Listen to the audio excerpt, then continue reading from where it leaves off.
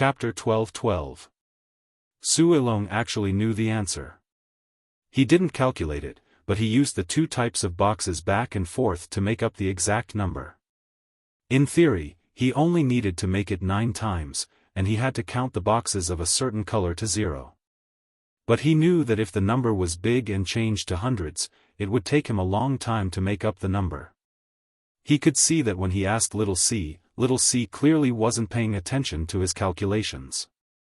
After hearing his question, there was a clear pause, as if he didn't understand why he would ask such a question, but then he easily gave the answer. In other words, Xiao Hai could calculate this kind of problem quickly.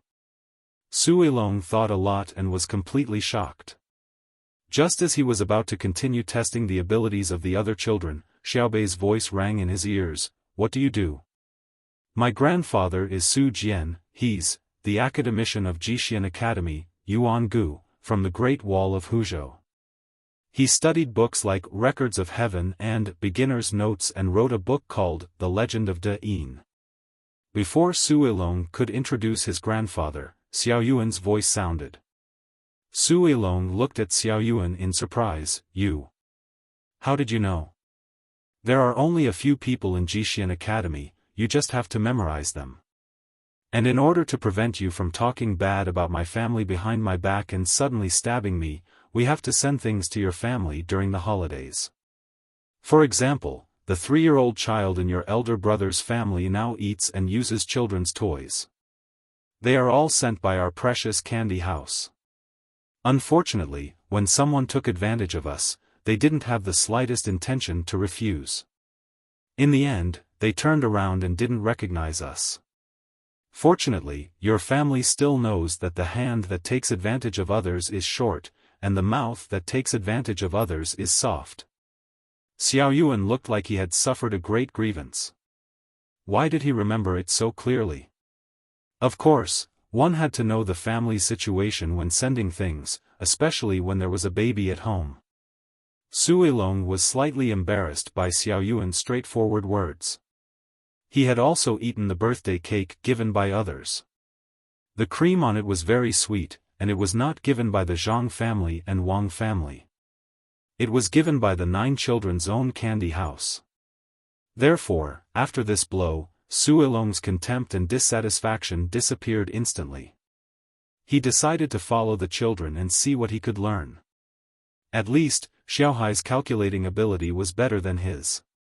"Since you came here in such a hurry, why don't you find a car and rest first? We'll talk about other things after dinner." Xiao Bei didn't know what his brother and sister were planning to do by giving him a person, but it didn't matter if there was one more person or one less person in the group. Right now, they were in a hurry, so he ordered the group to continue speeding up. Su Ilong obediently found a car with Xiao Bei's toys. She sat on the shaft outside and took a bottle of water from someone. She didn't open it for a while. He swallowed his saliva and asked the person driving the carriage next to him in embarrassment, "Brother, how do I drink water?" The coachman was leisurely waving the whip in the air. When he heard Su Ilong's question, he gave her a simple and honest smile and took the glass bottle from her hand. He clamped the whip under his armpit and used his other hand to break the bottle open with his thumb. With a pang sound, the iron lid on the bottle was removed. He returned the bottle to Su Ilong and put the lid back into his pocket. Su Ilong widened his eyes in surprise. He tried it just now, and the iron lid was very tight. He felt that if he tried to break it with his hand like the other person, he would scrape off a piece of flesh on his hand. Damn, I didn't expect the coachman to be an expert. Su Ilong thought for a while, wiped the bottle open with his hand, and raised his head to drink. As soon as the water in the bottle touched her tongue, Su Ilong felt as if her tongue was gently pricked by many needles. She almost spat out the water in her mouth.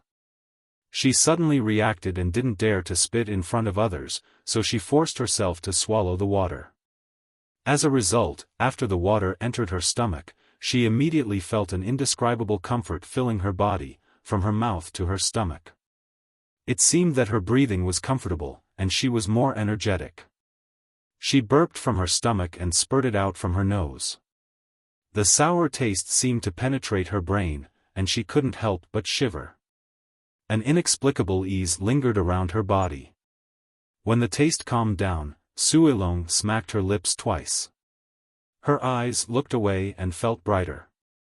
She held the glass bottle in her hand and asked the coachman beside her.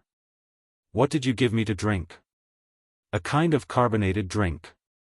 The conditions don't allow it. Otherwise, it'll taste better if it's iced," the coachman replied. "Why haven't I seen it before? I don't even see it in the supermarket outside." Suilong felt that it would have been better if she had come earlier. Such a delicious, comfortable and refreshing carbonated drink. She would regret it if she tasted it later. The coachman continued to wave the whip a few times and didn't reply. After waiting for a while, Suilong saw that the other party didn't intend to tell her. She lowered her head and pondered. This thing must be something that the Zhang family and Wang family enjoyed in the inner courtyard, just like the canned food and heated food in the past. The purpose of its research and production was to let the people in the inner courtyard live better when they were outside. It was a special kind of care and welfare that others wouldn't even think about. Only when a better welfare product of the inner courtyard was developed would the previous one be sold as a high-end product for others to enjoy. This situation was known to everyone in the Tang Empire, so no one wanted to bribe the inner courtyard of the Zhang family and Wang family with money. They wouldn't agree. In the whole world, no one could find a main family like the Zhang family and Wang family. The kind of warmth and mutual love that blended together couldn't be bought with money. In envy, Suilong carefully took another sip. Under the circumstances of preparation, she finally tasted the good taste of the carbonated drink. She stuck out her tongue and licked her sweet lips.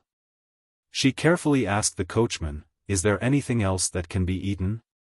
I haven't eaten the previous meal, so I'm hungry after riding here." The coachman wasn't stingy. He took out a flat thing from his pocket and tore open the metal-like paper that Suilong didn't know what it was. He revealed the dark brown thing inside and handed it to Suilong. "Bite it in small bites. It's a little bitter at the beginning, but it'll have a strong aftertaste if you taste it carefully," the coachman advised. "Okay, thank you." Suilong also hadn't seen it before, but she knew that it was definitely not bad. She carefully took it and bit it according to the coachman's method. Sure enough, it was a little bitter, and then it was fragrant. She took another sip of the drink. It was nothing more delicious than this. "What is it?" Cuckoo named it chocolate. "It's refreshing and can restore the body's strength. Why haven't I seen it before?"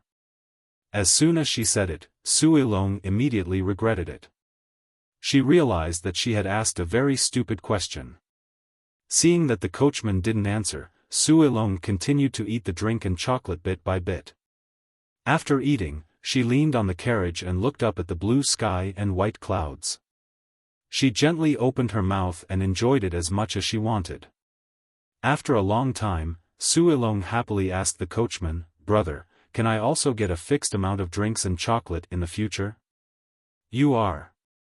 "My name is Suilong. I was arranged by Xiao Bao and Cuckoo to be with Xiao Bei and learn to do things."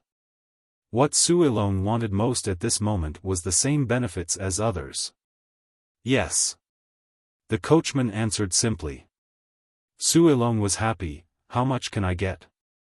"You can eat as much as you want. As long as there's more in the team supplies, you can take as much as you want." The coachman explained. "I can eat as much as I want." Suilong felt that happiness came so suddenly. She could drink as much as she wanted and eat as much as she wanted. It was a fairy-like life. Suddenly she asked the coachman in confusion, "Why don't you eat as much as you want? After eating too much snacks, you will find that the best and most fragrant is actually the main meal. A bowl of white rice, a few meat and vegetable stir-fried dishes, and some pickles. A small bowl of soup is much better than snacks," the coachman said to Suilong. Suilong touched her stomach and seemed to want to eat a big bowl of rice. It would be better if she could make some vegetable soup. She was really hungry. After drinking a bottle of water, she seemed to want to eat more. She said to the coachman with understanding, "You probably have too many snacks and are tired of eating them. Why don't you sell them? It's a waste of resources. Because it's specially provided for by the inner courtyard. As an inner courtyard student, I cannot eat it. But what I have is not available to others. When I'm outside, I take it out to eat. It's a symbol of status and can satisfy my vanity." The owner took this into consideration, so they don't sell it. The coachman's answer was very honest, and there was a happy smile on his face. Damned vanity. Suilong followed and muttered, "Seeing others have it, but you can't buy it with money. It's really helpless. It would be a lie to say that I'm not jealous. I'll go take a look later and see what good things there are. I'll keep it with me and take it out when I see others. They'll be envious to death. Ha, ha ha ha." Compared to Xiaobei's team that was like a marching army, Zhang Xiaobao and Wang Wan's team slowed down again and moved towards Izhou like a snail. Occasionally, they would stop and chat with the local people who were watching by the roadside. They would let the logistics staff make convenient food for the people to taste. Fried chicken wings, smoked pork livers, and the like were made by well-trained chefs, and the commoners were all eating happily. Moreover, they were not polite when they accepted the food. As long as Zhang Xiaobao and Wang Wan gave it to them, they would take it. After eating, they would praise them, as if they were good, so were they. Bai Go came over worriedly. "Xiaobao, if we continue to send out, the reserves in the team won't be enough. We'll be arriving at Izhou soon. We'll have to clean up and exchange for a new batch of supplies. Cleaning up in the city will only earn us a little money, so it's better to give it to others for free. It's not easy for us to come here, so let's make everyone happy. Money can only reflect its value when it can buy happiness." Zhang Xiaobao, who had been clearing the inventory, said to Bai Go indifferently. Bai Go also became indifferent. After all, it was not his money. It was just that when they were waiting for the little ones to come over, they moved too slowly. He did not know why they had to wait for the little ones' guards to come over. Now, there were many guards in the team. "You take your time to deliver the food to others. I'll go back and rest." Bai Go planned to get out of the car and find his own place to sleep for a while. Before he left, Yao Chong appeared outside the car on a horse and followed the car slowly. When he came to the window, he said to Zhang Xiaobao and Wang Wan in the car, "Just now, there was a telegram saying that you sent out a kind of cannon. If you shoot at the sky, it will rain." "What kind of cannon?" "Really?" Bai Go was no longer sleepy. "It's not shooting at the sky. It's shooting at the clouds. It's not the usual cannonballs. It's a rocket. It's like fireworks. There are different things in it. When it explodes in the sky, it will rain. Last time, it was an experiment. The technology was not mature yet, so it always missed." Zhang Xiaobao knew what Yao Chong was asking. It was just artificial rain. 10 years ago, he and Wang Wan had hoped for it. Now, they finally saw the light of dawn. 10 years, such a long wait, but it also seemed to pass in the blink of an eye. The time passed unknowingly. It was not an instant, but an eternity. As an old man, Bai Go did not pay attention to the passage of time. He only cherished every day and then enjoyed it. Therefore, he did not have any burden in his heart. What others did to him, and what he did to others, was not as good as what he had now. Because he was more direct when he asked. If he could get some good news, he would take advantage of others. If he could not, he would think of other ways. "Xiao Bao, did you specially ask the Research Institute to do research on the drought in the Tang Empire?" "Very good. It's what we should do to think about the people's lives. Bai Go asked indirectly. Zhang Xiaobao shook his head and said with a smile, for any invention, no matter what the intention of the inventor is, the first thing that the ruler thinks of is to use it in war. When Cuckoo and I provided technical ideas, we naturally did not think about artificial rain first. Instead, we thought about the scene of countless rocket launchers being fired at the same time on the battlefield. Cuckoo's and my initial idea had very low requirements. That was, within a range of 10 to 15 kilometers, there would be hundreds of rocket launchers, and at least 3,000 rocket launchers would be fired in a few minutes. It would be an area of saturation attack. Unfortunately, whether it was the range or the accuracy, the people of the Ministry of Works did not give us a satisfactory answer. We thought about it together and then thought that the rocket launcher could be simplified and used for artificial rain. I'm not afraid that you will laugh at me if I tell you. Wang Wan played along and smiled bashfully.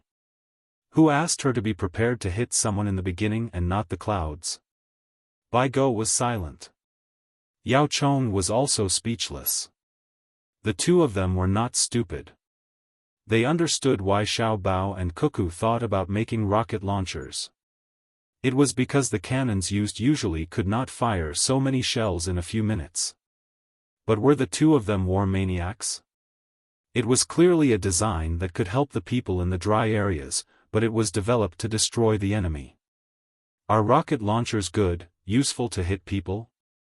Yao Chong wanted to know more about this. Zhang Xiaobao nodded. Yes, but we won't be able to use them in the next few years. The technology for hitting clouds is simple, but the technology for hitting people is very complicated. The advantage is that it is light and convenient compared to cannons. The disadvantage is that the cost is too high. But it doesn't matter. In order to protect the lives of our soldiers and to effectively kill the enemy's forces, it's okay to spend some money. Let's wait and see. Based on the speed of the Ministry of Works research, it should be no problem in 8 to 10 years. If they don't learn foreign languages and only focus on mathematics, they can cultivate a group of smart geniuses in 6 to 7 years. Ordinary people won't be able to do it. The technicians trained by my family started learning more early, more than 10 years ago.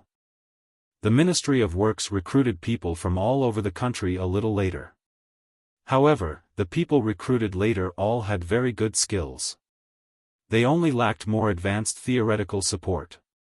According to the current speed of development, Cuckoo and I can still provide guidance on the direction of research. Give us another 10 years, and we will be able to truly subdue the enemy without fighting. When Wang Wan thought of all the hard work she had put in over the years, she was also very emotional. Her eyes were slightly red as she said, "Yes, I believe that with their tireless research and learning, after the great Tang Empire, we don't need the special forces to take the life of a person in any country. We just need to inform the ruling class of that country, and they will send that person's head over themselves." Can this old man live for another 10 years? Bai Go also wanted to see that day, but he was worried about his health. He knew that if he hadn't met Xiao Bao and Cuckoo at that time, he would very likely have died. Now, many old men were living very well, all because Xiao Bao and Cuckoo provided absolute healthcare support. Therefore, when Xiao Bao and Cuckoo used trains to go to other countries to exchange benefits with high-income and landowners, the process of negotiation was very smooth. These old men used their huge influence behind the scenes. When the exchange conditions were similar, no one dared to provoke them. Yao Chong on the horse clenched his fists and bent his arms to make a bodybuilding pose. After thinking about it, he said, "I will try my best to live. I will listen to the doctor. I will eat whatever he tells me to eat and do whatever he tells me to do. I will not be angry. I want to be in a good mood tomorrow." Bai Go nodded vigorously in agreement. He decided to only drink a small cup of wine every day, eat more fish and vegetables, and not pickles. After thinking about his diet, Bai Go suddenly found something wrong with Wang Wan's words and the way she gritted her teeth when talking just now. He asked, Cuckoo, did someone from another country make you angry? There is a country called Zhenla. Wang Wan mentioned the name of the country and then said, last autumn, they came to the capital to pay tribute. In order to temporarily stabilize them, our dynasty gave them a lot of rewards. When they left this year, they took the land route. When they reached Jiaoji, which is not far from the border of our Tang Empire, they ruined 2 newlyweds in the village. Xiao Bao, you tell me. Wang Wan did not want to talk about it. Zhang Xiaobao's expression was not good. Then the 2 women wanted to commit suicide, but they were stopped by the local tribal chief. The tribal chief took them to the provincial government of Jiaozhou and sent a telegram to ask if our dynasty had taken their rent for nothing. Let me explain first, they did not pay rent before. They only started paying rent in the autumn of the year before last. In the end, this matter was found out by the local provincial governor. He threatened them not to cause trouble for our dynasty. They are now waiting at home. The people from Zhenla have probably returned to their country by now. This shows that our Tang Empire is still easy to bully. Some of our officials are still not killed enough. This matter happened 7 days ago. Cuckoo and I only received the telegram the night before last. That is why Cuckoo said that we do not need to send troops in the future. We can just let them come with heads. Otherwise, we will destroy their country. Grandpa Bai, Grandpa Yao, tell me, isn't it very uncomfortable? Actually, our country is a bit remote. They do not pay much attention to this matter. The women will be casually bullied by the men, and they are powerless to resist. For example, the local tribes of Jiaoji may hold some bonfire party, and the women will be forced to find a place to do that kind of thing by a few men. But I am not very angry. This is a matter of education, and the local women are used to it. But now they are being bullied by outsiders. They have paid rent and sent a telegram to ask about it. When we received the news, Cuckoo and I were angry for a long time. After hearing this, Bai Shu and Yao Chong raised their hands to their chests at the same time. I am not angry. I want to live a few more years. Yao Chong took 2 deep breaths and muttered. Then he asked Zhang Xiaobao, how did you deal with it? Did you not do anything? The local provincial governor escorted them to the capital. He sent a telegram and asked the people in the telegraph office to find them. He told them not to think about dying first, and that the imperial court would give them an explanation. Zhang Xiaobao replied. What explanation? Bai Shu asked. Lu Xing is on the move. The reason why she is sad about being ruined is because the men she marries feel uncomfortable about being taken advantage of by a man from another country. She will always think about this matter, so she will capture him and let them beat him to death personally. Then, this thought will disappear. Cuckoo gave an order that those people must be brought back alive. We will chase after them all the way. Those who ask for information will be killed. Those who try to stop us will be killed. Those who try to protect them will be killed. Those who try to persuade us will be killed. Even if they hide in the palace, we must bring them out alive. Then, we will cut off the heads of those who are killed along the way, marinate them, and bring them back to Jiaoji. We will let them know that their taxes are not in vain. As long as they acknowledge the imperial court's rule, the imperial court will give them an explanation. Even if they bully people from other countries, the imperial court will send troops to help their relatives and not reason.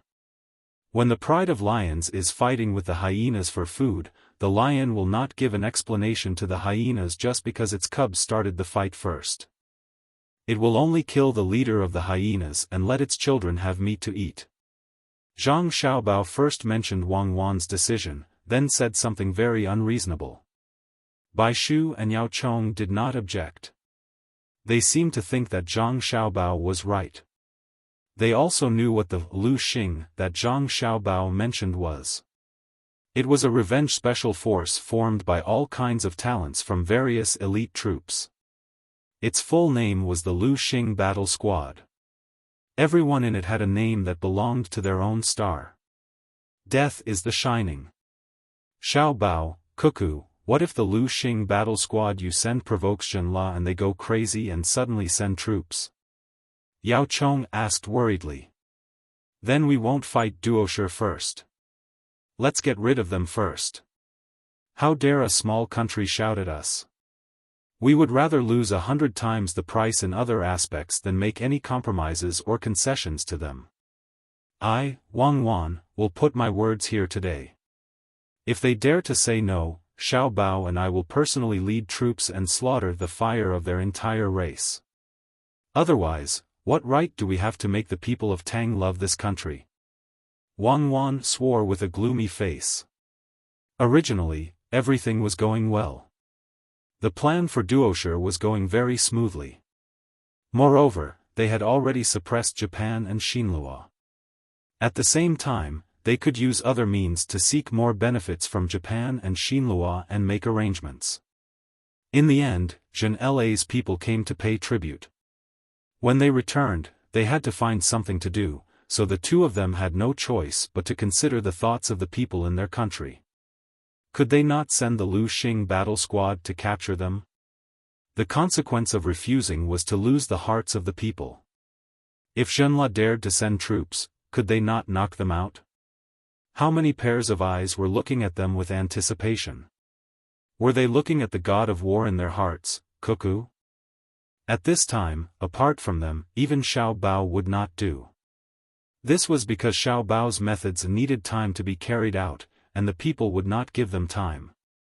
What the people wanted to see was how their god of war, Cuckoo, would cut people down like chopping melons. Zhang Xiaobao added, when we received the news 3 days ago, we had already asked Lu Zhou to prepare for war. In fact, they had been preparing there all along. This was because, apart from the navy in Jiangji province, the navy in other places had all been gathered in Luzhou. Originally, we planned to come to Jiannan province and act as if we were to attack at any time. We planned to mobilize Duoshe's forces to gather at the front line of Jiannan province and the former Tubo. Then, our navy would bring the Lu Xing battle squad and suddenly descend on Duoshe's territory from the surface of the sea, catching Duoshe by surprise. With all their forces gathered here, it was natural that the other places were empty, and our navy could march straight in. But now, we have to deal with Zhen La's matter, and we have to wait for the news from the Lu Xing battle squad. If Zhenla dares to provoke us, the navy that was supposed to be used to fight Duoshe will fall on its head. Grandpas, do you think Cuckoo and I will be angry? So, as long as we send troops to Zhenla, we can guarantee that we will wipe it out.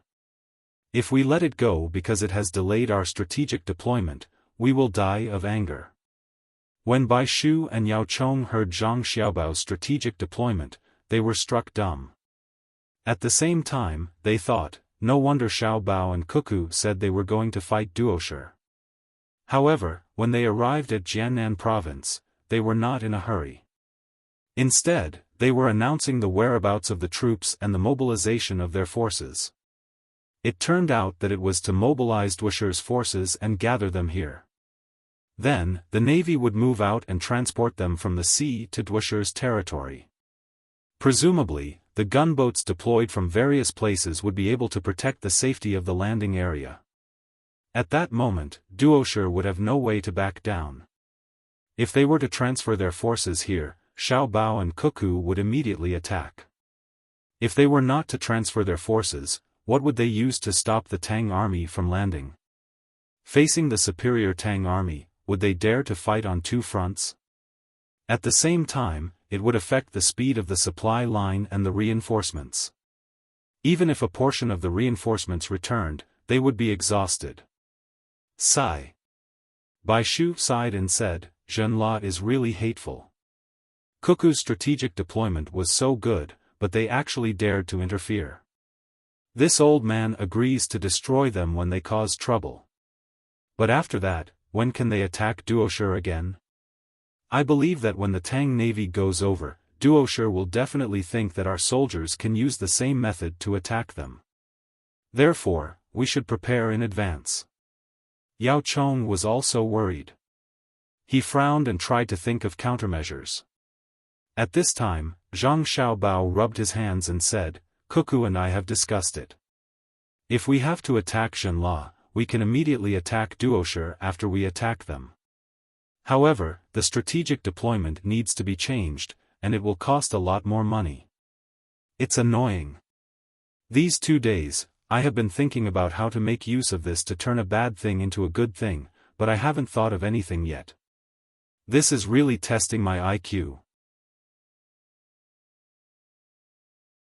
Chapter 12-13. Whether or not to attack Xinla and how to attack them would depend on Xinla's reaction. Zhang Xiaobao continued to think about how to turn the unfavorable situation into a good one for the Tang Empire. He went into another carriage alone to ponder.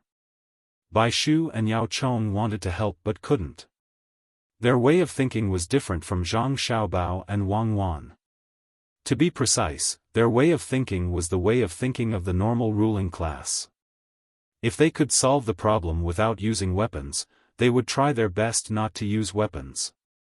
Otherwise, it would be a waste of manpower and resources. Zhang Xiaobao and Wang Wan wanted to speed up the expansion. While the weapons were advanced and the morale was high, they wanted to occupy more territory and plunder more resources. Seeing that Bai Shu and Yao Chong were still worried, Wang Wan persuaded, "Grandpa Bai, Grandpa Yao, don't worry about the lack of domestic supplies, and don't worry about the sharp rise in domestic prices. In fact, we have other ways to solve the problem of Xinla. That is, we can send people to their ruling class to exchange benefits and let them take the initiative to send people over. But Xiao Bao and I have unanimously decided that we can't indulge their bad habits. The exchange of benefits itself represents our weakness." Bai Shu waved his hand, "No need to say more. Let's fight. I can see that even if Xinla doesn't attack this time, you will still attack them when you have the time. They are too close to the Tang Empire. Sooner or later, they will belong to the Tang Empire." Yes, Xiao Bao and I also think so. Moreover, their land is connected to ours. If it were Japan, we may be gentle because our ships are enough to control the people on their island. But the neighboring countries have the ability to send troops, even if their weapons are not advanced. Wang Wan admitted very straightforwardly. Peace would only appear when the difference in military strength was not big. The entire history of human beings in the world was actually a history of war. In war, resources were obtained, technology was developed, and technology was used to start wars. Whoever didn't follow the footsteps of this rule would be beaten. Neutrality was the charity given by the strong countries under the balance of interests. Bai Go and Yao Chong didn't want to waste their energy on this issue. They left Wang Wan's car and got together to discuss the fishing when they arrived in Izhou. Seeing that they did not try to persuade her, Wang Wan was very happy to have someone take out the military map and continue to study the route of the army to attack Xinla. She did not want the other party to withdraw their forces when the situation was dire and then hide in the mountains and forests while she played a jungle battle with them. That was truly too cruel. The advanced firearms of the Great Tang would be limited, and the number of casualties would increase. Thus, a strategic objective had to be set, and only then could tactics be used flexibly. All the generals looked forward to forming a strategic objective after completing countless small tactical objectives. Xiao Bei's team was still moving forward quickly. Xiao Bei's 9 children were still carefree. They did not need to worry about the strategic problems of the country, and they certainly did not need to worry about the livelihood of the people. The only thing they could do was to spend the money earned by the candy house on the children of the Great Tang according to their own ideas. In fact, no matter how they spent, it would not be wrong, because they did not need investment and return. Although the money they earned every year was higher than the national revenue of Japan in the past years, it was only a small part of the current Great Tang. They had time to read books, edit and organize various kinds of stories for their younger brothers and sisters who stayed at home, and then teach others to show their strengths. Not only could they teach others, but they could also consolidate their knowledge. As for playing, they did not lack, and they also had many toys. They did not lack the right to have toys because adults also had toys. Suilong did not eat that night. After eating a lot of snacks, he was not hungry anymore. Then he went to Xiaohai, who was teaching others, and listened to Xiaohai teach mathematics.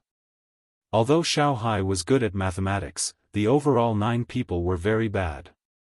The other 8 people's level was equivalent to that of Wang Wan's 4th grade, so Xiaohai was able to teach them with ease.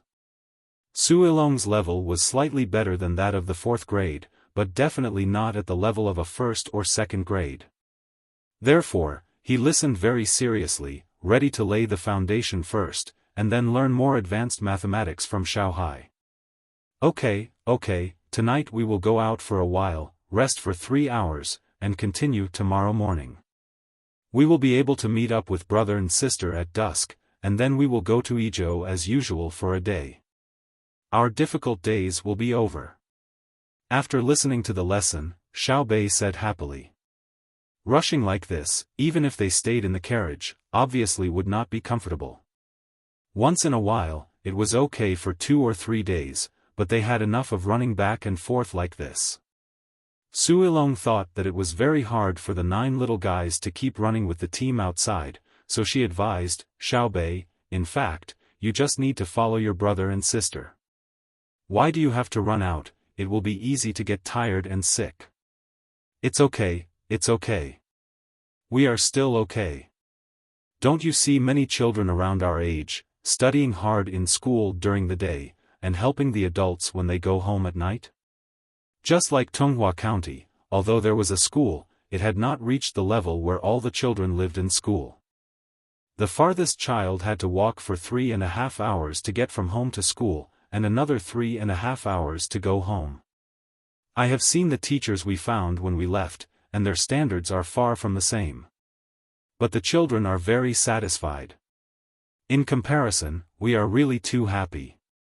Not all teachers can be like brother and sister, and specifically weave knowledge into stories. Xiaobei was very sensible and compared the situation of the other children. If only the students in the Imperial College could be like you, Suilong said with emotion. Xiaobei curled his lips in disdain. Them? Their lives are so good. Their families are all rich and powerful, and they have their own maids and manservants. Usually, they just flip through books at home and have someone to wait on them. When they reach school, someone will bring them lunch at noon, and then there will be teachers like great scholars to teach them. During class, they are absent-minded, and when school is over, they will go somewhere to play. This is the Imperial College, and the Imperial College is not very good. It is said that there are children of poor families in there, but in fact, if they are selected from the local government, how can they be poor? There are already local merchants who sponsor them, and there are capable people who value them. Saying that they are poor is relative. It is not that they can't eat meat, but they can't take out the money to hold banquets and poetry recitals. Xiaobei was very familiar with the situation in the national key schools, because the Imperial College had sent them invitations more than once, hoping that they could study there. In the end, they were directly rejected without any mercy. Not only did they say to the person who sent the invitations that they were ashamed to be associated with the students there, but they also said that the teachers wanted to teach them, but they were not qualified and were not worthy. The students in the Imperial College were very angry, and so were the teachers, but they could not do anything to Xiaobei and the others. Suilong used to think that the Imperial College was good, but now that she saw Xiaobei's 9 children, she realized that when it came to education, their brothers and sisters were better, so she tried to ask Xiaobei, how can the students in the Imperial College be like you? It's very simple. Brother said before that when all the children in the Tang Empire reach a certain level of knowledge, the students in the Imperial College will no longer have the advantage of education, and they will be able to find their own position again. Or use another method to improve the status of merchants, improve the status of craftsmen, and give more treatment to farmers so that the students can't enjoy the high position. But I don't want to do that, especially the status of merchants. I plan to always suppress it, or else it will make the Tang Empire think that money is the most important thing, and it will shake the foundation. Xiao Bei told Su Ilong what her brother had said and nodded solemnly. She had a worried look on her face. It was not clear if she could really understand, but her expression was impeccable. Su Ilong was stunned. She squeezed her eyes hard and looked at Xiao Bei again. She felt that the person in front of her was no longer a child, but a scholar older than her. How to shake the foundation? Su Ilong humbly asked for advice. Do you know about shaking? It means shaking. For example, our toys, the ones that can be assembled into buildings, if we shake it hard below, we will find a problem. Guess what the situation is? The screws on the top can actually loosen a little. Xiao Bei patiently explained to her.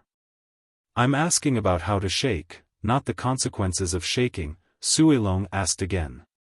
How to shake? It's just that, this is a good question. Think about it first, then ask me if you don't understand. I'll take you to see the real thing, which is our toy. You will definitely know how to shake from it. Xiao Bei hesitated for a moment, then ordered someone to bring her assembled toy from the toy carriage at the back. Su Ilong understood. Xiao Bei did not know the key to shaking at all, so he was diverting her attention.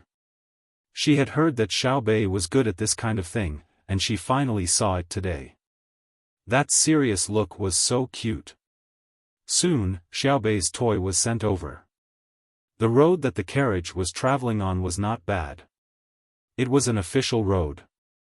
Because there were many caravans coming and going, there was a lot of investment in maintenance, so it was considered stable. Xiao Bei's toy was put in a big box.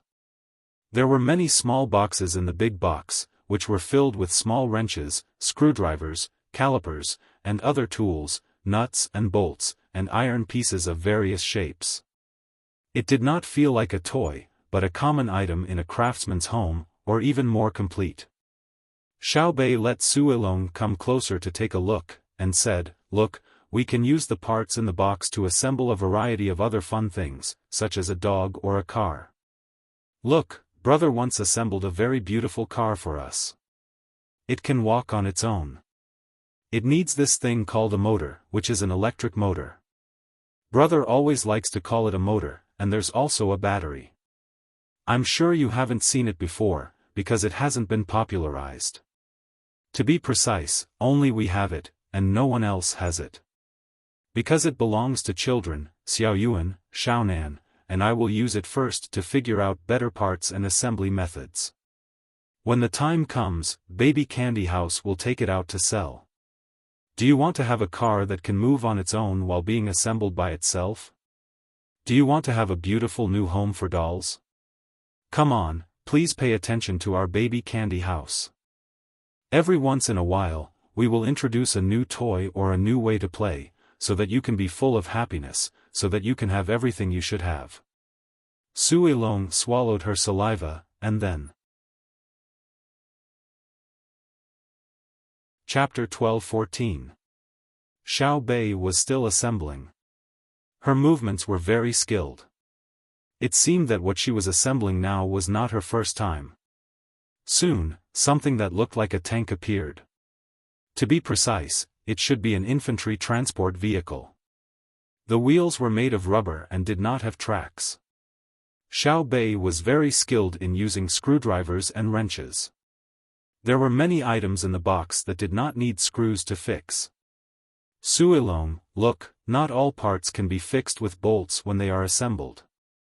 Because in that case, you will find that the other parts of the thing you are assembling are stuck and there is not enough space.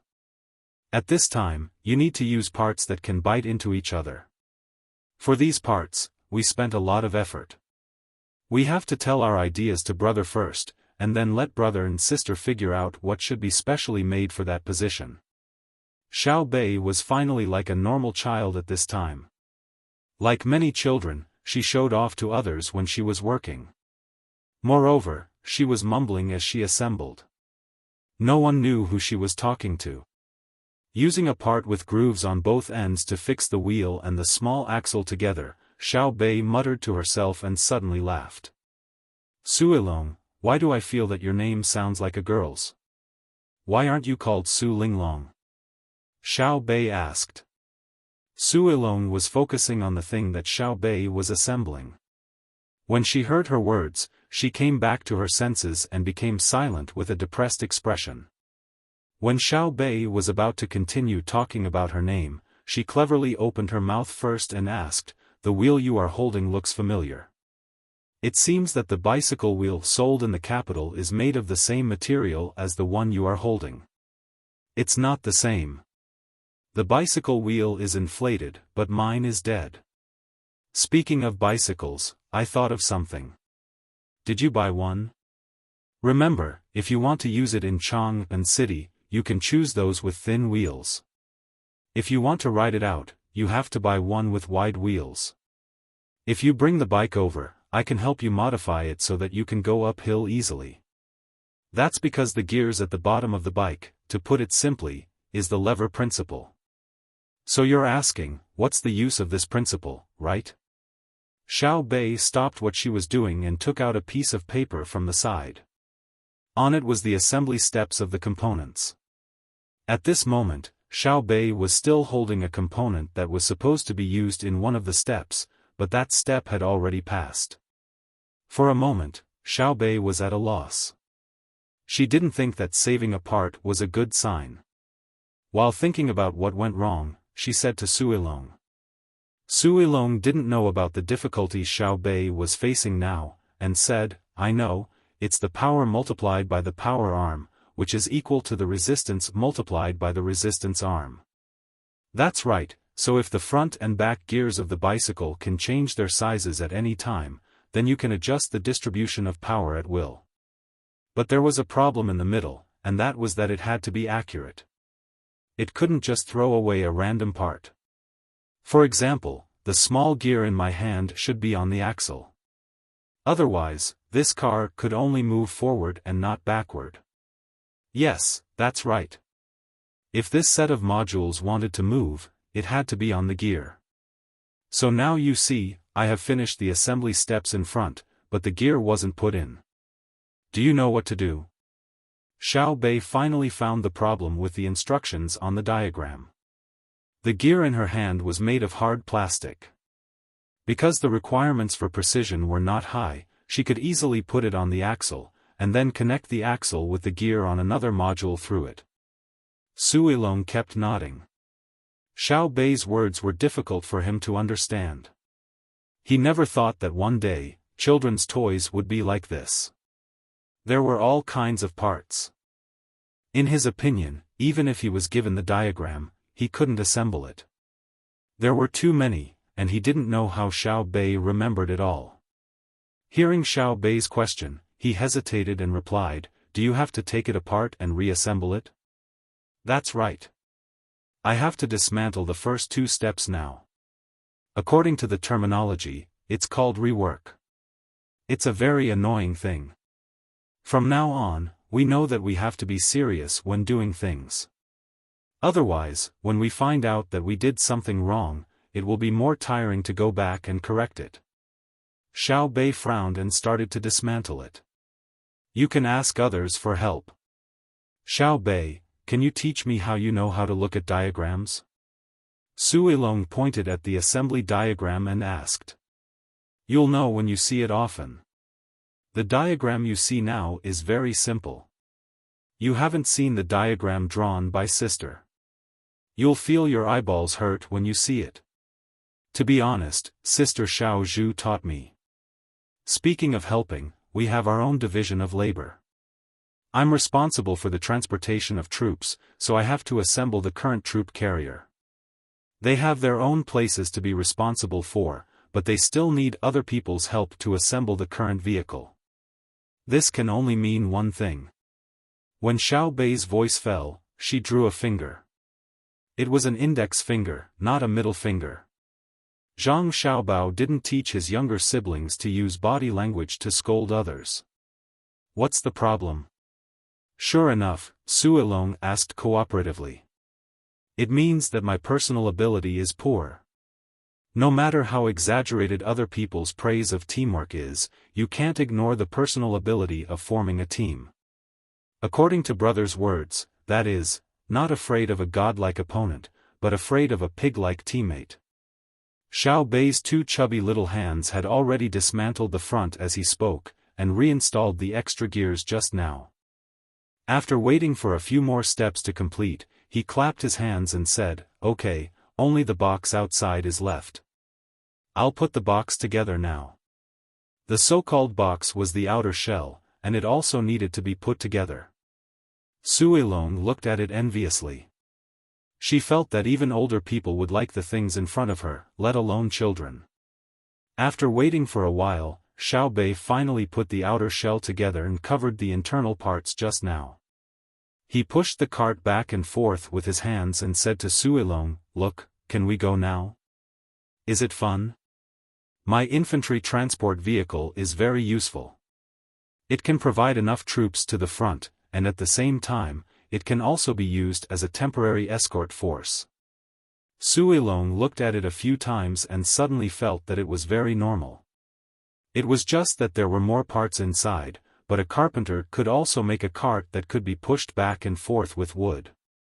Just as this idea arose, Xiao Bei stuffed 4 batteries into the cart, and at the same time, took out a wire and connected it to the reserved port of the cart with a copper plate with a bayonet. In his hand, there was a small box with a button. Xiao Bei sat upright and put the cart he assembled in place. He turned his head and said to Suilong, "Let me show you how we look like when we work together. Because they're not here, I'll say it with my mouth. You can understand it yourself, okay?" Suilong nodded, "Okay." He wanted to see what kind of tricks Xiao Bei could play. "Ready." Xiao Bei shouted, and then said, 1,500 meters ahead, the enemy has formed a temporary blocking position. My Xiaoyuan battalion's advance is blocked, requesting for support. I, Xiao Bei, am an independent mobile battalion. I was ordered to go and pull Xiaoyuan battalion around the enemy's blocking position to achieve the purpose of penetrating in depth. When Xiao Bei said this, he pressed the button on the box. Suilong saw the cart assembled by Xiao Bei move forward by itself, and his eyes widened. Not good, there are enemy troops rushing towards my mobile battalion.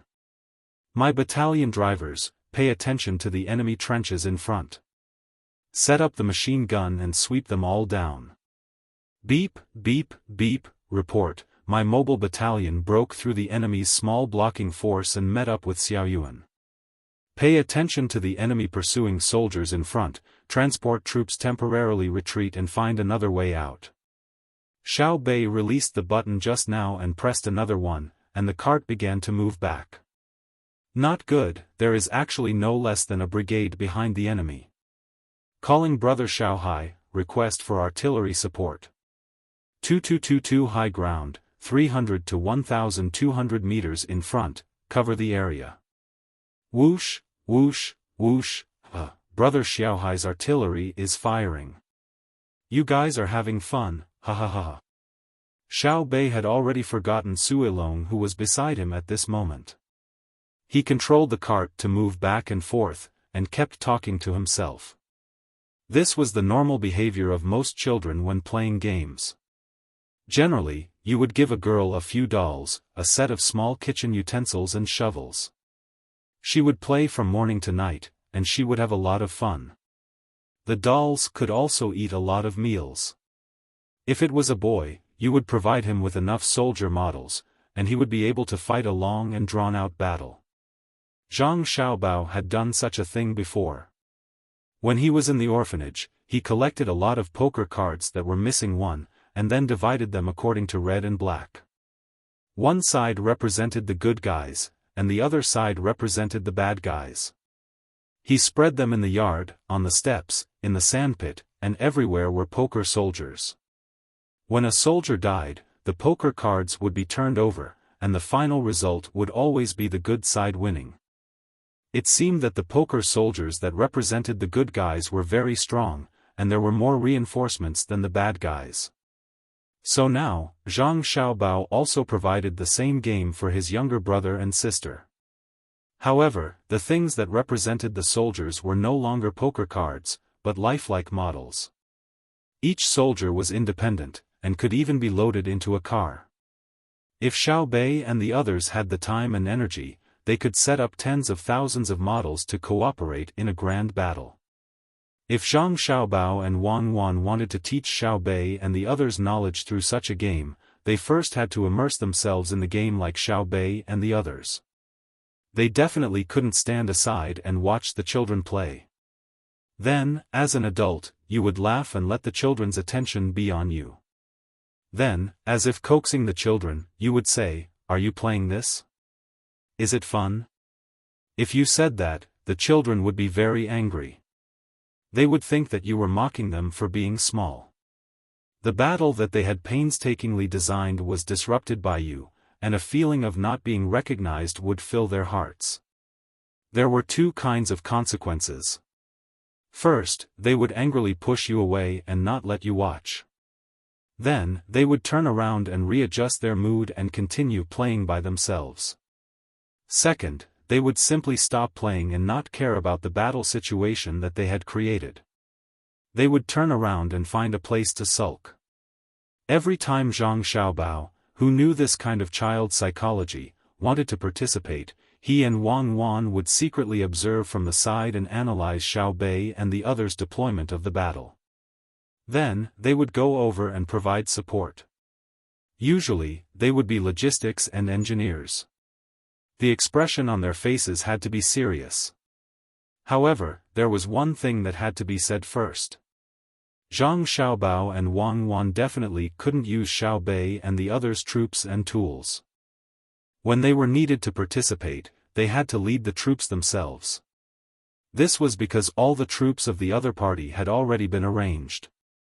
Therefore, Zhang Xiaobao and Wang Wan also had a lot of toys. Usually, they would put them in a big box and take them out when needed. They would cooperate with Xiao Bei and the others and play together with them. They would also tell them the knowledge that they wanted to teach Xiao Bei and the others. This was why Xiao Bei now knew so many battle terms and understood tactics. Suilong had already started to develop a situation where his IQ was gradually decreasing. Xiao Bei was only commanding a car, but he slowly felt the situation of the entire battlefield from Xiao Bei's words. Penetrating deep, dividing, encircling, advancing horizontally, setting up blocking positions to resist the enemy's reinforcements, and cooperating with the main force to annihilate the enemies in the encirclement.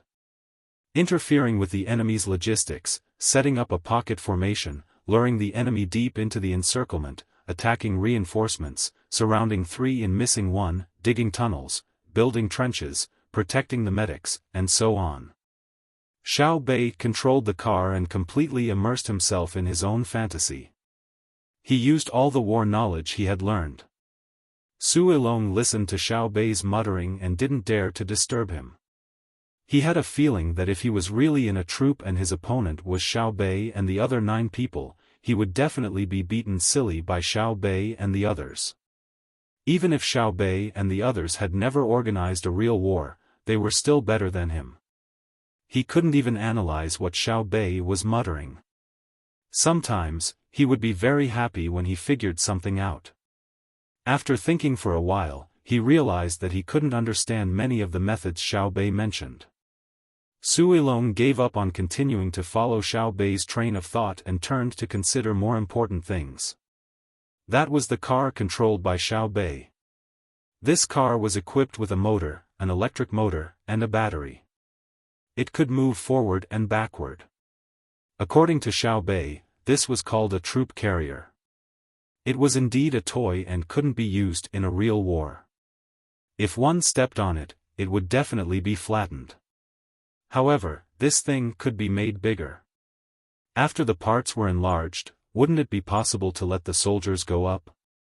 Moreover, Xiao Bei had just muttered that there were machine guns in the car. Once the enlarged car was sent to a real battlefield, the outside of the car would be iron, and there would be machine guns in the car. In the face of the enemies of the surrounding countries, what method would the other party use to stop this weapon that gave people a sense of power? Out of battery? Sure enough, as I said, the battery won't work after an hour. They also said that it can last for 2 hours. Liars. Well, that's it for today. I won't take the battery.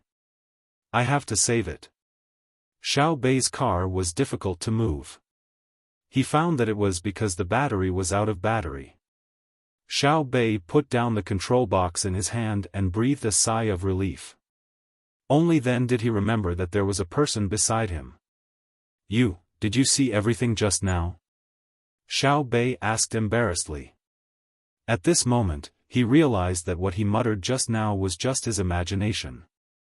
What if others heard him and laughed at him for thinking too much? Su Ilong didn't understand the child's thoughts and nodded honestly. When Xiao Bei was even more embarrassed, she said, I saw and heard it, but there are many things I don't understand. For example, why is there a trench in front, but Xiao Bei's tracked armor doesn't move forward? Why does he have to wait for Danan's explosive soldier to rush over first? Oh! Xiao Bei was relieved. He let out a long sound, smiled complacently, and explained. Because the enemy's trench. My wheeled car will get stuck in it. The tracked armor can rush over, but what if they don't want to live anymore and tie a lot of grenades together and hold them above their heads? When the tracked car goes over and explodes, the car will be finished, and the people in the car will be shocked to death. Danan's explosive soldier will rush over under the cover of the armored car's machine gun and throw grenades into the trench. Don't you think so? A tracked armored car is very expensive. But you just said that you want to end the battle quickly. If your armored car is waiting there, you will lose your speed advantage at the same time. How will you achieve tactical deployment? Su Ilong asked the key question. Xiao Bei was stunned. His eyes stared at a place and thought for a moment. He patted his head and nodded, admitting, yes, I forgot.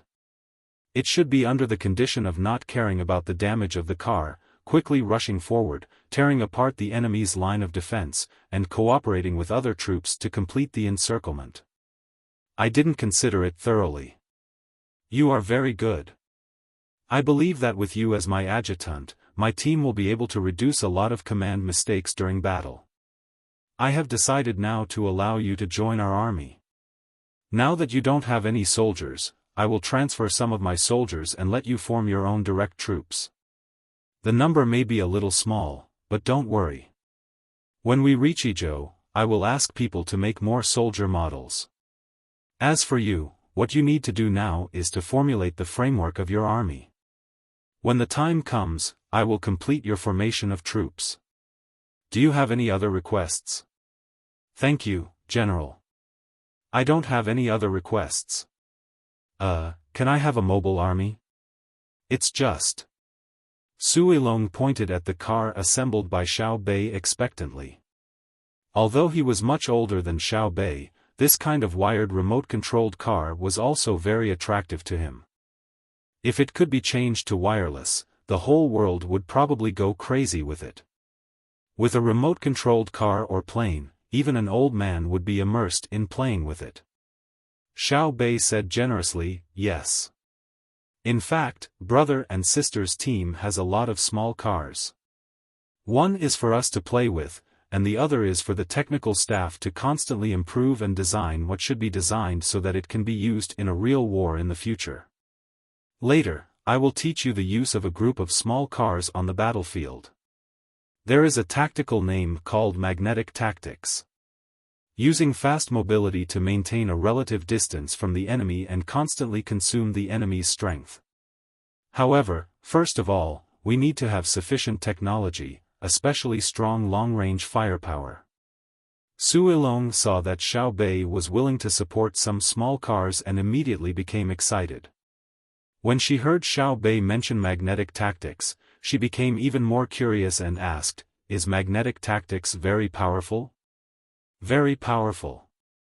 In a war story that sister told, magnetic tactics caused a lot of damage to the enemy. Moreover, because the enemy's technology couldn't keep up, they could only passively take a beating. Xiao Bei looked very helpless when talking about magnetic tactics. Is it because you can't think of a way to break this tactic? Su Ilong asked again. Xiao Bei shook his head. No, it's because when we used magnetic tactics, we didn't get any advantage from brother and sister. Now, I can't figure out what went wrong. At that time, when we were playing games with brother and sister, we distributed the money according to the same principle. That is to say, if we have good weapons, then we have fewer soldiers. If we want more soldiers, then the weapons can't be too advanced. At that time, brother and sister wanted very ordinary weapons and then fought with us. In the end, brother and sister kept the ordinary allocated money and didn't use it. We used all kinds of tactics, whether it was partial or overall, but we didn't get any advantage. Don't you think it's uncomfortable? Before brother and sister could counterattack, we admitted defeat. Hee hee. Su Ilong couldn't help but laugh out loud. She reached out and touched Xiao Bei's head. You are still young. When you grow up, you will definitely be able to beat Xiao Bao and Cuckoo. Let them use weapons that are not too different from yours. You still want to win? Didn't you see the sand table sealed in hibiscus garden? Using indigenous cold weapons against hot weapons, how much torture did those generals in the court suffer? I know. War is fought with people.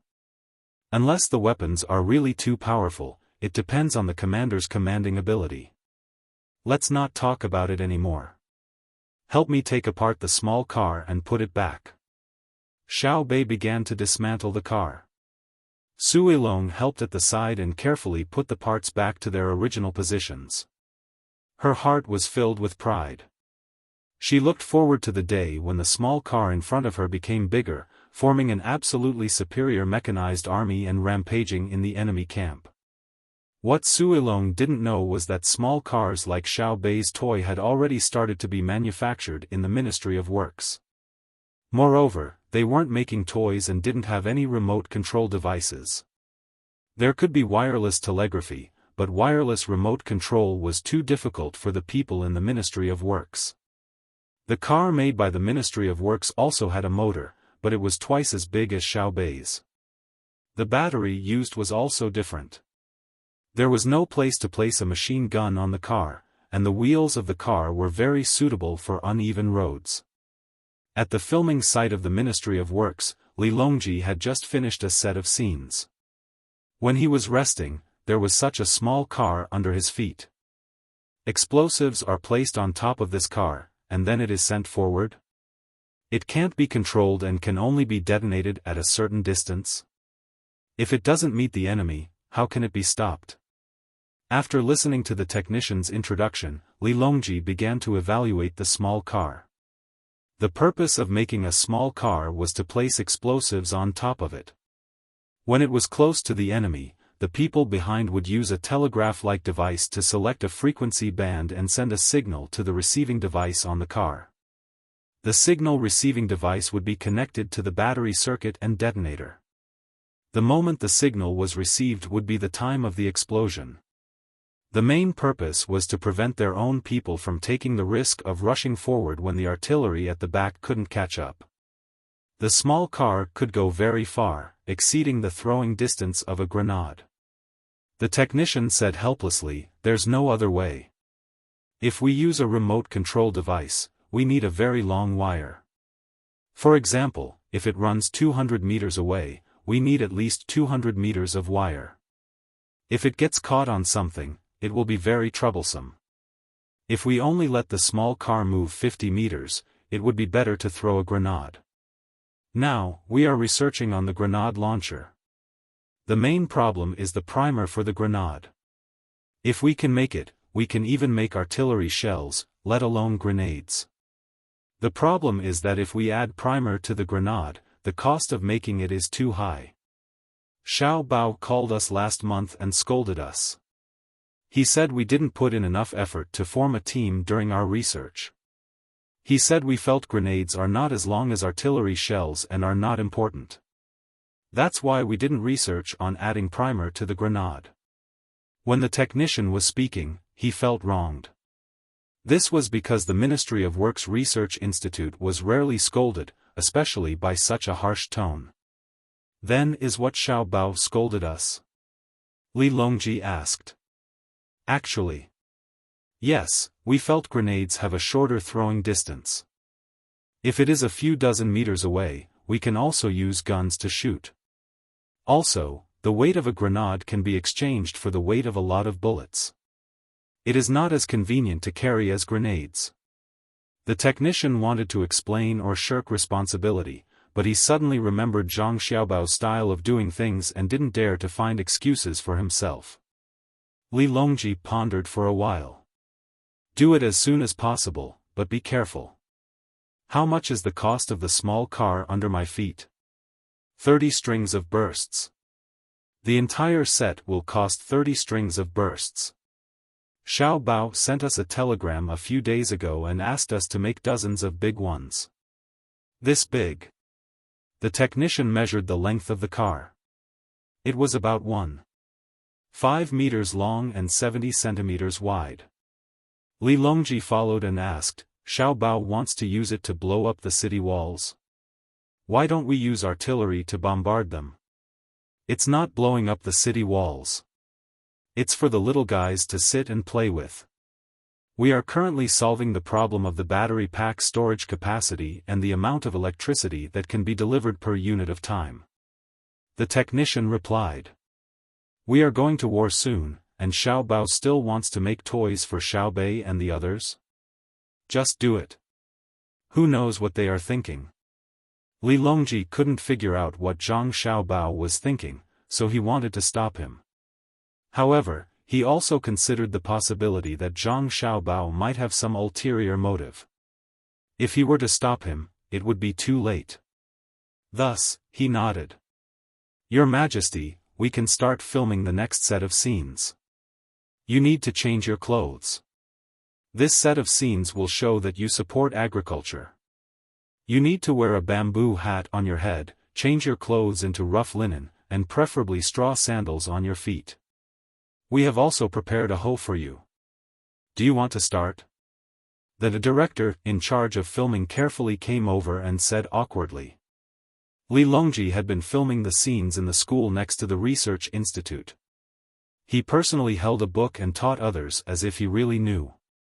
Now, he needed to change it to the agricultural aspect. The makeup artist was in place and had to make him look like a farmer who was hoeing crops in the afternoon. The only thing was that the color of his skin was slightly darker, there had to be sweat on his head, his sleeves were rolled up, and there had to be some mud on his arms. Actually, when people were farming, the men were usually shirtless to prevent their clothes from being worn out. However, the emperor couldn't be shirtless, or else the people from the Ministry of Rights and the censorate would be excited. After Li Longji changed his clothes and had the makeup done, he looked at the hoe and ordered, change it. It's obvious that this is a new hoe. Change it to an old one. When filming a movie, even if you are lying, you have to be more professional. It won't do if you don't have the basic qualities. Yes, we didn't consider it thoroughly. Your Majesty, come with us.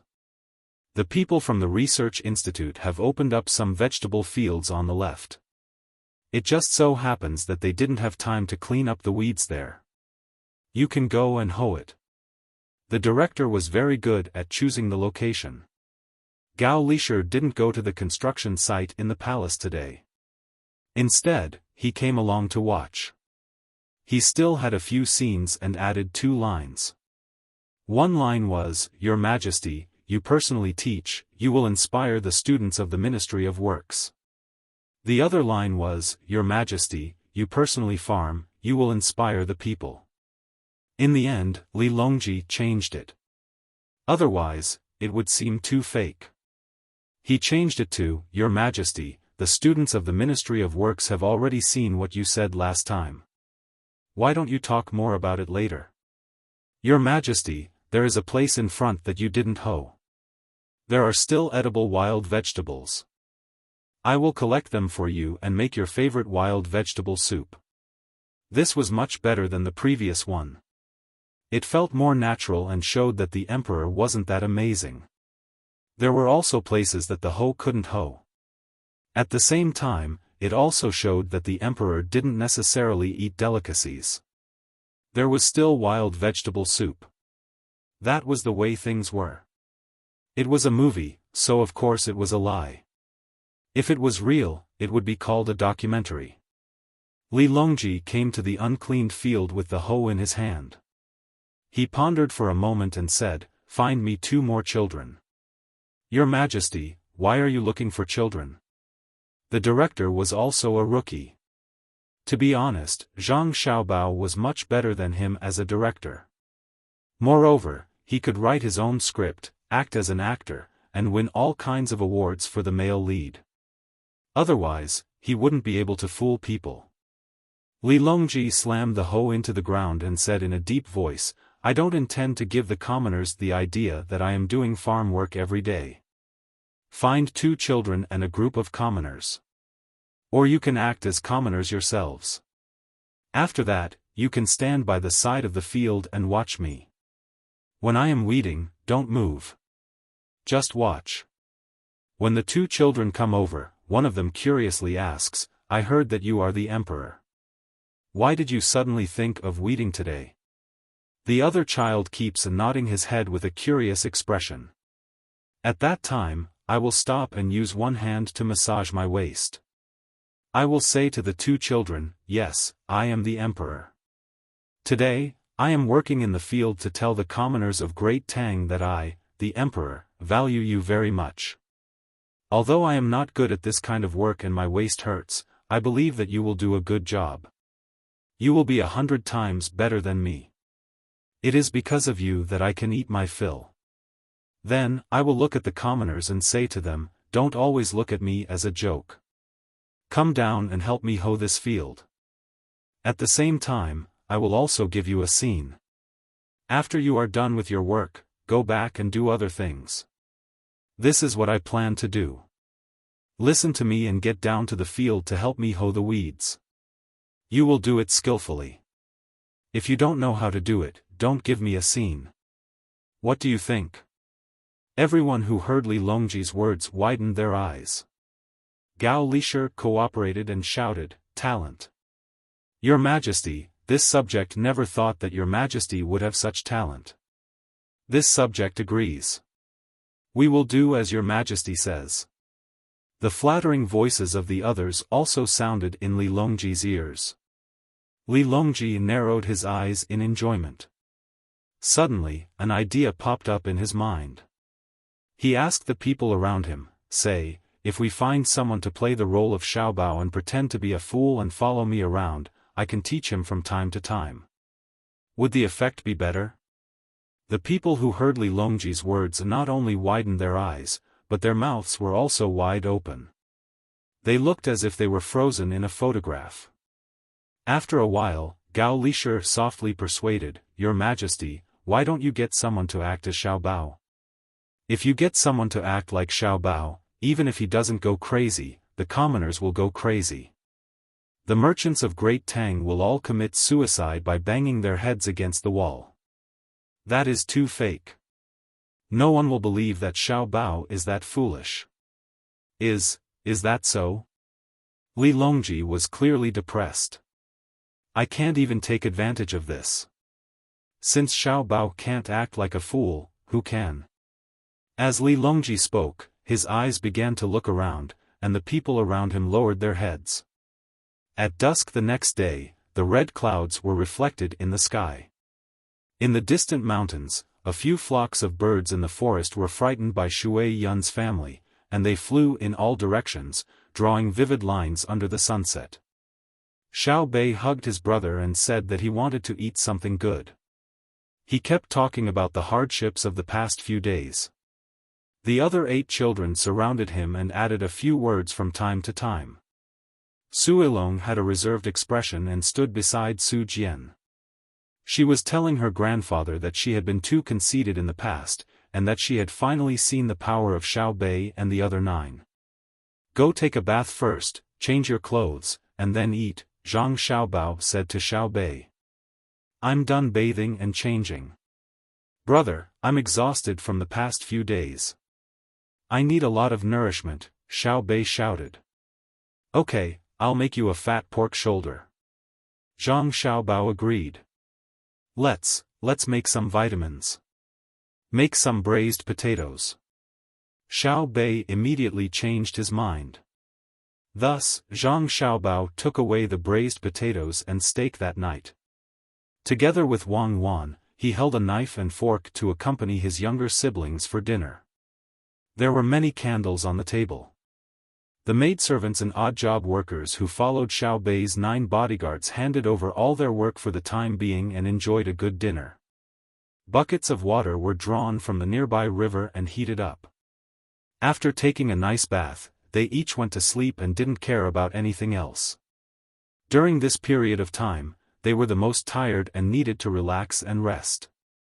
After Xiao Bei and the others had eaten their fill, they went to bed early. Zhang Xiaobao and Wang Wan asked people to bring over the Chen family from Tonghua County, who hadn't eaten for the entire day. The oldest man in the Chen family, Chen Mutong, looked even older at this moment. There wasn't the slightest bit of redness on his face. He looked like a lamp that had run out of oil and could die at any time. The skin on Chen Guangho, Chen Guangliang, and Chen Guangchuan's faces were also sagging and drooping. Their eyes were sunken. The children in their family no longer had arrogant expressions. Each and every one of their eyes was filled with fear. Zhang Xiaobao looked at them without the slightest bit of sympathy in his heart. Colluding with the enemy with selfish motives would inevitably cost the lives of the Tang people.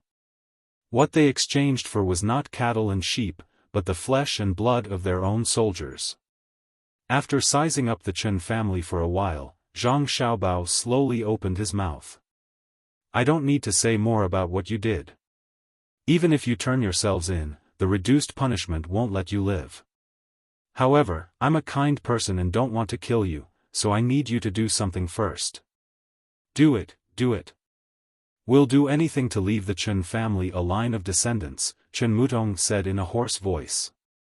When he raised his head to look at Zhang Xiaobao, his eyes were full of pleading. "You'll personally come forward and transfer the transaction with Duosher to my people. I'll directly send people to seize it for fear that Duosher's people will be suspicious. After this is done, you won't be killed. I'll find a place for you to go mining. The women in your family will be responsible for cooking in the mining area. After 30 years, I'll release the 3 youngest children in your family. They'll be in their 30s by then, and it won't be too late to find a wife to continue the Chen family's line of descendants.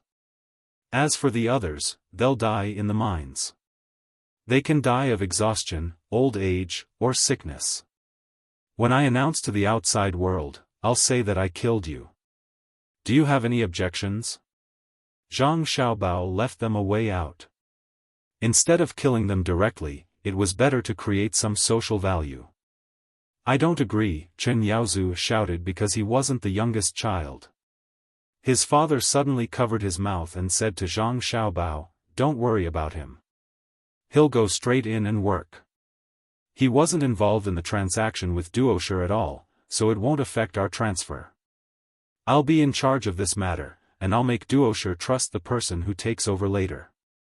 Zhang Xiaobao nodded and waved his hand again. Someone from the side came over to take the Chen family people away. After waiting for the others to leave, Zhang Xiaobao took out a map and spread it out. He called out to Wang Wan, "Help me give some advice on what kind of resources to trade for Duosher's things." Wang Wan came over. "If you ask me, we'll trade for livestock. If we can trade for food, that's fine too. I don't think they'll give us any information. At the same time, it'll easily arouse suspicion. Then let's send them more medicine to treat their illness." Zhang Xiaobao followed. Chapter 12-15. The timing of the team's departure was very accurate. They said that they would arrive in Yizhou on the second day after the rendezvous. When Zhang Xiaobao and Wang Wan's team arrived at the city gate of Yizhou, the Chens had already met up with Duo Shi's spies who were hiding in the city. They introduced the new contact to them, and at the same time indicated that they might not be able to trade with the other party in person in the future. This was because Xiao Bei and the others now had a lot of evidence and could discover the problem with their family at any time. At that time, they might reveal the secret, so they asked the other party to leave immediately. They also had to secretly communicate with the new contact to confirm the contact method in the future. Sure enough, not long after Chen Guangho left, the Chen's portraits were posted in all the public places in Yizhou, saying that they were guilty of colluding with the enemy. It was no longer a financial problem as previously suspected. What followed was a citywide search to find the contact between Duo Shi and the Chens. The people in Tonghua County's Yamen had been replaced, and the original ones were nowhere to be found. Some said that they were sent to work, and some said that they were directly shot. While the search was going on in Yizhou, the local Yamen did not move. They were all brought by Zhang Xiaobao and Wang Wan. This made the spies sent to Yizhou by various countries sigh in relief.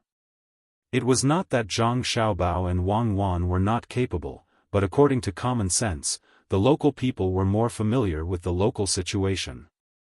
Since the local forces were not mobilized, in the end, they only found a dozen local gangsters who wanted to become gangsters. All of them were arrested and sent to repair the road. The local people found that the place where they usually lived was peaceful. The meat sellers no longer encountered situations where they only received 3 or 4 copper coins for a piece of meat that was supposed to be 5 copper coins. Zhang Xiaobao and Wang Wan's team camped in the field of the local garrison outside the city, and they themselves led a small group of people into the city. The restaurant in the city had been emptied a few days ago. They no longer received any foreign guests, and only waited for the arrival of the main family. It's time for a battle of wits. To be honest, I'm very angry now. Zhang Xiaobao sent someone to inform the local forces that they were not allowed to visit him now.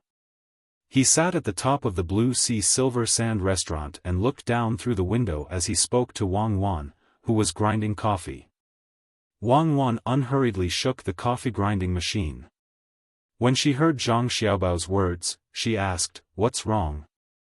You haven't come up with a good idea yet?" "No, I really hate them. Of all the times to cause trouble, why did they have to wait until we were about to take action? I hope that the Meteor Battle Squad's speed can be a little faster. After the results are out, maybe I can have a flash of inspiration and figure out a way to harm others to benefit myself." As Zhang Xiaobao spoke, he got up to get snacks, sugar, and salt.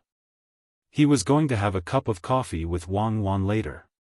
Now, there were a lot of coffee beans stored at home, but he had never taken them out to sell. He didn't even send them to Gao Lishi. He wanted to wait for more coffee to be planted in Hainan before taking them out to form a new employment industry for Tang Dynasty. Just like now, they were looking for unsuitable places to plant tea trees. They were using various methods to make tea leaves and piling them up in the warehouse. Then, when the fleet was free, they would ship them to farther places and conduct a fair trade with the locals.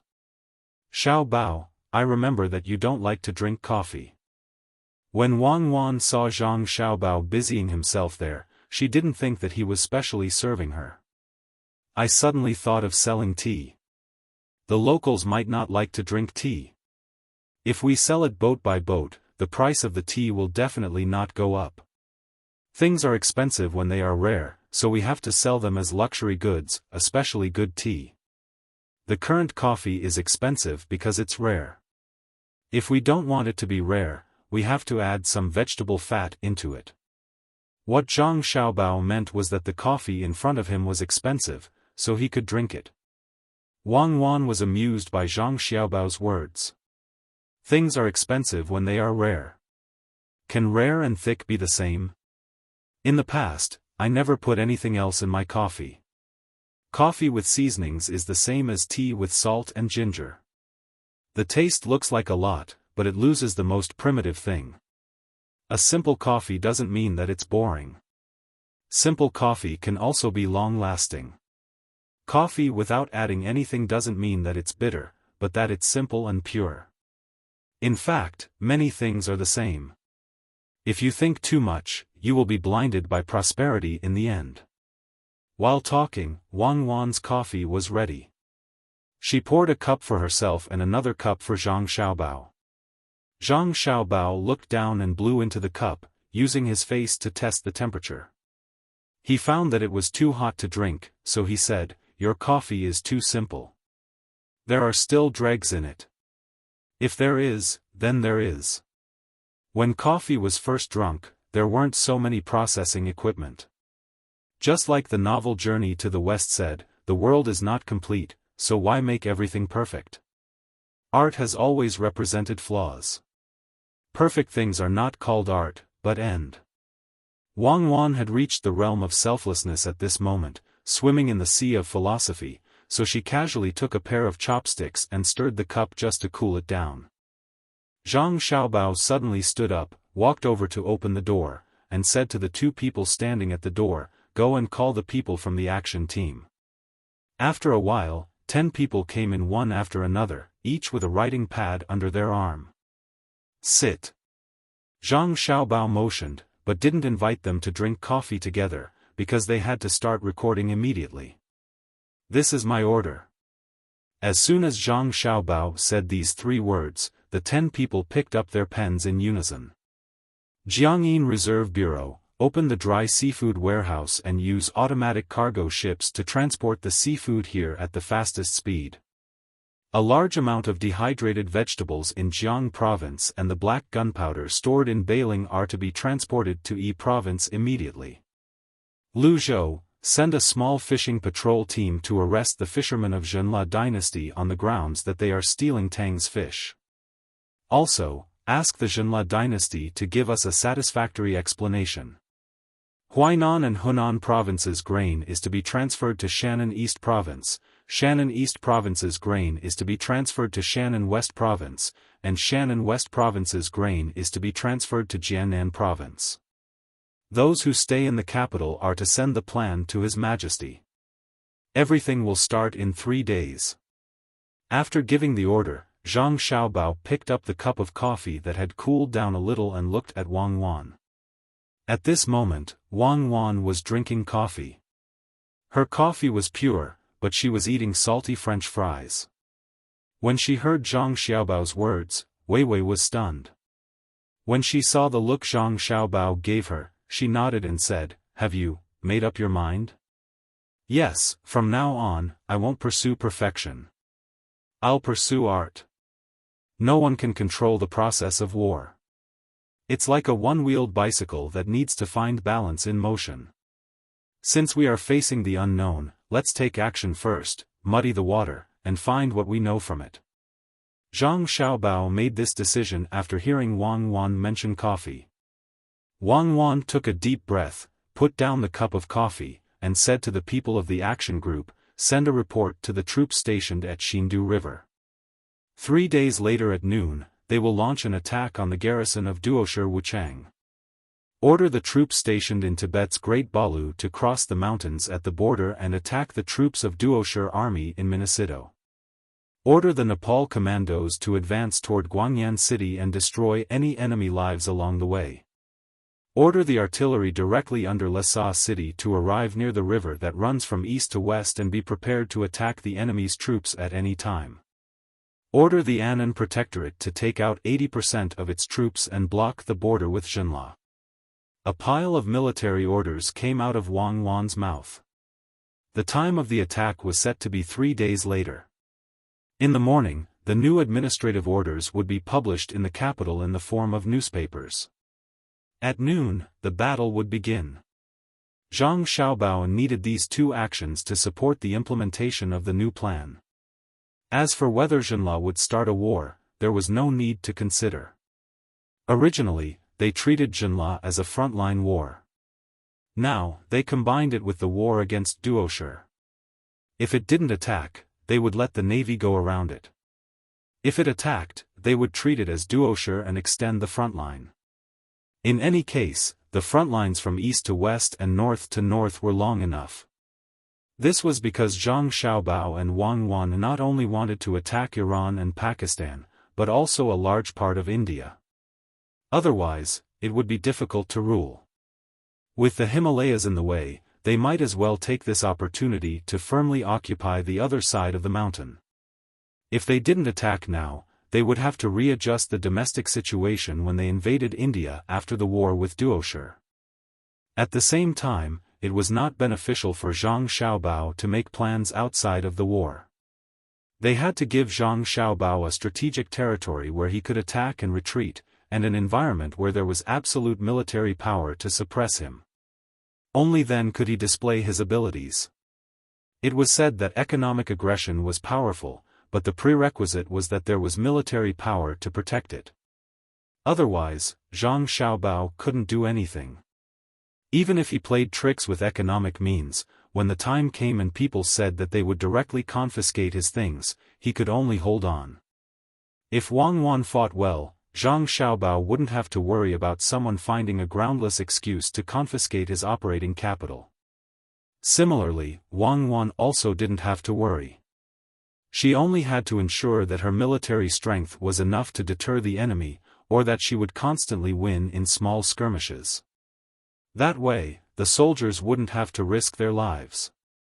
It was very simple to say. It was just the theory of yin and yang, a rule that nothing in the world could escape. In fact, the ancestors had spent a lot of effort to study it, but the descendants didn't inherit and develop it well for various reasons. For example, when the sky thundered and it rained, the ancestors explained that yin and yang combined to form rain, and at the same time, yin was born from yang, and yin was born from yang.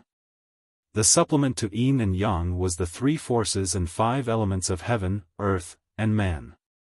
Wisdom could be said to be soaked in thousands of things, but there were always problems in turning the theory into practical people and the promotion of the era.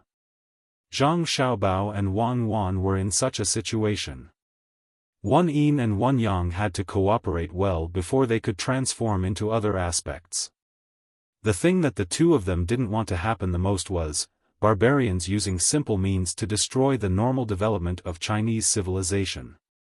In history, it seemed that at every critical moment, they would be dealt with by others, and they felt helpless and distressed. Thus, when the two of them had just developed an industrial system, they first let their own countries collide economically and ideologically, and then made the great leap forward, and then resolved it through war. This way, not only would the neighboring countries always be under the shadow of war, but it would also be convenient for them to plunder resources, then come back to research technology, promote weapons, and continue to expand.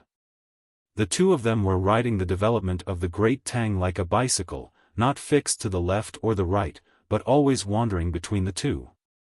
As I was writing, I realized that it was already past 24 o'clock. Alright, for the full attendance of 500 Dayuan this month, I'll update 15,000 Dayuan today. When I'm done, please count your votes and encourage me.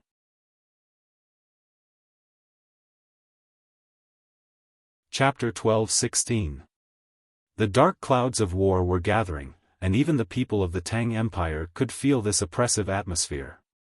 From time to time, groups of soldiers would come to the docks, escorting packages marked with military insignia to the ships docked there. On the official roads of various places, groups of transport teams escorted by soldiers were also advancing. The local army, which the people rarely saw before, had now opened up their camps. Occasionally, a group of cavalrymen would patrol along the roads. The bailiffs of the local government offices began to take up their duties on time with water and fire sticks in their hands. They also took the initiative to come to the various markets to help maintain order. They even personally set up shelves for the sellers and asked the elderly if there was anything they wanted them to do. The local government put up notices one after another, requesting that local law and order be strictly enforced in the near future. They did not allow hooligans who had nothing to do to continue to wander around the streets in groups. If they caused trouble, they would be severely punished. Darling Candy House had a new program, the Good Baby Award. As long as the children who went to school did not run around after school and returned home to study peacefully, or came to Darling Candy House to study with other children in the open room of Darling Candy House, they would receive a reward. It could be a delicious cake, or a few beautiful candies. If her performance was good enough, she might even get a beautiful dress. In just half a day, the people of the Tang Empire knew that there was going to be a war, and it was a war personally commanded by the war god in their hearts, Cuckoo. There had been wars in the past, but there had never been a time like this. In the past, every war had a common feature, and that was when the horn of war sounded, domestic goods would rise in price. If the war was difficult, there would even be a temporary increase in rent.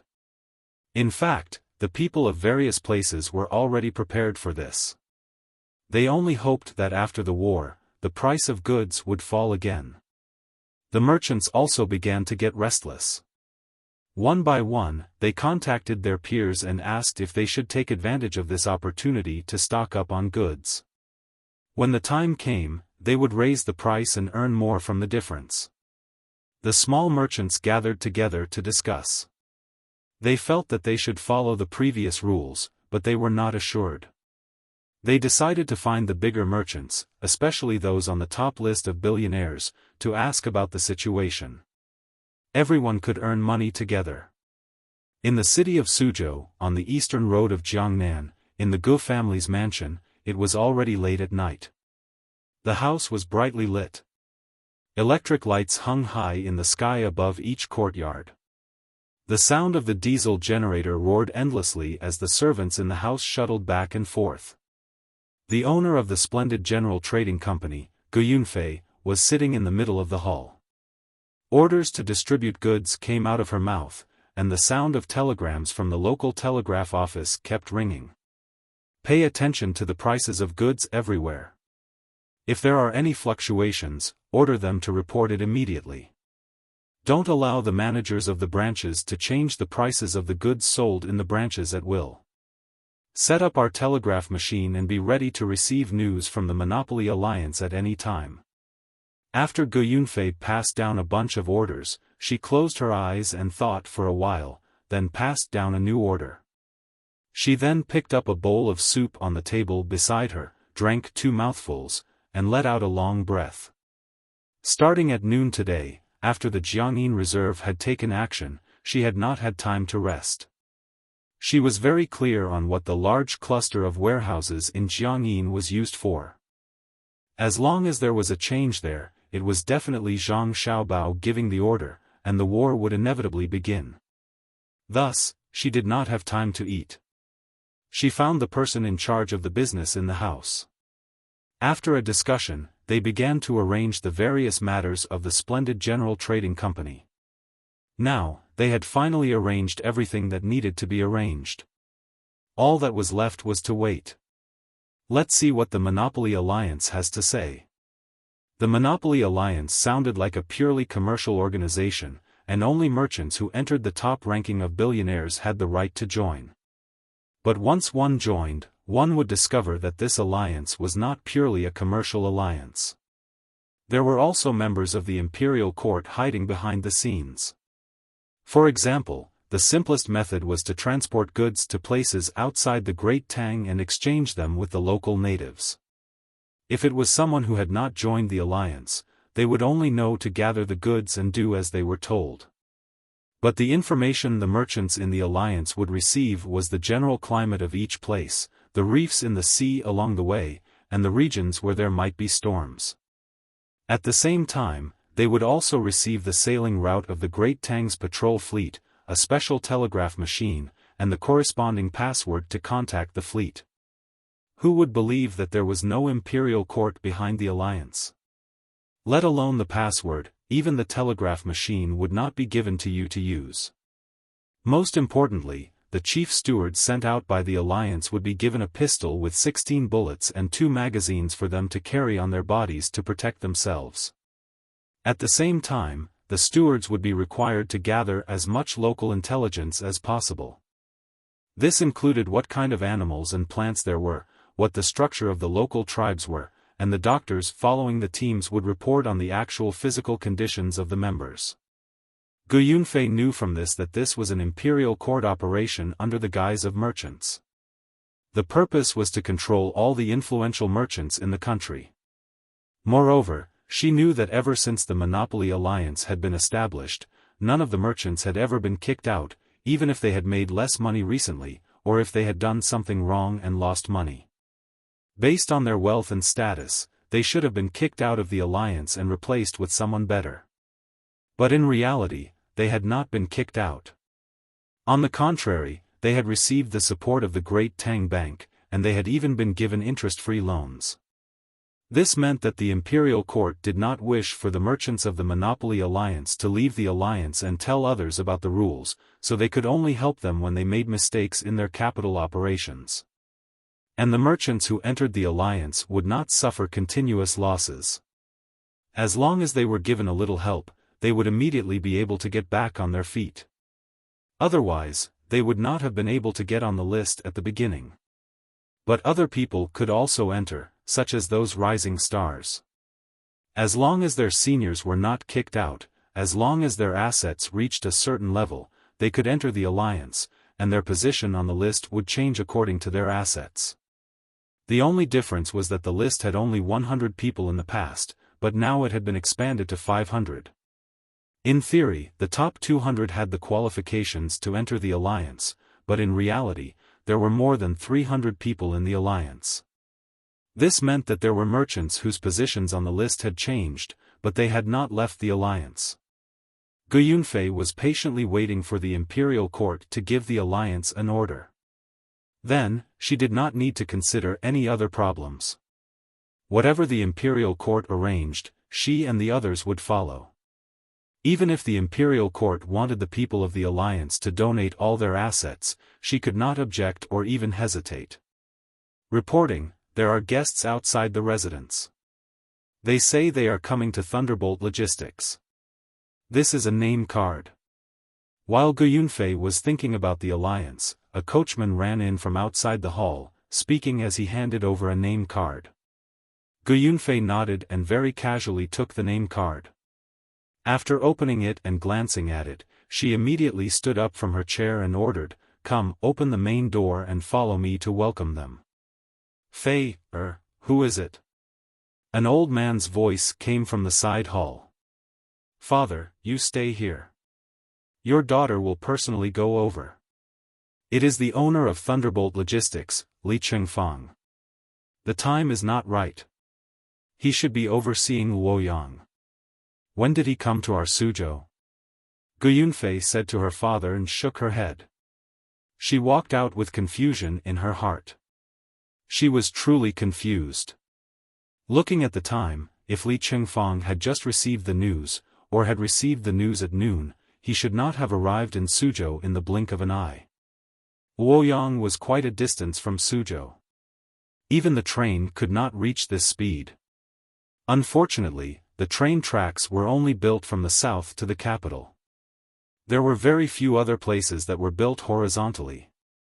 If only it was built directly to Jiannan Road. However, it was clearly not possible now. It was said that no less than 300,000 people had died building this railway. It was truly an inch of blood for every inch of track. Fortunately, the people who had died were all people from outside. The Tang people were also a bit like this, but that was accidental. It was just like how one could fall to death while walking. Very quickly, the main door of the Gu Manor was pushed open with creaking sounds. Xiaofan, who was waiting outside with a few people, revealed a smile. He was truly afraid that this strong woman would only open the side door. What should he do then? No wonder this little girl felt that the sky of the Tang Empire was shrouded in a tense atmosphere since noon. So it was Boss Li who came at night. "Welcome, welcome. Please come in." Gu Yunfei smiled when she saw Xiaofan. She clasped her hands together and imitated the way a man greeted. Li Qingfang also smiled and returned the greeting. Is Boss Gu saying that I brought war? Thunderbolt Logistics and your splendid sundry goods are partners. I only bring peace and money, not war. Please. The two of them greeted each other and entered the Gu manor. Naturally, there were people in charge of the arrangements for the people Li Qingfang had brought. Returning to the hall, Li Qingfang looked around and asked, I wonder if uncle is here? I would like to pay my respects. You didn't even bring a gift. Just pay your respects like this. My father is resting in the side hall. Let's talk business first. After we are done, I will wait for you to bring a gift and see my father. Gu Yunfei didn't want others to disturb her father. Her father's health wasn't good, especially at the beginning of spring this year. He fell ill and almost didn't make it. First, he had people use ginseng to keep him alive. Then, a telegram was sent out, and the Virtuous Medical College sent a team of experts. Only then was his life saved. Now, he was continuing to recuperate. This was one of the benefits of joining the alliance. Otherwise, they definitely wouldn't be able to invite a team of experts. Li Qingfang revealed a regretful expression. He also heard that Gu Yunfei's father was sick, so he wanted to see the situation. He helplessly nodded and said, Actually, I did bring a gift. It's just that it wasn't convenient to send it over today. I brought 10 tons of hot spring water from Huayuan County. Tomorrow morning, I will have someone send it over. You can heat it up yourself and let uncle soak in it. Really? Thank you. Now, let's talk business. Gu Yunfei said. Wei Wei was stunned.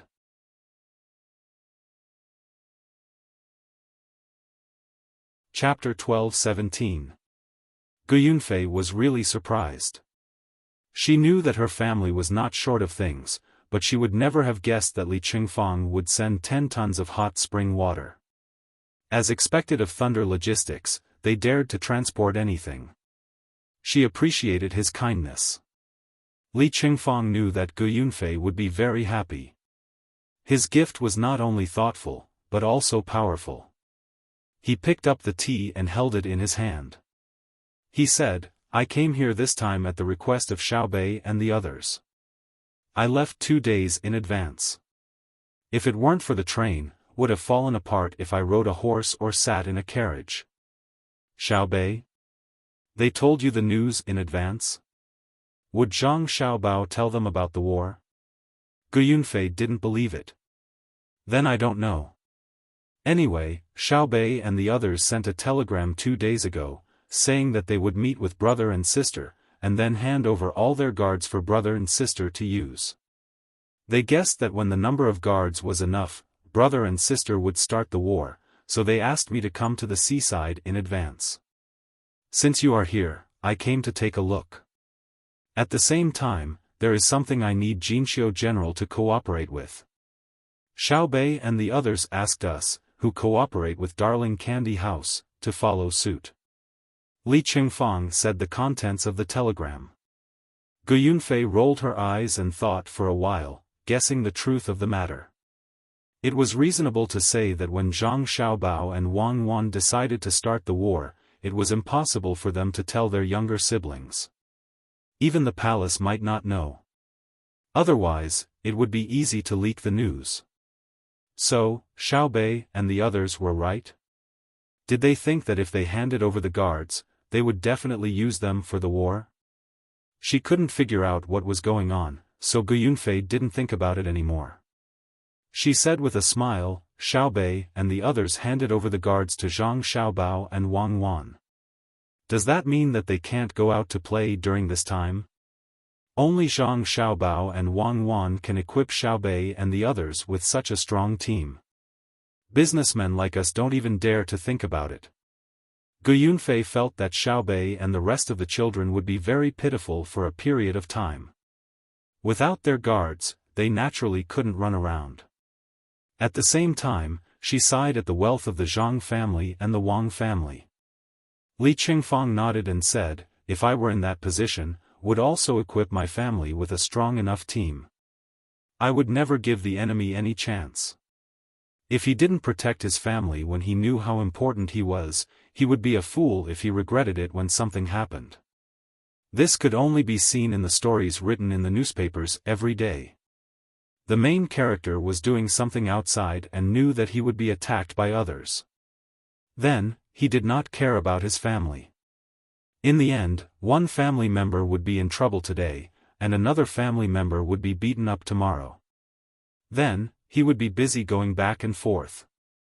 Today, he would be anxious, and tomorrow, he would regret. If Zhang Xiaobao and Wang Wan don't give Xiaobei and the others a powerful team, I reckon that the people of the Great Tang won't be able to rest easy. How can we count on these people to build the Great Tang well? Alright. Let's not talk about their team of guards. In any case, we can't afford to spend so much money. Also, we know very well that the current team of guards is just a transition. When the batch of children in their family grow up in 2 years, they will be more powerful than the current guards. When that time comes, Xiaobei and the others will be running around the world. Did you take the train here? Do you feel that there are more people taking the train? Also, how many more carriages have there been? Estimate it so that we can make arrangements. Gu Yunfei asked about the operation of the train. Although there weren't trains everywhere, they could still obtain useful information. Li Qingfang nodded and then shook his head. There are many train carriages now, but most of them are controlled by others. When I use Thunderbolt Logistics, I need to pay an extra sum of money. This makes me both love and hate it. I don't want to pay and use other methods of transportation, but I find that it costs more. However, I feel uncomfortable handing over the money.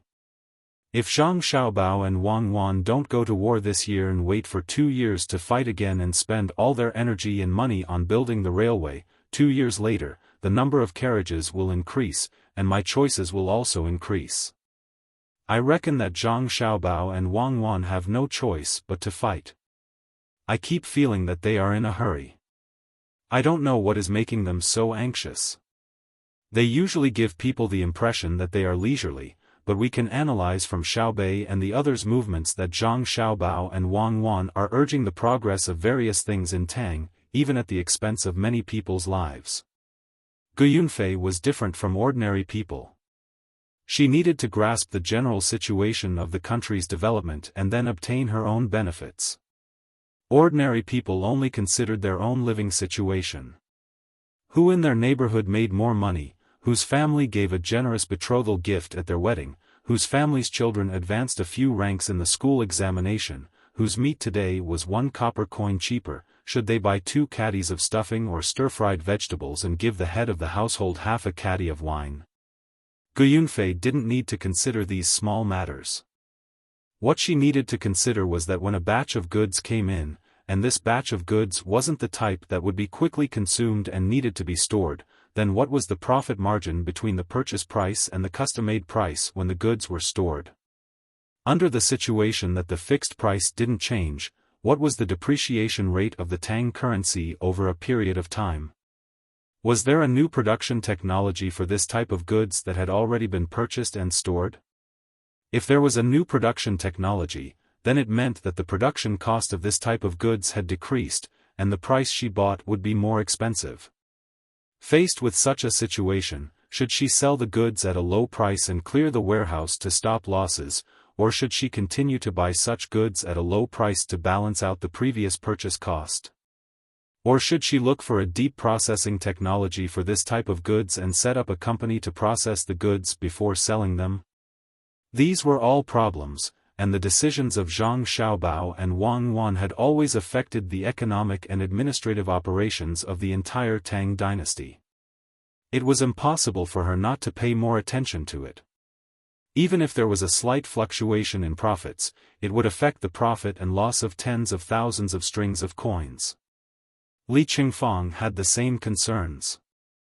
The transportation costs and unexpected losses in the transportation process determined the profits of his trading company.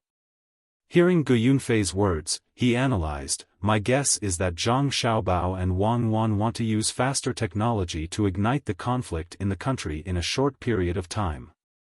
Then, they will use other means to resolve the conflict and at the same time, obtain more benefits. As for the purpose, I suspect that they are fighting for time with the other countries. They intend to ensure that the country has an absolute advantage in the industrial system and suppress the other countries, not giving them a chance to develop. Therefore, they are using human lives to build the railway.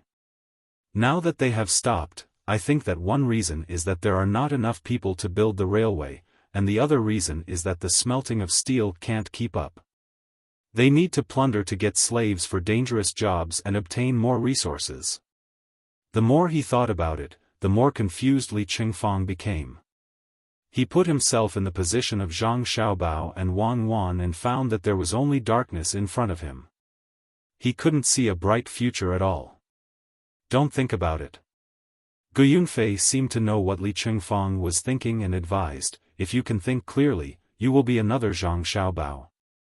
Do you think that the existence outside the top list of billionaires is just something that we merchants casually promote? If that's the case, the merchants of the great Tang won't be afraid of Zhang Xiaobao. They can adjust the price of goods however they want. During the holidays, even if the price of goods is 10 times higher, even if the imperial court gives the order, the merchants still dare to do it secretly. They still have many ways to deal with the imperial court. But the current situation is that the imperial court is not saying anything. Facing us merchants, the imperial court means that you can raise the price if you want, as long as you are prepared to face Zhang Xiaobao's wrath. Do you dare? No. Li Qingfang shook his head vigorously. I'm afraid that Zhang Xiaobao isn't human at all. I think that in a few years, Xiaobei and the others will start to scheme. Why did Xiaobei ask you to come? Gu Yunfei suddenly remembered the matter of Xiaobei and the others' resources and couldn't help but smile. At that time, Xiaobei and the others had brought their own plans to discuss cooperation. Each and every one of them said that they didn't rely on their families and relied on their own abilities. When the merchants saw the plan, they all agreed. To be honest, the plan was not bad. But if it was only because of Xiaobei and the others, the merchants couldn't be at ease cooperating with them. They didn't have the qualifications. With a plan, why should they give the benefits to Xiaobei and the others? Wouldn't it be the same if the merchants worked together? The main problem was that they didn't have a leader. Once they worked together, no one would submit to the others. That was why they agreed to let Xiaobei and the others be the leaders. Behind them were Zhang Xiaobao and Wang Wan. Li Qingfang also had memories. He smiled and said, Xiaobei called and said that after the war, the logistics will definitely be affected. Whether we are willing or not, we have to serve the interests of the Tang Empire, even if it's free of charge. Next, the price of food will fluctuate, and basically, it will increase. Xiaobei and the others hope that they can help solve a part of the problem. Under the situation that the price of food is on the rise, Baby Candy House will stop selling. In other words, Baby Candy House will no longer sell cakes and candy made of starch.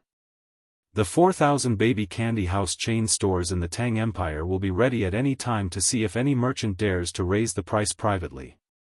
At that time, we will first suppress them and then gather information so that we can prepare to implement the revenge punishment plan. When Li Qingfang said these words, his eyes were full of praise. He knew that this was definitely not requested by Zhang Xiaobao and Wang Wan. Gu Yunfei and Wei Wei paused and then said, it finally shows the difference in education. When Xiaobei and the others think about problems, they are different from ordinary children. Then why did they ask you to come to Suzhou? They said that since Baby Candy House can't sell cakes, they need to use other things for the children to eat. They once cheated from Japan. Oh, they exchanged a lot of seafood, including abalones, sea cucumbers, and other things like fish slices. They put all of them in Haiyan County and asked me to transport them to various places. The big abalones are left for them, and the small ones can be distributed. They will improve the technology of deep processing seafood and make it into snacks suitable for children. Not only am I here, but Yang Yang of the Dongting Fishery Group is also here. He wants to go out from the estuary of the Yangtze River and then catch big squid according to the advanced technology provided by Xiaobei and the others. He will come back to process them. Li Qingfang said the purpose of his visit and then looked at Gu Yunfei. Gu Yunfei revealed a shocked expression.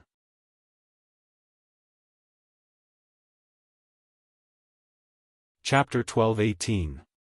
Looking at Gu Yunfei's surprised look, Li Qingfang feels much better. He was also shocked when he first got the order. A group of little guys can silently cooperate with the actions of their brother and sister at this moment. How can other people's children be so good? Do you feel incredible? The legendary industry transformation happened to them. Due to the demand of the domestic situation, the Candy House Alliance changed from making and selling pastries and candies to selling seafood. They used all means to assist Zhang Xiaobao and Wang Wan. Now you know why I am here, right? Li Qingfang asks Gu Yunfei with a smile. Gu Yunfei takes a deep breath and nods, I know. Even if the alliance doesn't send the order, Jinxiu Grocery will follow their footsteps. Otherwise, before Zhang Xiaobao gets angry, they will start to revenge first. A group of children will not follow any rules when they take revenge, right? I think so. Who can guarantee that they won't use their identity as inspectors to ask the local government to cooperate when they find that they have no better way? At that time, even if you take the case to the emperor, the result will not change. According to His Majesty's previous words, when investigating the officials, they will say, why didn't they arrest other officials but you? When facing businessmen, they will probably say, why didn't they bully other businessmen but you? When Li Qingfang says it, he feels very interesting. A group of lawless children like Xiaobei care about the Tang Empire very much, while those honest people may think about something else. Seeing that Thunder Logistics and Dongting Aquatic Products are involved, Gu Yunfei asks, can my business help? Maybe we don't need your business this time. Li Qingfang says uncertainly. Just as he finishes his words, a servant of the Gu family walks in quickly from outside the hall with a piece of paper in his hand. He glances at Li Qingfang and then at his master, waiting there. Just say it directly. There are no outsiders here. Gu Yunfei doesn't want to ask Li Qingfang to go out, and it is also impolite to leave by herself. Thinking that there are no secrets to hide recently, she orders the servant who comes in. The servant nodded and flattened the paper in his hand as much as possible. He read, Sister Yunfei from Splendid Grocery, I am Xiaobei. I just got the news that my brother and sister decided to launch a full-scale attack on Duo Food at noon 3 days later. This attack was a probing attack and not an all-out attack. They would only use the advantage of artillery to destroy the enemy's frontline troops at the border and force the enemy to retreat. They would also adopt the strategy of scorched earth and cleared fields. Big Brother has already started to order the originally arranged warehouse to transport supplies to the front line. I want to tell Big Sister that when transporting supplies, whether it is by water or by land, there is a possibility that the transportation means will be damaged. There are tools in Sister's splendid miscellaneous goods, right? I hope you can provide support along the way and provide free help to the transport team. I will open up the candy house on the side of the road to provide them with a temporary place to rest.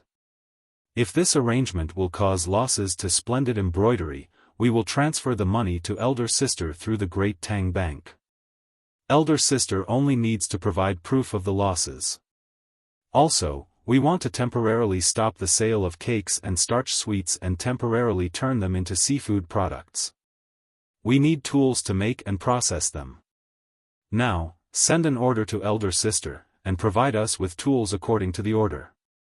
We will pay when the goods are delivered. In addition, Ask Splendid Miscellaneous Goods to release the news that my brother and sister did not use Chongpingsang's food reserves in this war, so that the people do not have to worry about the price of food rising too high. Okay, that's what I mean. The servant of the Gu family finished reading up to here and was in a very good mood. The intelligence actually said a lot of detailed things, and even revealed when the war would be launched. This showed that his master's position in Xiao Bei's heart was very high. Li Qingfang was indeed a little jealous. He said in a sour tone, "The war will start at noon 3 days later? I don't know if my Thunderbolt logistics can help. I think a lot of supplies are already on the way." What he meant was that when the supplies were transported, they did not ask Thunderbolt Logistics and found someone else to transport them. He did not even know when the war would start. Gu Yunfei hesitated for a moment. For a moment, she did not know how to comfort the other party. This kind of information could only be obtained by Xiao Bei and the others, and it could be easily spread out. Whoever got the information would be trusted by Xiao Bei and the others. At this time, it was not good to comfort others, as it would make others feel that you were acting innocent. Just as she was organizing her words, someone came in from outside. This time, it was a servant of Li Qingfang's family. He was accompanied by someone from the Gu family. "Little Two, what's the matter?" Li Qingfang looked at the person who came in and asked. Replying to Master, "My family's telegraph machine just received a telegram from Xiao Bei and the others from Jiannan Road. Do you know? Read it." Li Qingfang ordered in a carefree voice. In an instant, he looked at the pitch-black night outside and suddenly realized that the sky was so blue, the clouds were so white, the sun was shining, and the night wind that whistled past also became gentle. Gu Yunfei smiled and did not say anything. She could understand Li Qingfang's feelings. Without this telegram, he probably would not be able to sleep soundly at night. The servant of the Li family did not know that the master had just secretly crossed swords with the other party and had almost lost to the point of crying. When he heard the order, he loudly read it. "Boss Li Qingfang. Today, we just received information that a large number of people from Thunderbolt Logistics have appeared in Suzhou. Have you arrived in Suzhou? Then you must go and see elder sister Yunfei. Let me tell you something.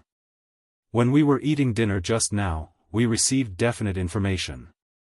3 days later, at noon, we will begin the war. The logistics and transport teams used will all be my family's own strength. The majority of the dishes in the restaurants will be stopped, and the supply of grain wine will also be reduced. However, there will be more fruit wine. Elder brother and elder sister did not use your logistics. We guessed that they wanted to let you operate as usual to stabilize the flow of goods in the country. This decision was originally not a problem, but we thought of a problem. This problem is that we saw a railway route map in elder brother and elder sister's study. It has already been designed, but no one has been used to repair it. We have accurate information. To build that railway, a direct manpower of 1.2 million was used. Of which, 200,000 were great Tang people. They were responsible for assisting and were not in dangerous places. The remaining 1 million were all captured, cheated, bought, and hired from other places. More than 376,000 people died in the construction of the railway. On average, for every 1 li, that is, 500 meters, 37 people died. In addition, there were 125,000 people who were seriously injured. The serious injuries we are talking about are those who have broken arms or legs, as well as those who are blind. If they can be treated, they are not considered serious injuries. The remaining people also need to rest. Otherwise, they will not be able to continue working. Thus, there is a shortage of manpower. In addition, there is not enough steel for the railway. Right now, most of it is used to make bullets and artillery shells. We thought about it and felt that it was a waste for your logistics to be placed there. Because you are usually responsible for long-distance transport, you have your own teams for short-distance transport. Thus, we discussed with Dong Long, the owner of the Wanlu Trading Company in Jiannan Province's Yizhou Prefecture. We had them organize people to follow behind the army. You can cooperate with them and help transport some things. When there are captives on the battlefield ahead, you can kidnap them together. You don't have to settle with my brother and sister first. You just don't let the captives die. When my brother and sister are almost done, we will need to build the railway. You can send the captives here to work. At that time, according to the cost paid by each side, we will give you a certain amount of authorization for the carriage. If you agree, return the call and start working. There is one more thing that you have to keep secret first. The number of captives captured may not be the same as the ones in Tufan. There may be many on the sea. If you can unite with other merchants and form a large fleet, you can go to other places to deceive some people while you are fetching the captives. Well, that's all. Everything will be clear in the morning 3 days later. Let me remind you, no matter what you see that morning, don't get excited. Everything is under my control. The servant of the Li family stopped reading and then said, "It's over." After listening to the servant, Li Chengfang and Gu Yunfei fell silent at the same time. They were thinking about the matter in the telegram. There was too much content in the telegram, so they had to carefully consider it. After a while, Li Chengfang ordered, "Return the call and say that I agree. We will listen to the arrangements." After the servant left, Li Chengfang turned to Gu Yunfei and said, "I didn't expect that so many people would die or be injured from building the railway. Is this the reason why Zhang Xiaobao and Wang Wan didn't agree to use the people of the Tang Empire? If the people of the Tang Empire really couldn't bear this kind of pain, what would they do if they were left with disabilities?" Gu Yunfei clasped her hands together. "It sounds like a number. If we use the people of the Tang Empire, it is estimated that 500,000 families will be directly affected. It's too scary. I have decided to listen to Xiao Bei's arrangements. As for the temporary losses, it doesn't matter. My family can still bear it. I'm really afraid that Zhang Xiaobao will use this kind of ruthlessness on me. It can't be said that his hands are stained with blood. He practically swam out of a sea of blood. He walks on the stairs piled up by corpses all the way to the sky. If not, he walks down to discuss matters with the King of Hell." Li Chengfang nodded and recalled the contents of the telegram. He said, "What does Xiao Bei mean by the sea? Could it be that there are troops on the sea to fight Duoshi? In the morning 3 days later, what news can there be? He told me not to be excited. I am very excited now, but I can't explain it clearly. Wait and see. 3 days will pass quickly. The alliance used to react quickly, but this time, they haven't shared any information. We know some things, but we can't tell others. I won't arrange a guest room for you today. You should hurry to Haiyan County as soon as possible to avoid delaying the proper business." Gu Yunfei couldn't think of anything at all. The few steps in front of her were like a thick fog, making people feel fear of the unknown.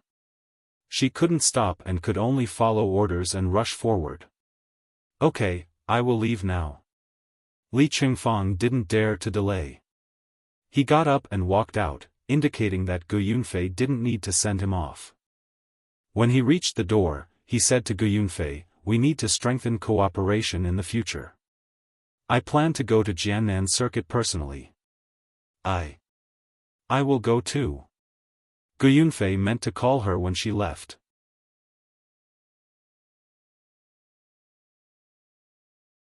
Chapter 12:19. Gu Yunfei had just sent Li Chengfang to the door. Before she could say goodbye, a group of people came from the road beside them. There were servants holding lanterns in front. Gu Yunfei took a look and recognized them. They were all local merchants from Suzhou. Normally, she did not have much contact with them. Most of the time, it was her housekeeper who met with them to discuss business matters. For example, Jinxiu needed to buy groceries, and local merchants needed to buy goods from other places. Usually, they would only meet once during the new year. They would all come to her house to give her gifts. Even though she was a woman, she was ranked 16th on the list of top billionaires. In the past, she was ranked 24th. Ever since she started working with Xiao Bei and the others, her assets had obviously increased a lot. Naturally, her status also rose along with the tide. And these people who came were not even in the top 500, so they had to be more respectful to her. Boss Gu, we are really sorry to disturb you so late at night. But we have some misgivings in our hearts, so we have to trouble you. The group of people came closer. Surrounded by people, a middle-aged man spoke to Gu Yunfei with a face full of smiles. He then looked at the person beside him and asked, "This noble is, so it is Boss Yuan. It is not very late. If you have something to discuss, let's discuss it. This is the boss of Thunder Logistics, Li Chengfang, Boss Li." Gu Yunfei quickly showed that her status was higher than this group of people. She was not rude and introduced Li Chengfang at the same time. There was a series of gasps on the relatively quiet road. The merchants who had rushed over stared at Li Chengfang without blinking. This was the boss of Thunder Logistics, which was ranked higher than Boss Gu. No wonder Boss Gu personally saw him off. Birds of a feather flocked together, as expected. The merchants respectfully bowed to Li Chengfang again. There was only envy and admiration in their eyes.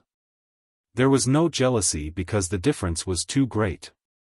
So great that they could not produce a trace of jealousy. "Boss Yuan, why have you come at this time? Come, come, come. Let's talk inside." Gu Yunfei gave way. She already had some guesses in her heart, so she asked now so that she could pull Li Chengfang to deal with it together.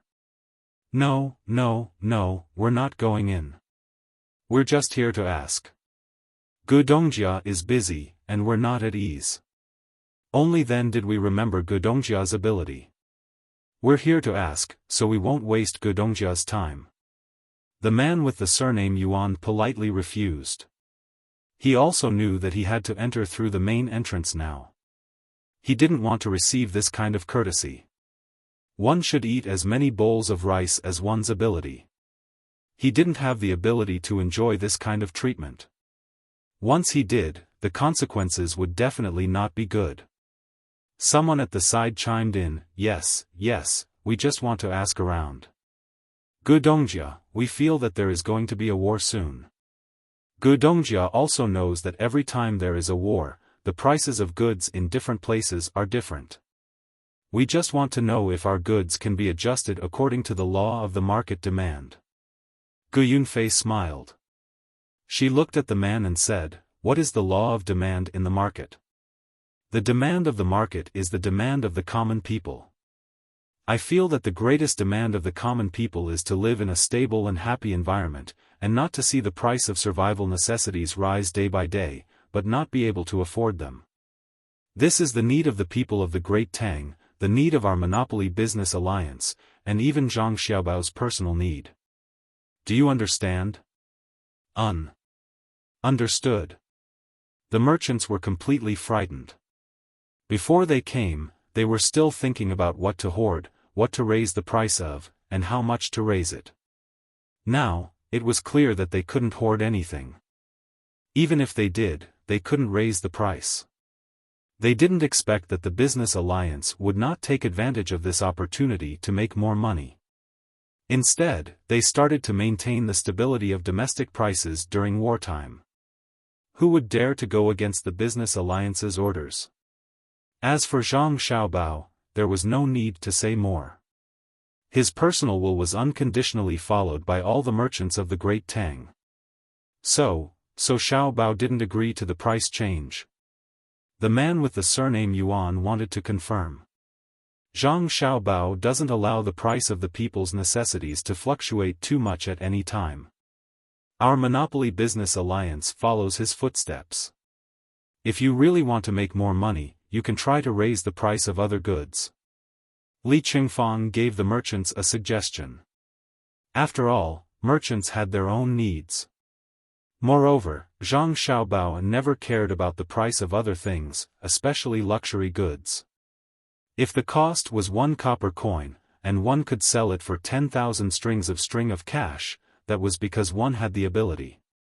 He just didn't want to see the people not being able to afford rice or wear clothes when they had enough resources. If the country had enough resources, there couldn't be too much fluctuation in the price of these 6 things. As for the other things, the merchants could do whatever they wanted.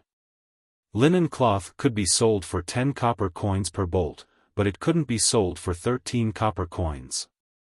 But if one could sell silk for 10,000 copper coins per bolt, that was because one had the ability. When the hospital bought licorice, as long as the licorice wasn't so rare that it couldn't be used on every patient, the supplier couldn't sell it for too high a price. As for the tea leaves that could help with digestion, Zhang Xiaobao wouldn't say that you were wrong if you exchanged one caddy for a building. That, may I ask, can the price of candles be raised? Isn't it also something that should be used for people's livelihood? Another merchant carefully asked. You can raise the price of candles. People won't die without candles, but I advise you not to hoard candles because the Ministry of Works will release a lot of paraffin wax this month. What you are talking about now should be grease wax. It can't be compared to paraffin wax in terms of smell and longevity. Once you hoard it and release a lot of paraffin wax, you will suffer a lot of losses. Li Qingfang kindly advised. Xiao Bei had already told him that he would first ship a large batch to Jiannan Road. There, Xiao Bei would organize people to process it. The rest of the paraffin wax would be placed in various places in Great Tang. After all, the current oil refining technology was the most primitive. A lot of paraffin wax was produced every day. As long as oil was processed, paraffin wax would appear. Then, people would have to spend a lot of effort to clean it up. Otherwise, it would affect the production. The perverted merchant who asked the question was so scared that he broke out in a cold sweat. Fortunately, he had asked. Otherwise, if he really had to hoard candles, the losses would be huge, especially now that the weather was getting hotter.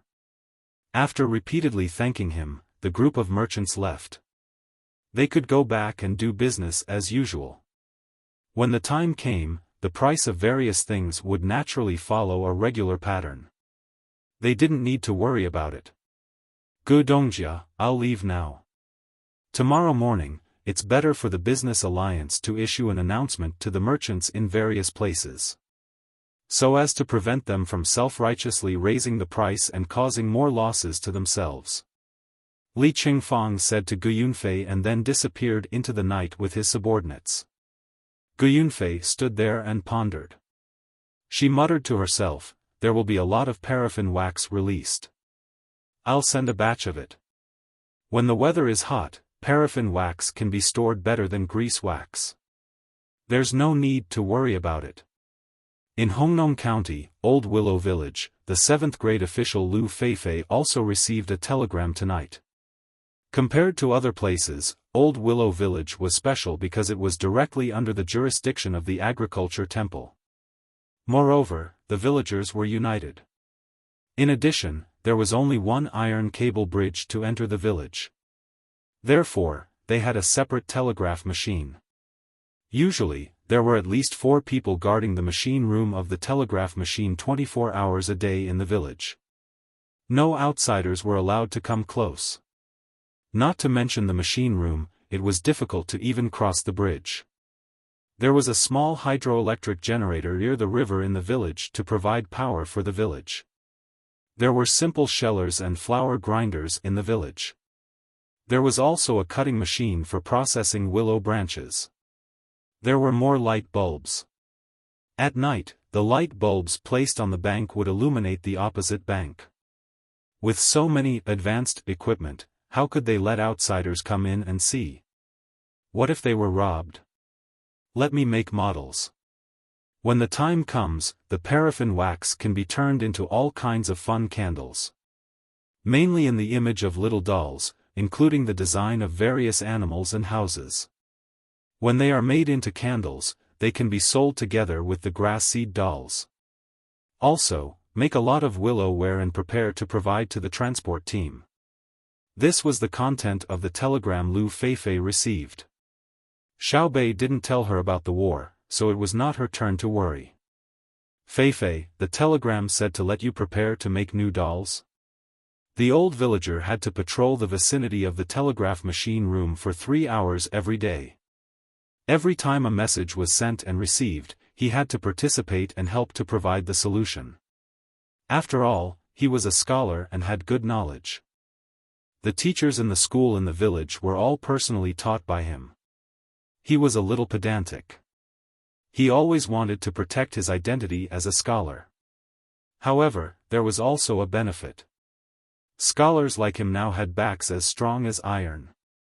If he needed to pick up a sword and a gun to fight, he might not be the most powerful, but he was definitely the most heroic. When the country was rising and falling, escaping was not the choice of a true scholar. He would pull out the sword at his waist and fight to the end with the demeanor of the 6 arts of gentleman.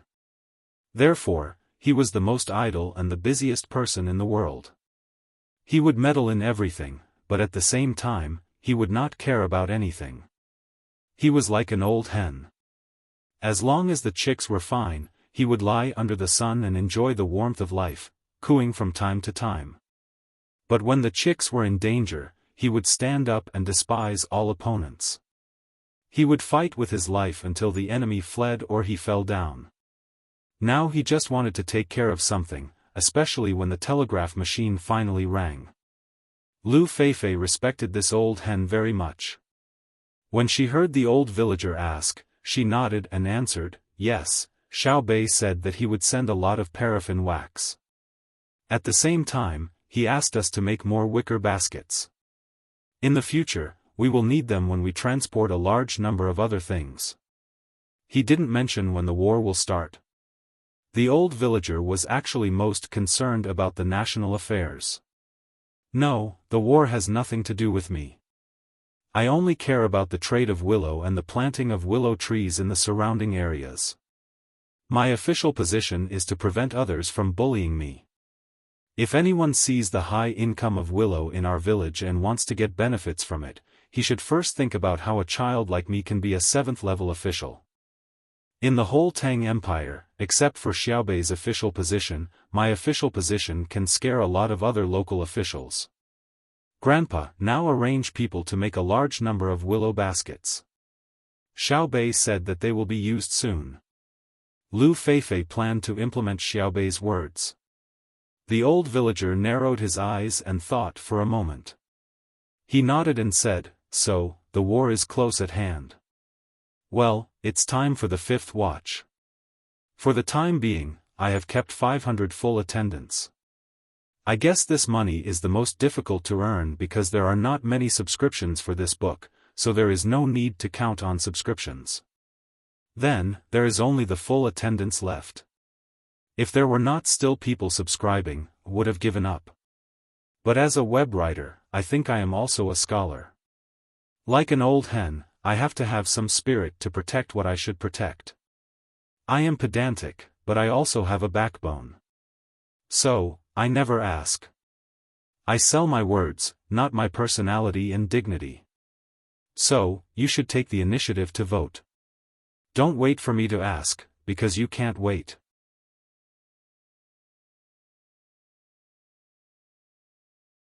Chapter 12:20. The time of the bombardment was getting closer and closer. Zhang Xiaobao and Wang Wan, who were staying in Izhou, seemed to be more leisurely. Zhang Xiaobao patiently made mutton soup and shumai for his younger siblings in the morning, along with cold dishes made of mutton tripe and mutton liver. His younger siblings were stunned when they saw this. Brother, we're going to war. Xiaobei ate a shumai. Her mouth was full of oil, and she reminded her brother in a muffled voice. Yes. Zhang Xiaobao wiped his sister's mouth with a napkin. Then he took out a mutton bone from the pot, cracked it, and put the bone marrow on Xiaobei's plate. While cracking the bone marrow for the other 8 little guys, he said, "That's why you have to let others feel your ease and confidence." "Then why does my sister look so serious?"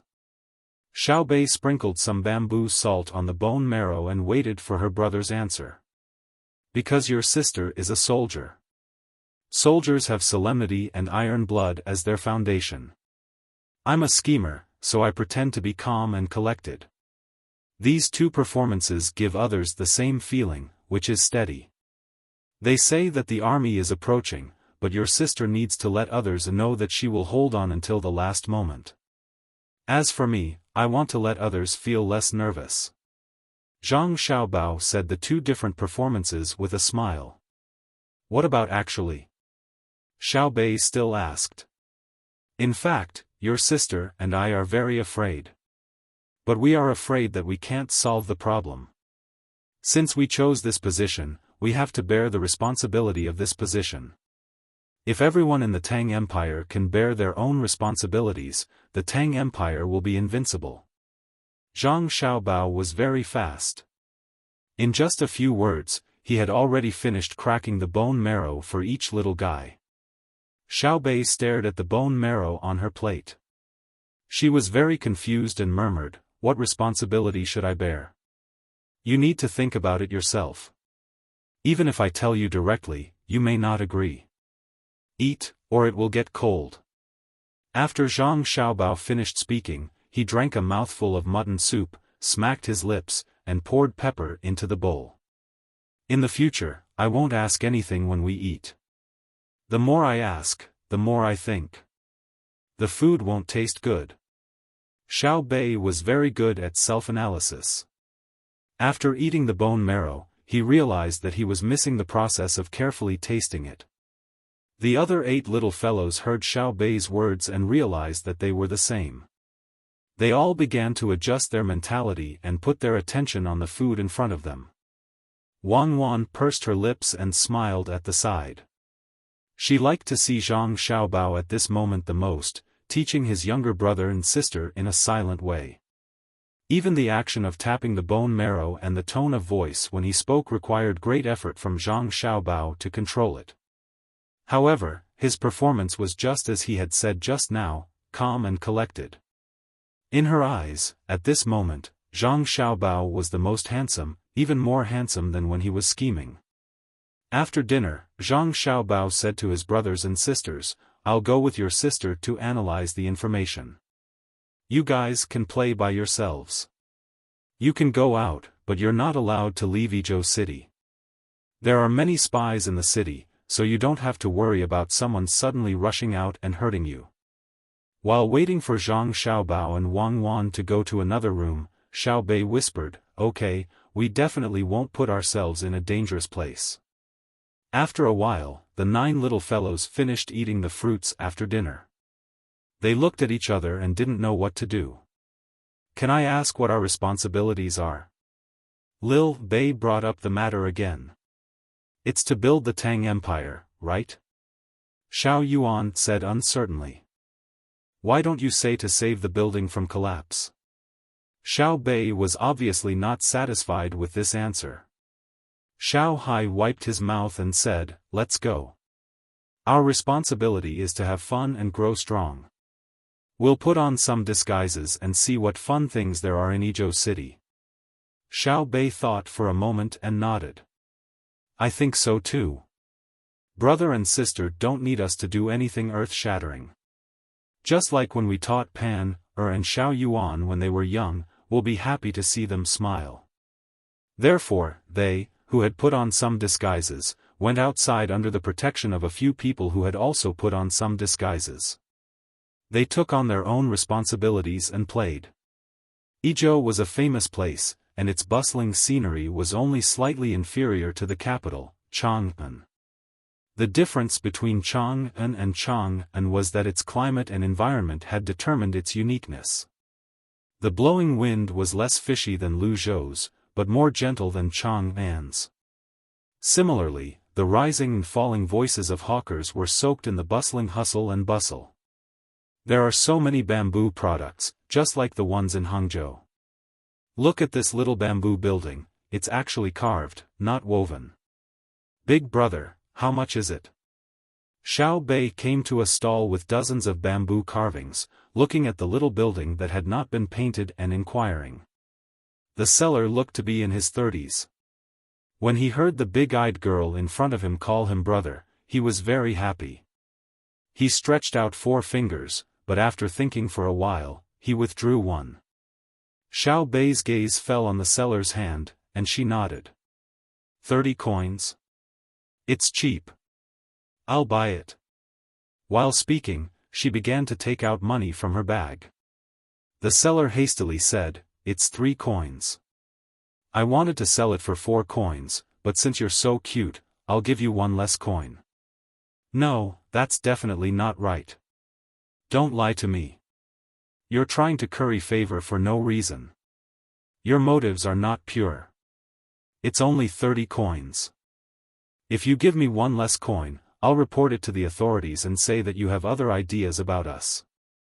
Xiao Bei took out a handful of coins, counted them, and threw them on the stall.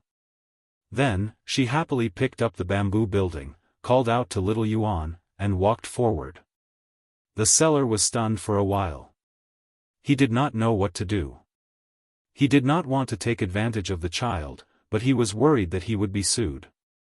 Even when Xiao Bei and the others were far away, he still had a worried expression on his face. At this moment, little Yuan asked Xiao Bei, "Why did you give him so much money? We're not those spoiled brats who don't know what's good for them. Don't you know the value of a bamboo building? It doesn't matter how much the bamboo building is worth. What's important is that the seller's middle finger is injured. There's a cloth tied to it, and the cloth is tied into a beautiful bow. Do you think he's still a child?" Xiao Bei pointed out the injury on the seller's middle finger. "It can't be, right? The bow will affect his carving," little Yuan analyzed. "That's right. So, this beautiful bow must have been tied by his daughter. What's wrong with me giving him more money to buy something good for his daughter?" Xiao Bei said confidently. "That's right. Anyway, 30 coins isn't much. The bamboo building's carving is indeed very exquisite." Little Yuan agreed with Xiao Bei's statement. The other kids had no objections. It was just a matter of spending a little more money. It was just like the rich people who worked with others at home in a supermarket chain. They habitually threw the few coins they found into the donation box at the door, and then picked up a beautiful colored origami that was placed next to them. That origami was not worth a single coin at all. It was very quick to make by hand, and the cost of the paper itself was also very low.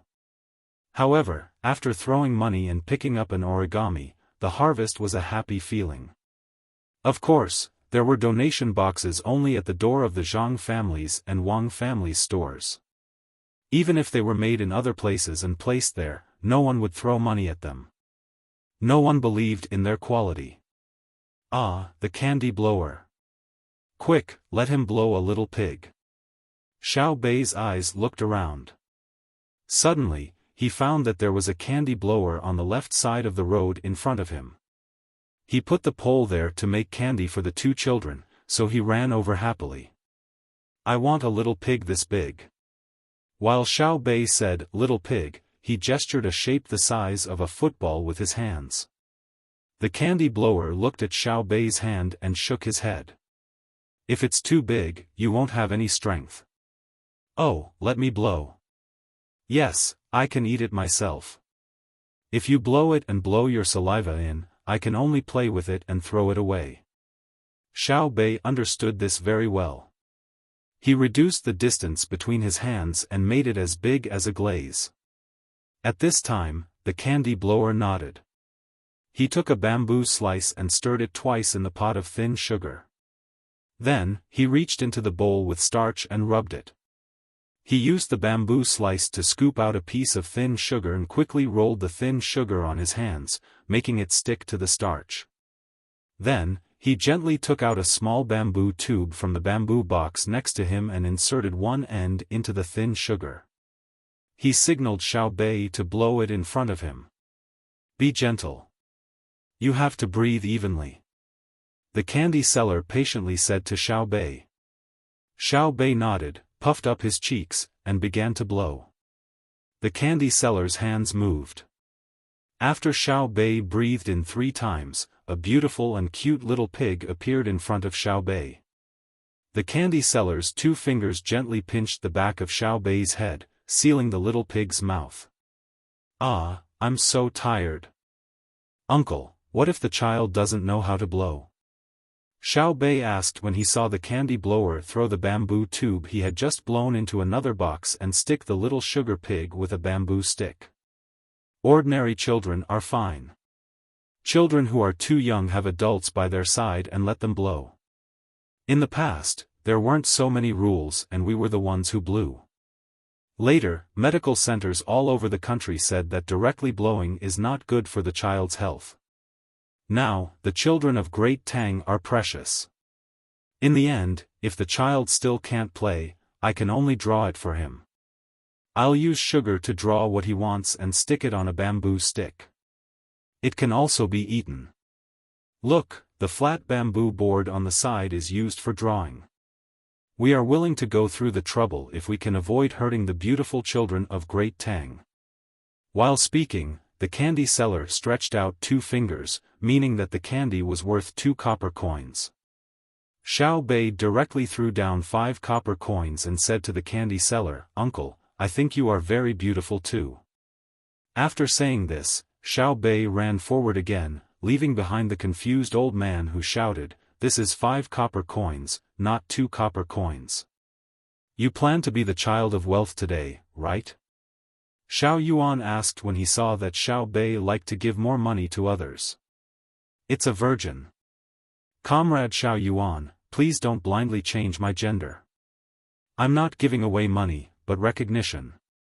I'm receiving sweetness. Don't you think that Great Tang is very beautiful when you see them?" Xiao Bei said to Xiao Yuan like a philosophical person. "I think you are very beautiful. You have always been like this." Xiao Yuan was very afraid that Xiao Bei would bully him, so he quickly flattered him, just like how a brother always praised his sister. The sister clearly knew that her brother sometimes did not mean what he said, but she was very happy every time. "Ah, now I don't have to rush to give away money. There is a place in front that specializes in collecting money. Let's go and take a look and see what's inside." Xiao Bei first gave Xiao Yuan a bright smile, then pointed to a house with a sign in front. It was a gambling house. Under Xiao Bei's gaze, 2 people had already entered. "Gambling is not good," Xiao Yuan advised. "Wrong, it's not good to gamble privately. Buying lottery tickets is not a problem. I don't know if the gambling house collects a lot of taxes. We can't let them take advantage of us. Sigh, this is human nature. We always want to reap without sowing. I'll also experience it today."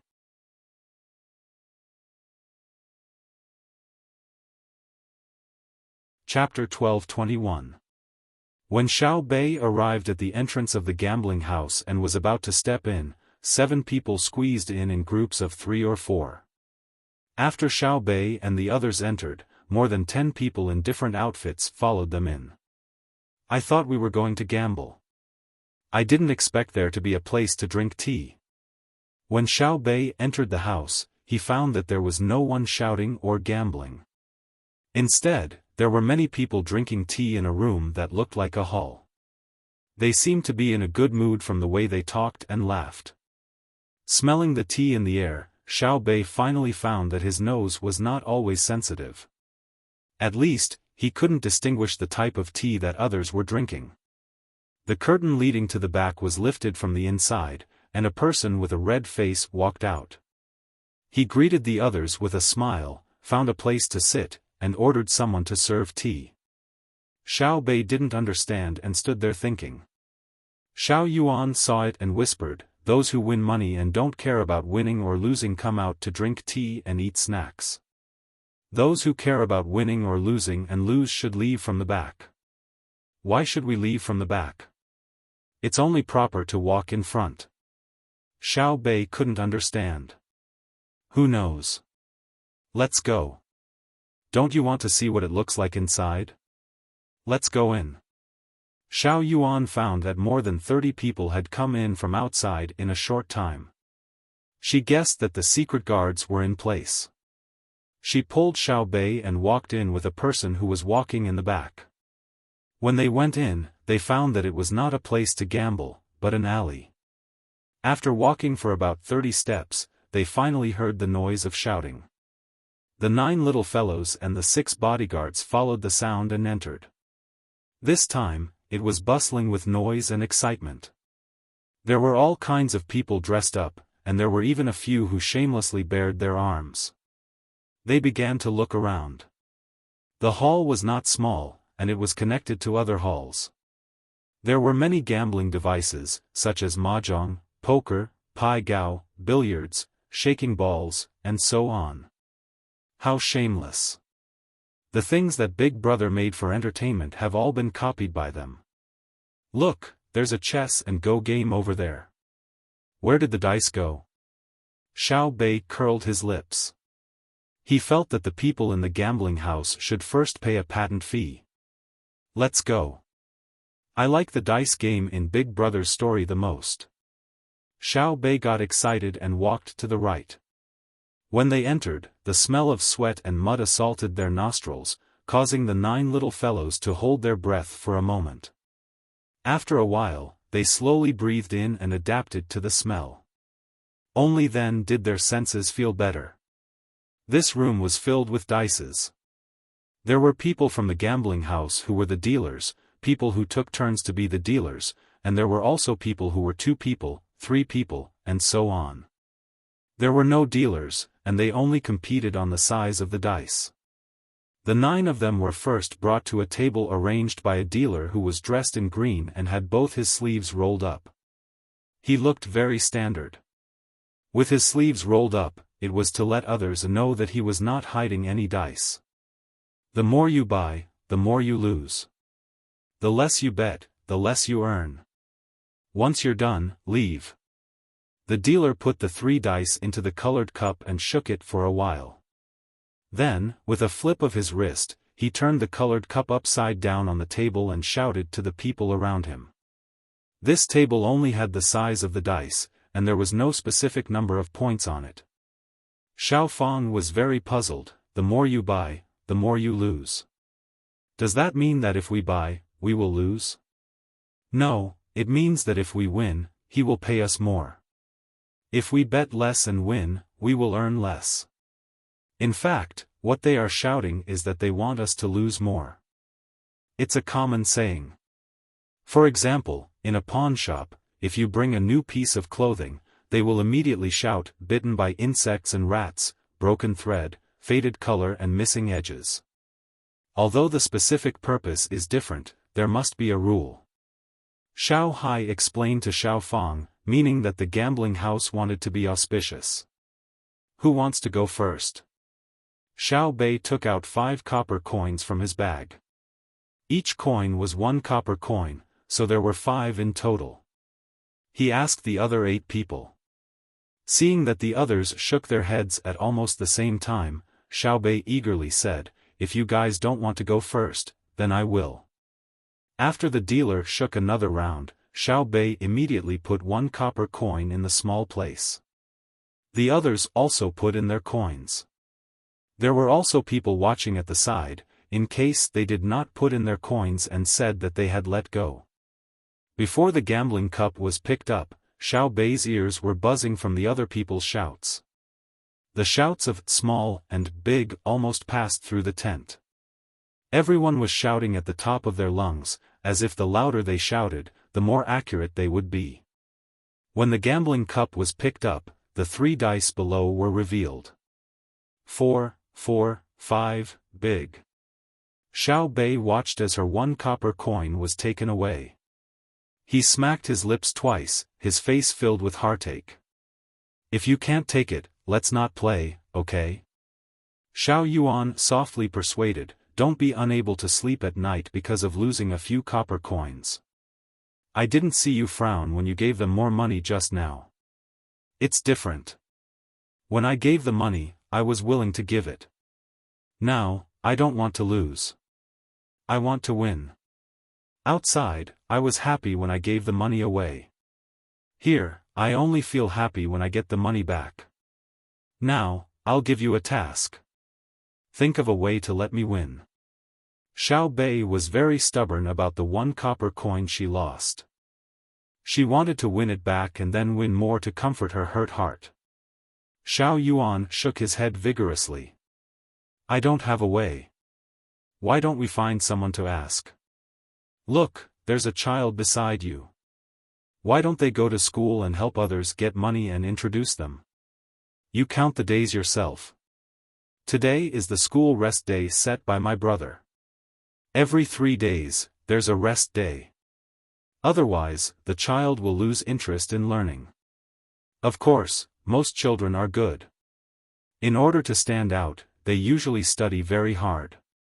If they haven't suffered the hardship of not being able to afford to study, they won't experience the blessing of studying. Xiao Bei spoke as if she had experienced the vicissitudes of life. She was used to speaking like this. As for whether she really understood, it was not important. Xiao Yuan cooperated. Yes, so it's useless to regret after losing it. It's better to cherish the person in front of you. Okay, I'll cherish it. Especially the opportunity to bully others. If I don't take advantage of the opportunity to bully others, what should I do when I can't bully them in the future? Bet. What are you betting this time? Xiao Yuan was very wise and no longer sought her status in the family. Last time, I lost. This time, I'll bet again. I don't believe it. Xiao Bei took another copper coin and pressed it on the small button. Put your bets away. 3, 4, 5, big. Eat small and lose big. With a clatter, Xiao Bei's copper coin was returned to the other party. Xiao Bei lowered her head and thought for a while. When she raised her head, she muttered, "That's too much of a bully. Brother, help me. Didn't brother say that all gambling houses don't welcome mathematicians? Even if that gambling house says that it's impossible to calculate the rules of the game, it's still the same." Xiao Bei was naturally talking about Xiao Hai. When she said brother, it was Zhang Xiaobao. Xiao Hai's eyes were fixed on the dealer.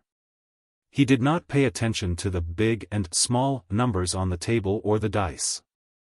When he heard his sister's question, he helplessly shook his head and said, "No, in theory, the chances of big and small are the same.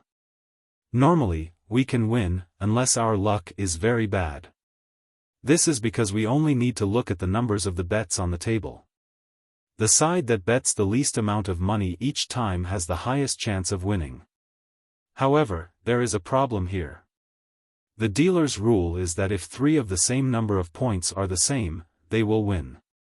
1 die is divided into 3 and 4 points, 2 dice are divided into 6 and 7 points, and 3 dice are divided into 9 and 10 points. Because the smallest number of 3 dice is 3, there are 2 fewer chances. It is impossible for a 2 and 1 to appear, unless it is the special shaking method in Brother's story. Therefore, in theory, the probability of betting big is higher than betting small. But, the dealer also understands this principle. Therefore, when he is shaking the dice, if his skill is good, he will have to take into account his artificial factors. How do you want me to calculate? How would I know the dealer's psychological preference? I have been observing him all this time and found that his eyes are always so indifferent. No matter if it is a big loss or a big gain, I can't detect the slightest change in his expression. Xiao Bei blinked her eyes and said, "It is good to have a good brother. At least we know where the problem lies." So it is the dealer's problem. He is playing a psychological game with us. I guess that he is also calculating.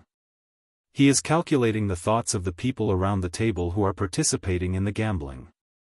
He is calculating the profession and personality of each of them. According to this, I won't be able to get my 2 copper coins back today? Really, if I had known, I wouldn't have bet. AI, the landlord doesn't have any extra food. Xiao Bei continued to worry about the 2 copper coins she lost. I'll do it. Zhang Chang's eyes narrowed. He then found a child who worked at the gambling house and bought a normal dice from him. Zhang Chang held the dice in his small hand and came to the table. He took out 4 copper coins and bet them on small. Place your bets. 4, 5, 6, big. Eat small and lose big. The dealer picked up the dice cup and shouted. He did not shout eat all, which meant that even if the table was shaken with a 1, 2, 3, they would not lose. Zhang Chang did not care. When the dealer finished shaking the dice again, he took out the dice he bought and casually threw it on the table. It was a 4, so he took out 8 copper coins and bet on big. The dealer opened the cup. 1, 3, 2, small. Eat big and lose small. Zhang Chang's 8 copper coins were gone. He continued to wait for the dealer to shake. When the dice cup fell, he took out 16 copper coins and continued to shake the dice in his hand. It was a 2, small. He put 16 copper coins on small. The dealer opened the cup and Zhang Chang lost again. His luck was really bad. However, Zhang Chang did not give up and continued to do so. The amount of money he bet began to change. After a few times, he had bet 4,096 copper coins. There were notes and coins. This amount of money was not small. Many people's monthly wages could not reach this level. The dealer's forehead was sweating. He had already seen that the child who bet money was definitely not from an ordinary family. They did not care about money at all. Of course, his boss was not afraid of them, but he could not always shake out a leopard every time. If he really did that, once the child came home and told him, he would be dragged to a secluded place one night within 3 days. Then he would be buried in the ground or drowned in a river. If he did not shake out a leopard, he could only rely on his years of experience to guess the other party's character and choice when betting. But the problem was that the other party's choice was the size of the dice they threw. He could control the size of the dice he shook, but how could he know if the other party threw a big or small one? The dealer trembled and his eyes began to look elsewhere. He wanted to find the adult who came with the child. As long as he found the adult, it would be easy. He could continuously shake out small. Even if his luck was bad, he believed that he could still lose once. At most, he would lose 4 copper coins. For example, the next round was 8,192 copper coins. After losing, the child had already lost 8,188 copper coins. Overall, he would lose 4 copper coins. He would just treat it as playing with the child. Otherwise, he would not be able to bear it.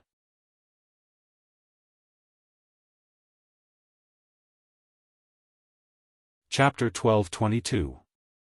The dealer glanced around and found that there were adults following the child. He could confirm that there were 4 of them. The 4 of them were expressionless and their gazes did not linger in one place. The 4 of them split into several directions and looked back and forth. It was obvious that the 4 of them were bodyguards, and very responsible ones at that. When the child they were protecting lost 4 strings of money, they were still indifferent. This showed that they did not care about this little bit of money. The dealer felt bitter in his heart. The gambling house opened its doors like a mouth, swallowing guests from all directions. There were winding corridors inside, encircling 8 sources of income. As long as it was a gambler, the gambling house would eat it according to the rules. But no matter what, there was always an exception. Some people's money could be earned, but some people's money could not be earned. Why did the gambling house leave a back door? According to feng shui, one only ate and did not vomit. If one lost and wanted to leave, they had to leave through the back door and not the front door. At the same time, it was said that there was entry and exit, and the entry and exit was for survival. As a dealer, he had to know how to live and know how to judge people. He needed to compromise now, otherwise, no matter how many doors were left open, he would not be able to survive. The dealer secretly calculated. He had already picked up the dice and slowly put them into the dice cup one by one. This was different from before. Previously, he had just lightly tossed the dice cup and the 3 dice went in. Xiao Bei had been observing the dealer and found that something was wrong. He whispered to Xiao Hai, "Brother, the dealer seems to be panicking. Look at the corners of his mouth and eyes. The corners of his mouth are moving unnaturally and his eyes are looking up and down." Xiao Hai nodded. This is a case of the shop bullying the customer and the customer bullying the shop. Xiao Chang scared him. Xiao Chang did the right thing. He fully used his advantage. What advantage? Xiao Bei asked. The advantage of having money. Xiao Chang actually wants to help you win back the money you lost and win 2 more strings of money to make everyone happy, Xiao Hai explained. Xiao Bei was confused. How? How do you calculate it? Win back my money and then get 2 more strings of money. Now it's more than 4,000 strings of money. Xiao Chang first bet 4 strings of money, then he doubled it every time. If he won in the end, he would get 4 strings of money. If he won in the end, he would win in the end. In fact, a string of money is not that much. After 10 times, it would be 1,024 strings of money. After 10 times, it would only be 1,000,000 strings of money. When Little Hai started talking about simple mathematics, he didn't need to stop and slowly calculate it. He just opened his mouth and said it out loud. This was a talent that made people admire him. Xiao Bei blinked her eyes in confusion. In any case, she couldn't calculate without a pen. Listening to brother Xiao Hai wasn't wrong. Thinking of the money at home, Xiao Bei said, "Brother, you don't have time to think about making more money. You send people to bring back things from faraway places and send them to the Sanongxi temple for them to cultivate. Our family's money adds up to more than 300 million strings of coins, right? And this was the amount that was sent to the various disaster areas every year. Actually, I also felt that it was meaningless. 300 million strings of cash was equivalent to 300 billion copper coins. How was I supposed to spend it? There are only 2 places to spend money. One is the Research Institute of the Ministry of Works, and the other is the disaster area. But we can't expect the Great Tang to suffer a disaster, right? I still haven't figured out how to spend the money we earn every year. My plan is to discuss with Big Brother and Big Sister and come up with an idea. We'll get the Ministry of Works to develop targeted technologies that we can use in all the schools in Great Tang. Big Brother, do you think everyone will support this?" Xiao Bei was very worried that her proposal wouldn't be passed when the final vote was held. Xiao Hai nodded. "It shouldn't be a problem. We don't need a lot of money either. A good restaurant does have a meal that costs more than 100 strings of coins. But if we want to eat good food, why should we go to other people's restaurants? That's not being rich, that's being sick." "Huh? What's the banker doing?" The 2 of them chatted for a while before realizing that the banker's actions were very slow. First, he slowly loaded the dice, then shook it. After waiting for a long time, he finally put the dice cup on the table. Now, he covered his stomach and ran away. He didn't eat well for breakfast. Did he have a stomachache? Xiao Bei helped the banker think of an excuse. When she looked at the money on the table again, she understood and said with a sneaky smile, "I guess the money in the dice cup is big." Xiao Chang is betting big now, but there's another person who actually bet 60 strings of cash. He doesn't want to open it. No, look at what's on the 60 strings of cash. Xiao Bei's eyes were sharp and saw what was on the bill. It's copper coins? There's no hole in the middle. Is it a copper pad? There's also a picture on it. It's a person's side profile. It looks very familiar. Xiao Bei stretched her neck and looked twice. Of course it's familiar. When we play poker, we usually use the same thing. It's just a little thinner than the ones on the table, Xiao Bei said. Oh. I know. Gold. Our gold chips were specially made by Big Brother. One is comfortable to look at and feel. The other is that Chinese medicine doctors say that gold is medicine and that it calms the heart and mind when placed next to it. But Big Sister doesn't admit it. She says that it's better to put a bunch of magnets instead. It has a magnetic field effect. Xiao Bei finally found a chance to speak. Xiao Bei found that things had become complicated. When she came in, she only wanted to win a few copper coins to satisfy herself. Now, even gold appeared in front of her. Gold can't be circulated. Thinking about this, Xiao Bei waved at a person who was squatting next to a gambling game of throwing dice into a bowl with his chin in his hand. That person, Wei Wei, was stunned. Then, she stood up and came to Xiao Bei. Brother Su Si, you know a lot. Look at that gold. What's going on? Xiao Bei asked the person. Su Si was really stunned this time. He was stunned for a while and even secretly took out a small mirror to look at himself. He looked at Xiao Bei in shock. How could Xiao Bei still see through his disguise when he had already disguised himself like this? You're always holding your chin with one hand and touching your ears with the other. No matter if you're standing, sitting, or squatting, other people find it awkward, but you use it so smoothly. I've never seen a second person do this. Xiao Bei explained to Su Si with understanding. Su Si regretted that he didn't have a good memory. Someone had mentioned before that his habitual movements were too obvious. He didn't expect Xiao Bei to notice it. Seeing that Xiao Bei was waiting for him to answer, Su Si carefully looked at the gold on the table. He rolled his eyes and softly said to Xiao Bei, "It should be money.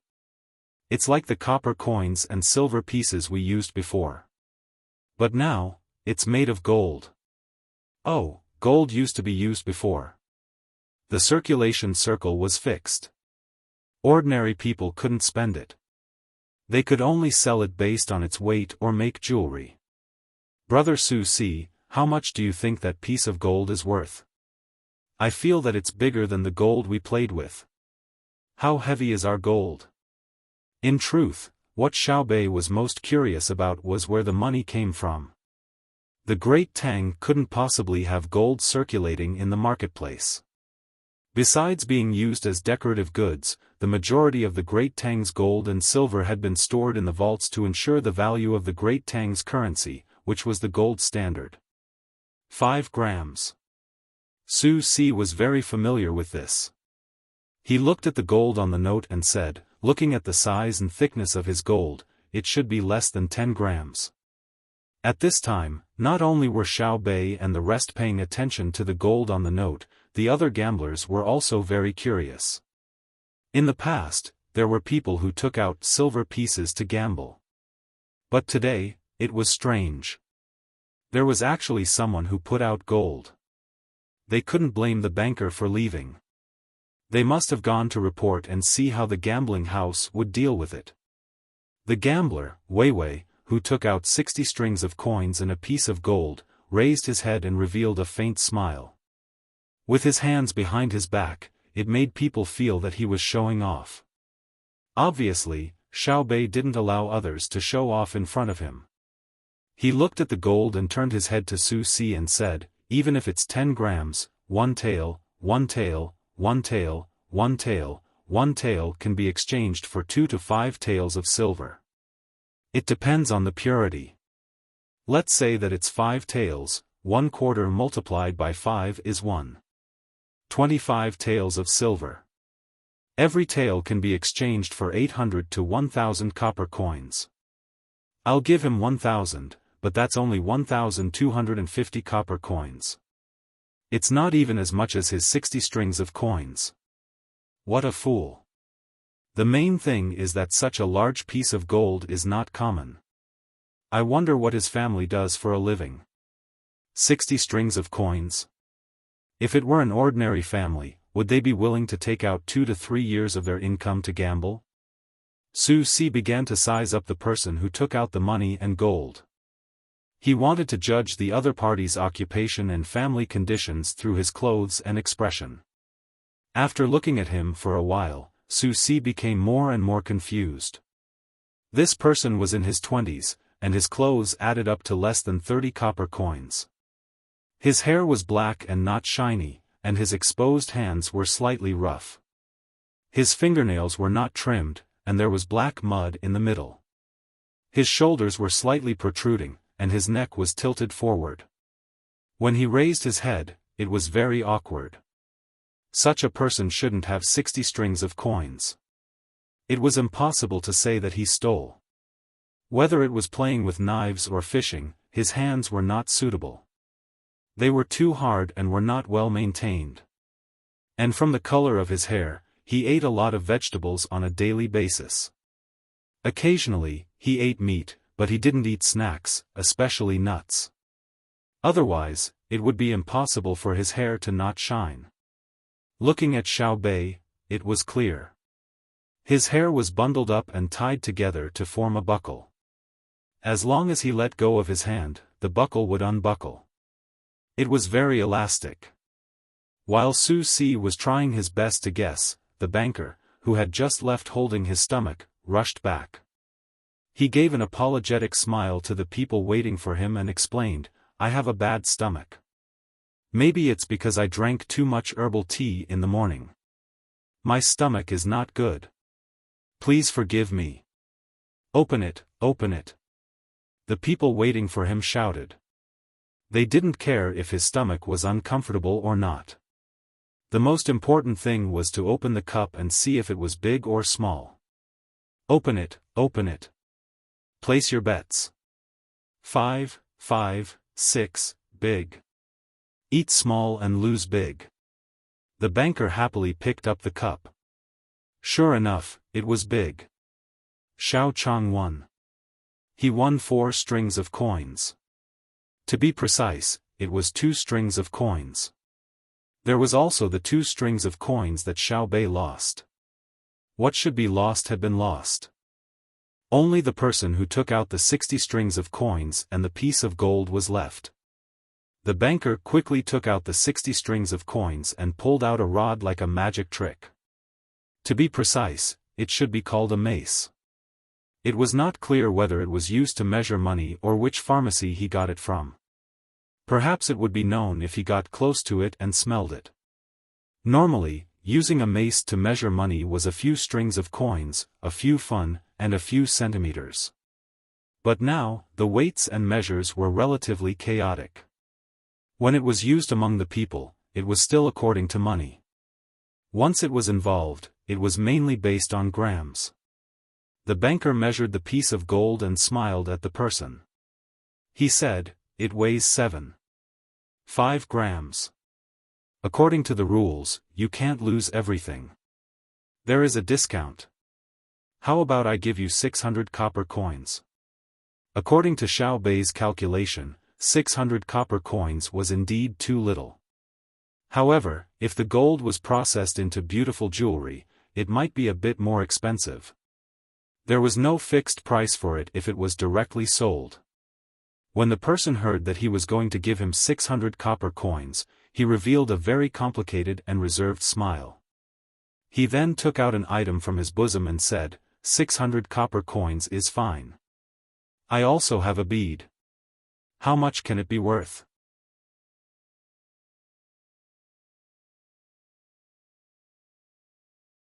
Chapter 12:23. The thing that this person took out was a pearl. It was white in color and was held in the palm of his hand. As the surrounding people swayed, the light on the pearl changed in intensity.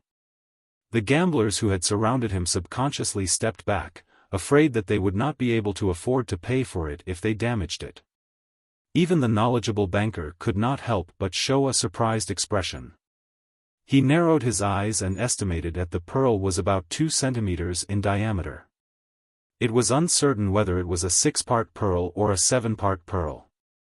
However, no matter which one it was, the value of this pearl would not be low. Ordinary people could not have it, otherwise it would be a crime. All kinds of eyes flashed in the eyes of the surrounding people, and all kinds of expressions changed on the faces of the people. In a trance, the light of the pearl seemed to illuminate the entire hall. With their silence, more and more people around them were affected, so they followed the gaze and were shocked together. The entire hall was quiet in a very short time. "Isn't it just a 7-part pearl? Look at you fiddling with it. Don't you know that the sweat on your hands is harmful to the pearl? At least wash your hands first. Look at the pearl. It's yellow because of you. Is that mud or oxidation? It means that it's been there for a long time." Xiao Bei's voice suddenly sounded. She could not bear to see someone rubbing a pearl with a dirty hand and putting it on a piece of silk. It looked good, didn't it? It was a pity that the pearl could be ground into powder and drunk with water to calm the nerves. How could it be eaten with so much sweat? When the person who took out the pearls heard Xiao Bei's words, she hurriedly rubbed her other hand against her body. When the pearls were turned upside down, her other hand rubbed against her body again. Then, she looked at her dirty fingernails and awkwardly bent them, trying not to attract too much attention. "Here, put it on." Xiao Bei kindly took out a piece of silver white satin folded 4 times from her bag and raised her arm to hand it over. "Thank you, thank you." The person who brought the pearl put his hands under the satin and held the pearl up. This way, it could cover his dirty hands. As soon as the pearl was placed on the silver white satin, it immediately showed a different luxurious appearance from before. It made people who saw it feel a trace of purity in their hearts. The banker narrowed his eyes. He was a person who knew what was what. The silvery white satin looked white, but if one looked closely, they would find that there was embroidery on it. The unique style of Hangzhou embroidery was unforgettable after seeing it once. Using silver thread to embroider on silver satin was something that ordinary people would not be able to do. This was an extremely low-key luxury. When the person holding the pearls moved slightly, the matching light on the satin rippled like the surface of a lake, causing the banker's eyes to widen. He took a deep breath, but it was stuck in his throat. He wanted to exhale, but he couldn't. The patterns on the satin were actually auspicious clouds and phoenixes. It was a legendary masterpiece used in the inner palace. A few hoarse sounds came from his throat as the banker trembled. This piece of satin was much more valuable than the pearls on it. In a state of near exhaustion, the Zhuang family's patriarch heaved a sigh of relief. Fortunately, he didn't offend anyone for a few thousand copper coins. Where did these children come from? They, 1, 2, 3, 8, 9, 9. Why 9? Why were there 4 boys and 5 girls? Why was that? Do you have nothing better to do? Why didn't you play in the Blue Sea Silver Sand restaurant after breakfast? Why did you have to come to the gambling house? The banker complained in his heart. He didn't say anything, but his hands were moving. He opened his palms and slowly placed them on his thighs. He didn't move at all. He was really afraid that his actions would cause a misunderstanding at some point in time. He was afraid that he would have to bid farewell to this world of mortals without an explanation. The banker guessed and confirmed the identity of the children who had lost so many rounds, but he wouldn't tell anyone. He was nervous and happy at the same time. The others didn't know the identity of the children who liked to gamble, so they were all focused on the pearls. Xiao Bei was also looking. She was wondering if eating the sweaty pearls would cause her to be poisoned. "They're bigger than our pearls," Xiao Yuan whispered to Xiao Bei. "Are you saying that the pearls in front of us are bigger than the ones in our house?" Xiaobei measured with her hands. The pearls in her house were the size of a goose egg. She had once thrown them on the marble floor. They were quite elastic and sturdy. She heard from her brother that there was another one that was the size of a chicken egg at that time.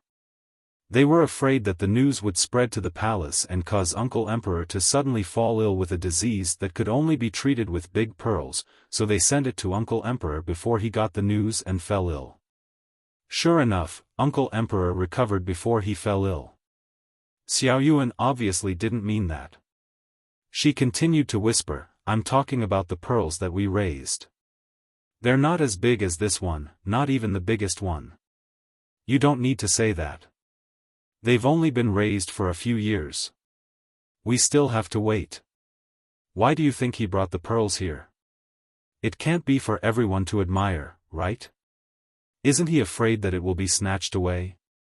I don't even dare to take out the pearls in my bag to play with." Xiaobei suddenly remembered what the other party wanted. They could take out pearls in the gambling house, but that was when they had no money. This person clearly won 60 strings of cash just now, but he actually took out the pearls. What did he want to do? The dealer also wanted to know clearly. He subconsciously glanced at Xiaobei and the other 9 people. He coughed twice to draw everyone's gaze back. He smiled implicitly and said to the person who brought the pearls, "I don't know if this little brother is planning to sell the pearls or just let us see what they look like when they're 70% big." When the dealer asked, the others finally reacted. "Since you just won 60 strings of cash, why did you take out the pearls? Did you want to tell others that you have pearls?" Seeing that the other party didn't answer, the dealer still smiled and said, "If you want to sell them, I'll make the decision today. None of the jewelry stores in Izhou City will pay more than the gambling house. If it's the latter, then we have to thank this little brother. It's rare to see pearls today. Today, I'm so lucky to be so close to see them. I really don't want to waste my life. However, this little brother should quickly put away the pearls. There are too many eyes. You have to be careful. Am I right? Come on, don't be idle. Let's continue playing." After the dealer finished speaking, he really stood straight again. He picked up the dice and the color cup and was about to start. The person who brought the pearls looked around. Seeing that the others were no longer paying attention to him, he felt very bored. He smiled embarrassedly, shook his head, and began to put the pearls in his arms. "This big brother, wait a minute, can you return my handkerchief to me?" Xiaobei was anxious. After looking at the pearls, why did he have to give a piece of Hangzhou embroidery that was more valuable than the pearls in front of him? "Do you know how much this silvery white silk is? It's mutated, not the ordinary kind. I'll buy it."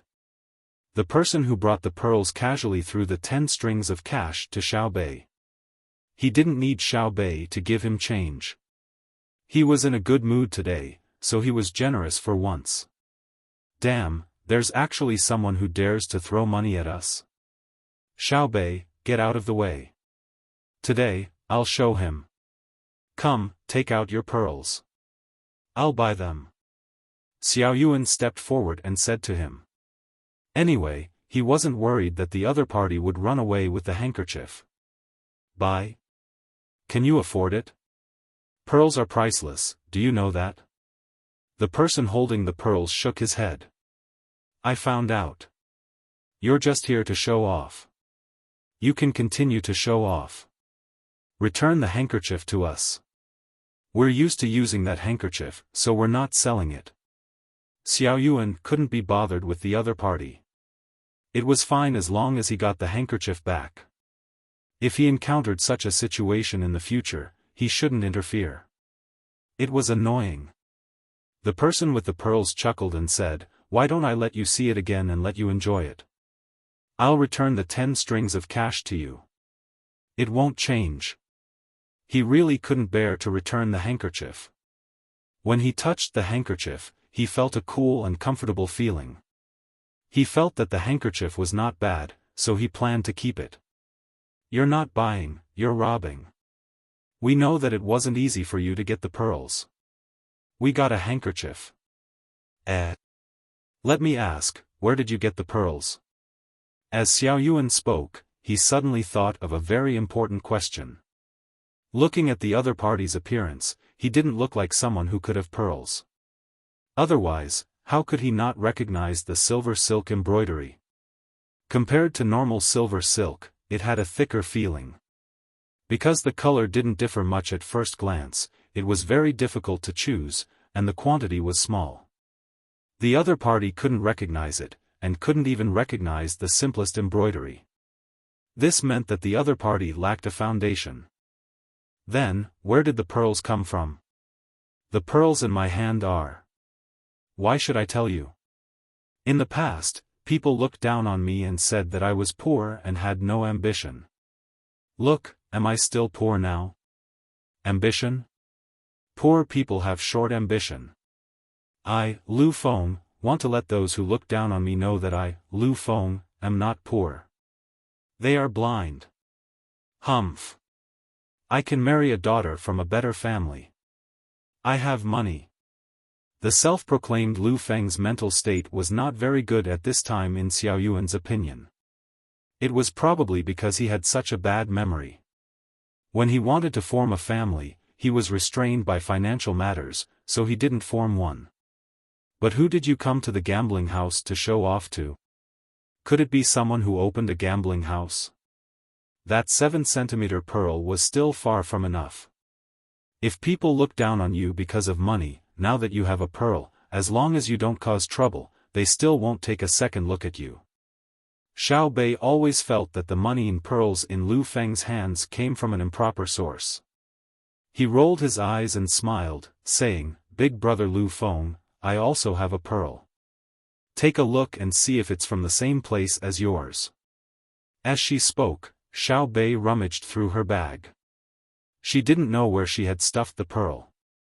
After rummaging for a while, she pinched a pearl and took it out of her bag. "Look, it's a little bigger than your pearl." Xiao Bei shook the hand that pinched the pearl and said to Lu Feng. Lu Feng's eyes widened. He picked up his pearl and put it next to Xiao Bei's hand. Comparing the two, he found that his pearl was smaller than Xiao Bei's. The surrounding people very cooperatively exclaimed in surprise. Today was an eye-opener. "Impossible, how do you also have a pearl?" "You." "It's absolutely impossible. They said that other than me, there's no one else." Lu Feng's confidence that had just risen was destroyed by Xiao Bei's big pearl. Who are they? If you tell me, maybe I can give you the pearl directly." Xiao Bei shook the hand that pinched the pearl and asked expectantly. Lu Feng was silent. He gritted his teeth and suggested, "They are immortals. They won't meet a mortal like you. Do you dare to bet with me? Whoever wins will get the other party's pearl." "Bet, I agree. I'll bet with you. Not only the pearl, but also all the money I have." Before Xiao Bei could answer, there was a voice of agreement behind her. Xiao Bei turned around in surprise. She giggled and said, "Brother, you must win and bankrupt him."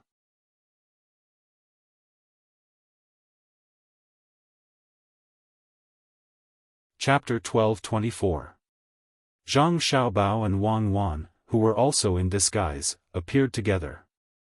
Originally, the two of them had wanted to carefully study the specific tactical arrangements and then send them to various parts of the battlefield.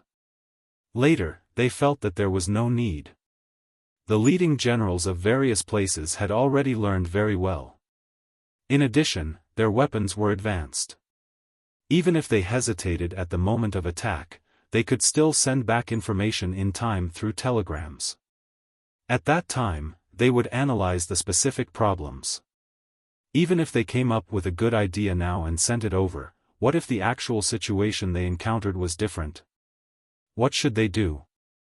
This was what it meant when the general said that some orders from the emperor were not obeyed. If the general at the front needed to consult with the Ministry of War behind to use any formation, then what was the point of fighting? In Wang Wan's opinion, not to mention the tactical arrangements of various places. Even strategic adjustments had to be consulted with the commanding general at the front. You wanted him to complete the strategic objective and pass through in a short time, but in front of him was a snowy mountain. How could he pass through? There was no time at all. This was because the enemy did not have telegrams at the moment. Otherwise, they would need to use electronic silence. The commanding general was very important. Zhang Xiaobao and Wang Wan considered this situation and decided to temporarily let the commanders of various divisions act freely. They just needed to set the strategic objective into a large framework. The two of them had nothing to do, so they came over to see what their younger brother and sister were doing. Before they entered, they already knew what their younger brother Xiao Chang was doing. It was not a calculation of a gambling game at all. Instead, it was a big gamble. They used their imposing manner to make the banker not dare to cheat, and they used enough money to balance out the small difference in probability. In the end, they would win 4 copper coins. Unless they bet a lot at the beginning, they would only win more. Xiao Chang's method unconsciously displayed the basic rules of capital operation. The more money there was, the easier it was to make money. The bad thing was that although this way of development was stable, the speed of making money was slow. The fastest and best method was to have the sum of expenses and income be zero in a cycle. In other words, there was no profit or loss. The money was always invested as quickly as possible after the profit. Wang Wan felt that this method was the best theory of capital operation in a situation where the risk was relatively high. But Zhang Xiaobao felt that it was best to always put the company in a negative capital operation situation. After overdrawing all the resources the company had, part of the risks or benefits would be transferred to credit institutions. In Wang Wan's eyes, doing so was the behavior of a lunatic. As long as there was the slightest mistake, the capital chain would immediately be cut off. Not only would all the previous income not be returned, but the operator would also owe a large amount of debt. However, Zhang Xiaobao believed that this was the most stable way of development. This was because when operating at a deficit, many credit institutions were tied together, and they could even rope in the political system to participate. Even if there was a little risk, there would be people who would be anxious and help to find a way to solve it. As a result, they had unknowingly overestimated the assets of their own companies. In other words, the local political and credit institutions clearly knew that their own companies were not worth so much money, but in order to recover their investment, they had to continue to increase the amount of loans and preferential policies for their own companies. Otherwise, everyone would be doomed. Therefore, according to Zhang Xiaobao's actual standard, he shouldn't have only earned this little bit of money after so many years. He should have more because Wang Wan didn't allow him to do so. Wang Wan absolutely believed that if she let go of the restrictions, Zhang Xiaobao would play even crazier, and no one would be able to stop him. Since he could not gamble with the economic system of the whole society, Zhang Xiaobao wanted to participate in the small gambling game when he saw it. He had not played for a long time, and his hands were itching. As the main participant of the game, Lu Feng did not know how terrible his opponent was, mainly because he did not know who his opponent was. After seeing a bigger pearl and knowing that his opponent was noble and had a lot of money, he thought that his opportunity to make a fortune had come. He had a unique skill of playing dice, at least that was what he thought. He was not a native of Izhou City, but a person from a nearby village, very far away. When he was at home, he won some money because no one had money. Even if he wanted to win tens of thousands of strings of coins, the total bet of others could not reach that amount. Later, when he was about to make a fortune, he was exposed. He actually used mercury dice. After paying the money, he was even poorer. Therefore, people were not willing to marry their daughters to him, because they thought that one was poor, and the other was not good quality. His bad quality showed that he was active and opportunistic. Later, he found a way to make a fortune. Now, he planned to make more money and make a name for himself. He wanted to go back and show off to those who had looked down on him before. Many people knew that mercury dice could be used to cheat, but not everyone could do it. It required skills and a long time of practice. Mercury was flowing. When it was put in the dice, its weight would be different. Almost no one could tell that it was the effect of the Earth's gravity. The trick to playing mercury dice was to control the strength and get used to it. It was like chopsticks. When you threw chopsticks with uniform weight, it was different to make them spin once or twice. It was easy to make them spin once. After using chopsticks for a long time, they had developed a habit of strength. It was not difficult to make them spin once, but it was very difficult to make them spin 3 times. However, it was relatively easy to change to chopsticks with a heavy end and a light end. It could be done with practice. The mercury dice followed the same principle. The moment the dice was thrown, due to the fluidity of mercury, it would cause the dice to receive an uneven force. If one grasped this degree well, the dice would be able to produce the desired number under certain circumstances. Lu Feng had 3 sets of dice in his hand, each with 3 pieces. The inside of each set was mercury. The color of the outside was different from the material, so it was easy to confuse. If he played with the dealers in the gambling house, he would not dare to change the dice. If he was caught, his hands would be chopped off. Right now, he was bullying outsiders. Outsiders were not people who came from the outside, but people who were amateurs. Lu Feng thought that since the children were from rich families, it was impossible for them to be good at gambling, unless they started their business by gambling. However, from what he saw, it was obviously not the case. He decided to cheat them. He would win the big pearl and more money. After that, he would return to his village and teach all the people who had looked down on him a lesson. Xiao Bei and the other 9 children did not consider what dice Lu Feng would use or how to play. In their opinion, as long as their brother made a move, there was no possibility of losing. Their brother was a godlike existence. As long as they were by their brother's side, even if the sky collapsed, there would be a piece of sky that would continue to float above, because their brother was standing below. Many children were like them, worshipping their parents. Boys generally thought that they should be like their father, and then find a woman who was similar to their mother to marry. Girls were the opposite. It wasn't incest. People who thought like that were too filthy. It was a very normal family habit. Sadly, many boys and girls grew up and received a better education with the help of their parents. Then, they turned around and looked down on their parents. Under natural development, this was not wrong. Old wolves would eventually be replaced by strong wolves. Human development could not be like this. This was the reason why wolves could only be kept in zoos. Human parents always hoped that their children would be better than them.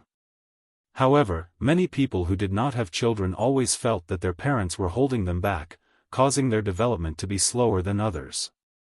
Then, they felt that their parents were very stupid. They did not know how to do this, they did not know that. They taught them many times, but they could not remember. Of course, if such people met Xiao Bei would scold them to death. How many times do you need to teach them? Do you know how hard it is to teach children? I tell stories to Pan Air and the others over and over again, but in the blink of an eye, they forget. What did I say? It was also because they had taught younger children that Xiao Bei and the others were more sensible than many older people. Even now, they still worshipped their brother and sister and swore to learn well. In the future, they would not need their brother and sister to worry about them. They would be able to support the entire family. Xiao Bei and the others worshipped Zhang Xiaobao. In the entire hall, other than the Zhang family and the Wang family, only the Zhuang family knew about it. No one else thought about it. The Zhuang family was very excited.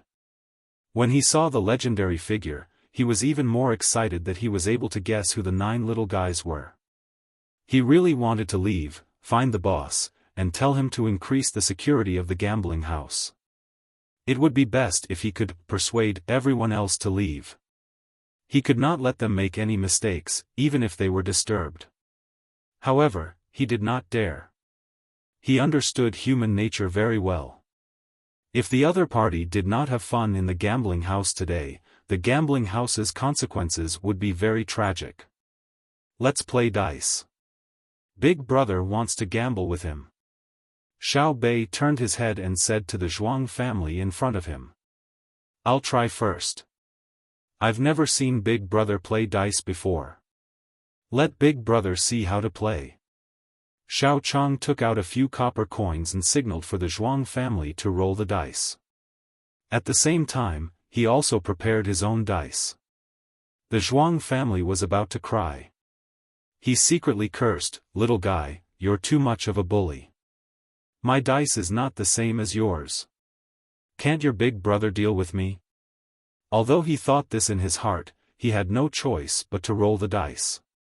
The crashing sound stopped when the dice cup fell.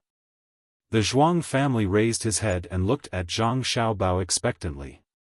Zhang Xiaobao and Weiwei smiled and said to their younger brother, Xiao Chang, "Just play 3 rounds, okay? People with pearls don't need other people's help." "Okay." Xiao Chang happily agreed. He was about to throw out the dice in his hand.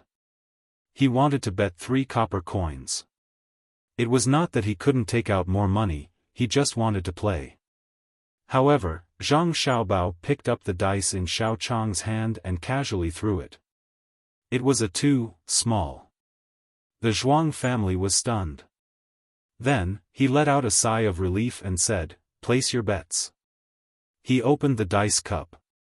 The 3 dice inside were 1, 3, 4, and 4. 1, 3, 4. Eat big and pay small. He gave the 3 copper coins to Xiao Chang. Then, the dice cup fell steadily. Zhang Xiaobao threw the dice. It was a 5. The Zhuang family opened the dice cup, 4, 4, 6. Eat small and pay big. For the 3rd time, Zhang Xiaobao waited for the Zhuang family to finish rolling the dice. He threw a 1. The Zhuang family opened the dice cup, 3, 3, 2. Eat big and pay small. After shouting and giving the money to Xiao Chang, his eyes were full of shock. He already knew that Xiao Bao could hear the sound of the dice in his dice cup. This was definitely not a fluke. After 3 rounds, he did not believe that Xiao Bao was lucky. Then, he looked at Lu Feng with a pitiful expression. He said in his heart, "You are dead meat. You could have chosen anyone, but you chose Xiao Bao." Wang Wan's beautiful eyes were also shining. She had never seen Zhang Xiaobao play dice. The information she collected before also did not mention it. But after thinking about it, she felt that it was normal. Zhang Xiaobao first learned his skills in prison.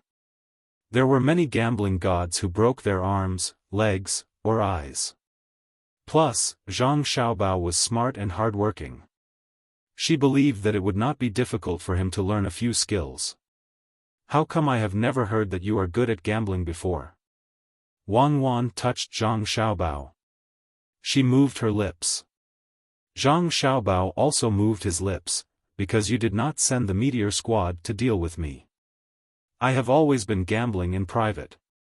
If I had known, I would have sent the meteor squad to deal with you," Wang Wan said. Zhang Xiaobao chose to be silent. The meteor squad he had at that time was many times stronger than the meteor squad that had just been formed not long ago. If they were to fight, it would be the worst-case scenario. Although the meteor squad was strong in the world, the meteor squad was not the only strong organization. There were other ruthless people and mercenaries. What's the point of watching a little kid play? "Little brother, let's compete." Lu Feng felt the pressure. He had won 3 times in a row. Was it true ability or good luck? Zhang Xiaobao was indeed not 20 years old. Moreover, he was different from other people who looked mature at a young age. He had always looked very youthful, even his eyes. If there was no special description, he would be a gigolo who lived off women. However, in reality, this gigolo only freeloaded on a certain country. When he was full, that country would collapse. He was very handsome, especially his hands. They were slender and fairer than a woman's hands. In Wang Wan's eyes, his hands were red and stained with blood. If she had to find a dignified saying, according to Zhang Xiaobao's words, Buddha is merciful, but there are still 18 arhats. After killing people, they would turn back and be saved. After killing people, they would put down the butcher's knife and become Buddha immediately. Even if he was kicked to hell by thousands of creatures, he still dared to make friends with Ksitigarbha Bodhisattva. I'm doing this for you. I'm afraid you'll be lonely. Zhang Xiaobao showed his hands and said to Lu Feng, how do you want to bet? You and I will throw dice in a bowl. Whoever gets the most points wins. It's a best of 3. Lu Feng suggested. Okay. Someone, bring the bowl and dice. Zhang Xiaobao followed the suggestion. The dice and bowl were brought over. The people around consciously took 2 steps back, looking forward to today's game. Zhang Xiaobao slowly rolled up his sleeves, revealing his forearms. He asked Lu Feng, who's going first? Lu Feng grabbed 3 dice and was about to throw when Zhang Xiaobao stopped him. Roll up your sleeves. To be honest, you need to be topless to play dice. It's not elegant. You should at least roll up your sleeves, right? Wang Wan smiled at the side. She knew that Zhang Xiaobao wanted to win with skills and not tricks. It was impossible for him to not show his arms. His wide sleeves were enough to hide a set of mahjong tiles, let alone dice. Many people who practiced close-range magic usually rolled up their sleeves to give others the impression that they were not cheating. However, they would always roll up their sleeves. Hence, the rolled-up sleeves would become something to store props, and they could store a lot of things inside. Therefore, when she saw the magician touching the sleeves, she was not interested in watching. What she admired was the kind of magic that was purely technical. The magician knew that the magician's magic was fake, but because the magician's hand movements were too fast, it was faster than the human eye could react, thus achieving the goal of deception. This was real skill. As for the magician who specialized in playing with props, it was better to look at the people in the National Spy Organization who were involved in the production of spy materials. Seeing their ideas and the process of production was truly amazing. However, they could not show their talents on the screen. My arms are afraid of the wind.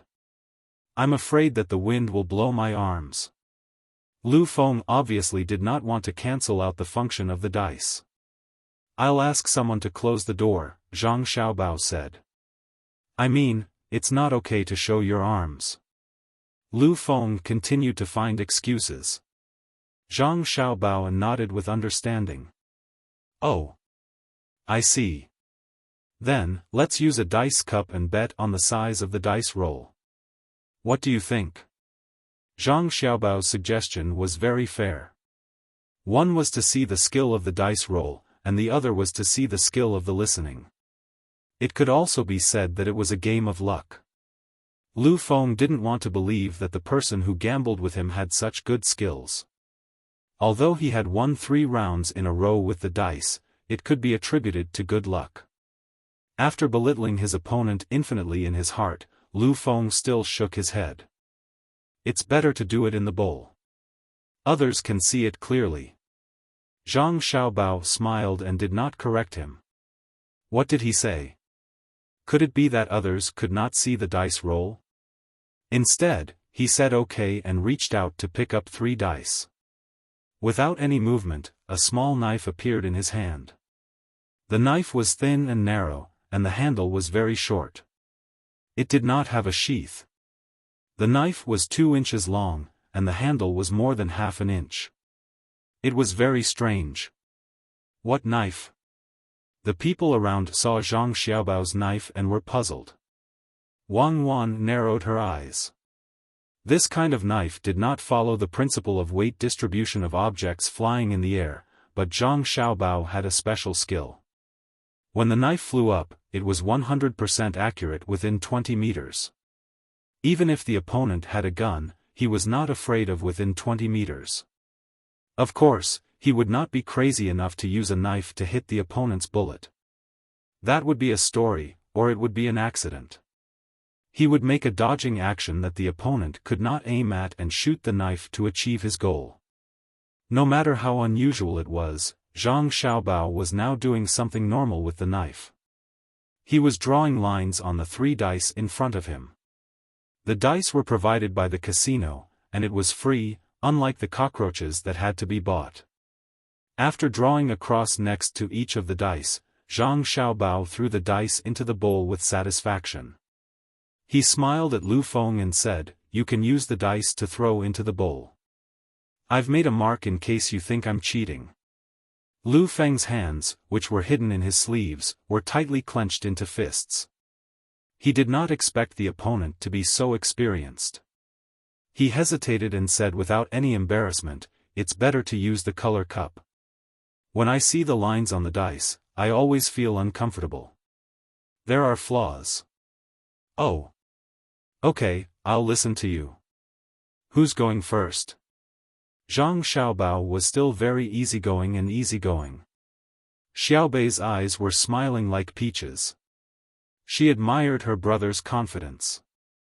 If it was not for Xiao Yuan's photographic memory, she probably would not be able to find a husband in the future. She would always unconsciously compare others with her brother. Whether it was her big brother's ability or Xiaohai's arithmetic skills, they were deeply imprinted in her heart. In fact, Xiao Yuan was the most powerful among them. In another 10 years, he could transform into an encyclopedia at any time. He was even better than Zhang Song in the Romance of the Three Kingdoms. "I'll go first." Lu Feng did not have time to pay attention to the confidence in the eyes of Xiaobei and the other children. He reached out and picked up the color cup, swinging it left and right in front of him. He put the dice into the cup and shook it. After a few breaths, he threw it on the short table in front of him and looked at Zhang Xiaobao. Zhang Xiaobao was stunned. He took a deep breath and said slowly, You just dropped a dice. How do we calculate this?"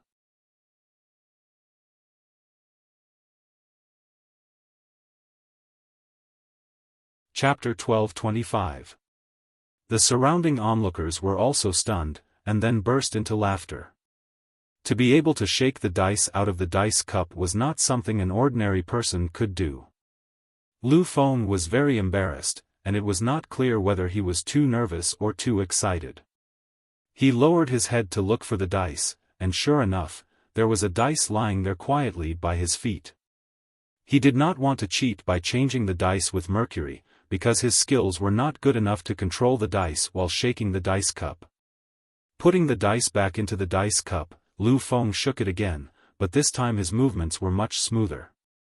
Accompanied by the sound of the dice rolling in the dice cup, he stared at Zhang Xiaobao's eyes, as if he wanted to exert mental pressure on Zhang Xiaobao. Zhang Xiaobao smiled, squinted his eyes, and did not move at all.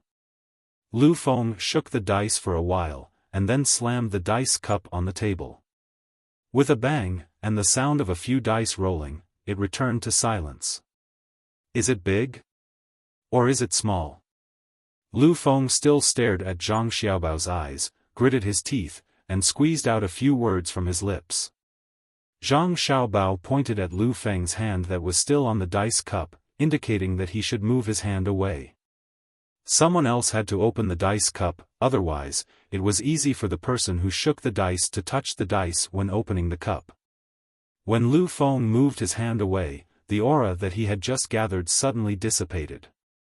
The people around them all looked at Zhang Xiaobao. The bet involved a lot of money, and there were also 2 precious pearls. One wrong word, and they would lose half of the chance to win. Wang Wan was also very curious about Zhang Xiaobao's knowledge of the dice.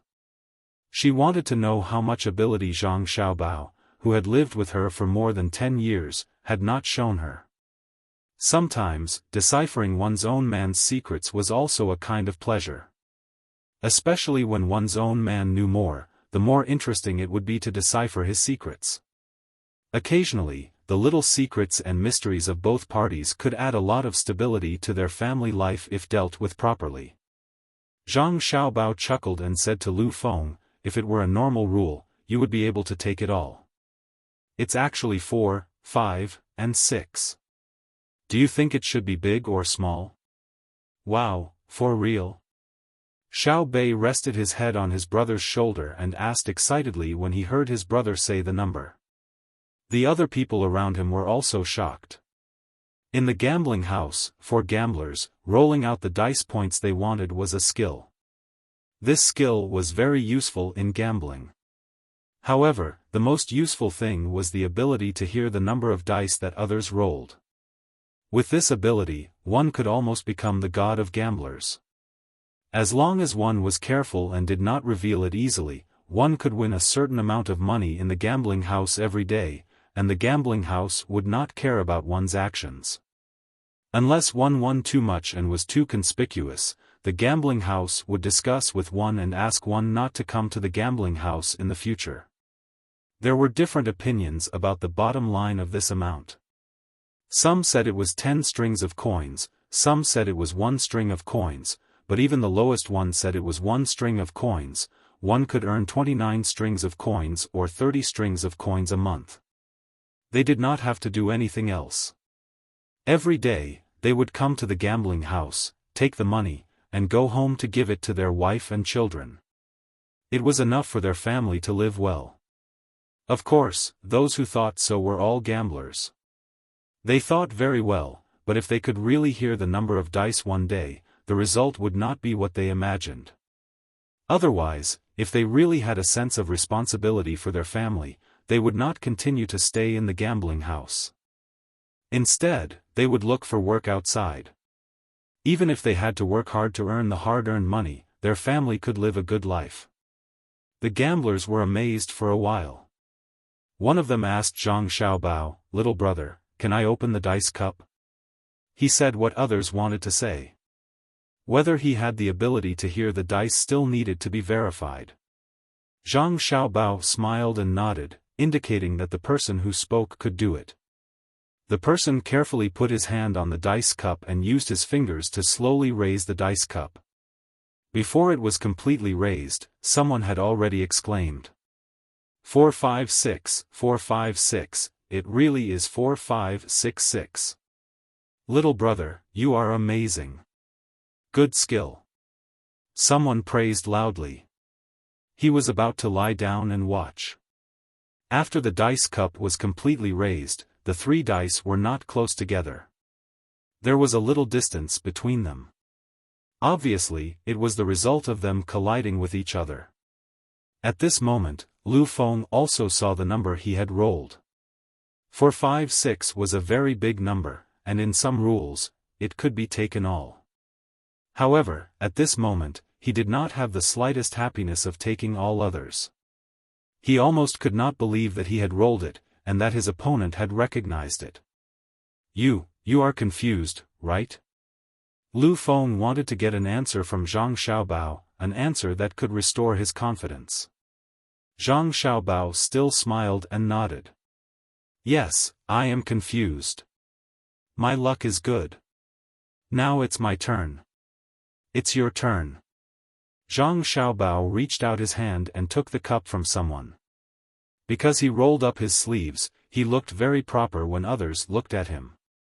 His pair of white hands also made many people jealous. They felt that they shouldn't be on a man's body. How could these white and tender hands protect his own family? If his child and wife were bullied, with his past, what could he do other than be beaten? Those who had such thoughts clearly did not know Zhang Xiaobao's fighting strength, and did not guess his identity. The dealer in charge of a gambling table in the gambling house looked at Zhang Xiaobao with a face full of admiration. Compared to Xiaobei and the other 9 children, his admiration was even greater. Even his eyes were beginning to develop in a cute way. This is a pair of hands that kills without spilling blood. The hands that have spilled blood are also very fair. The dealer looked at Zhang Xiaobao's hands, then at Weiwei's, and then at Wang Wan's hands. He secretly compared them and felt that he could not tell who had killed more people. In any case, his hands were very beautiful.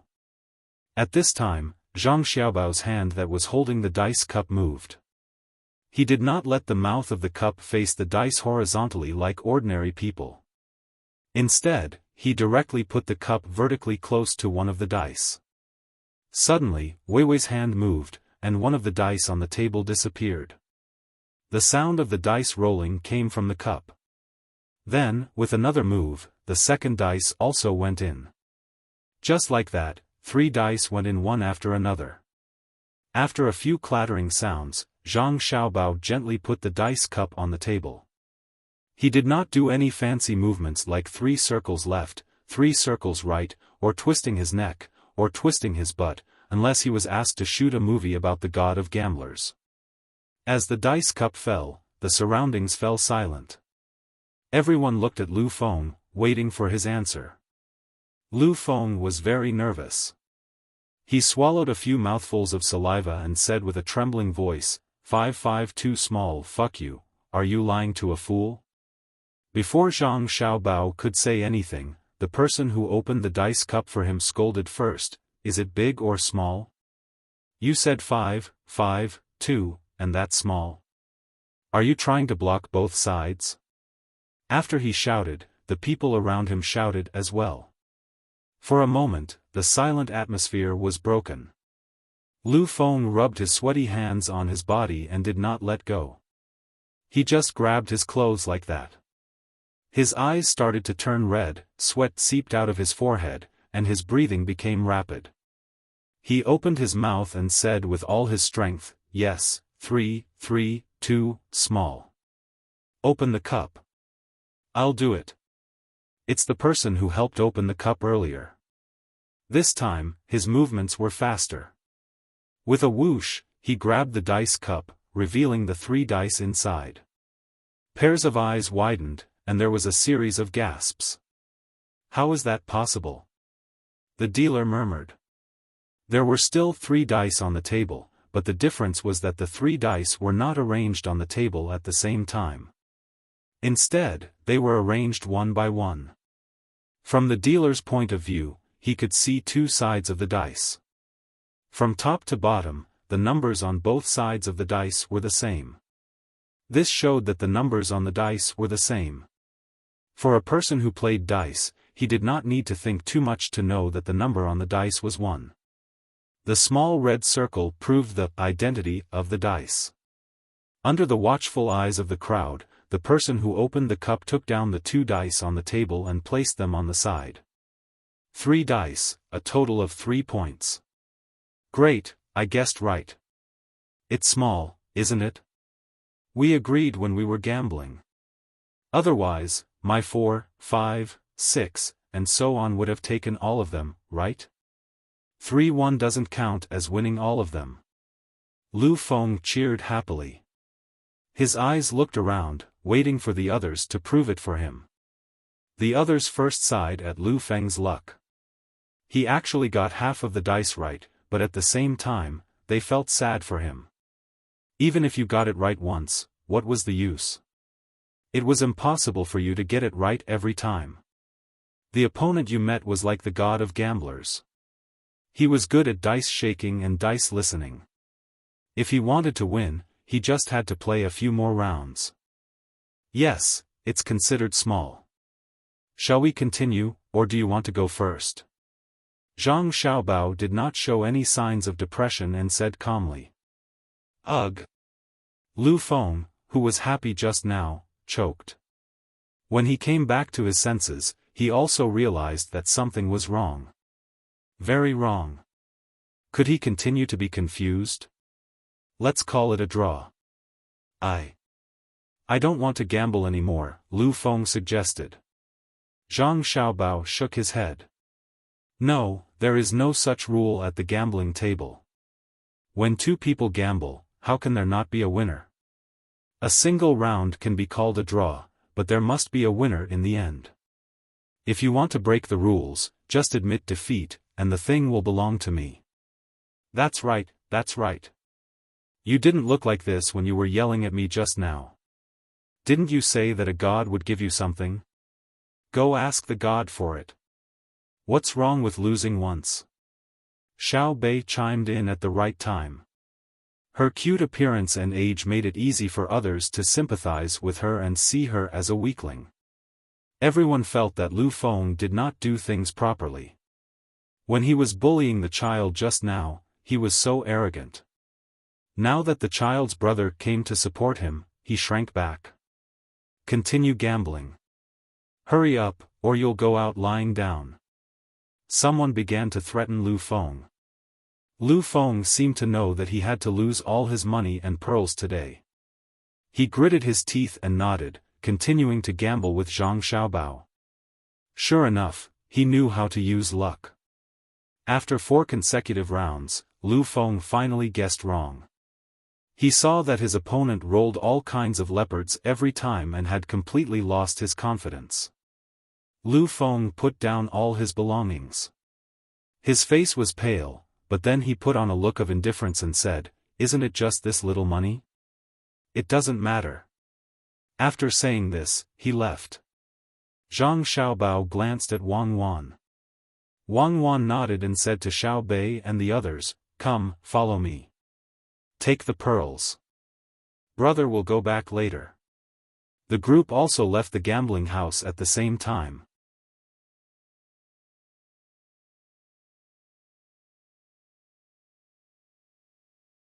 Chapter 12:26.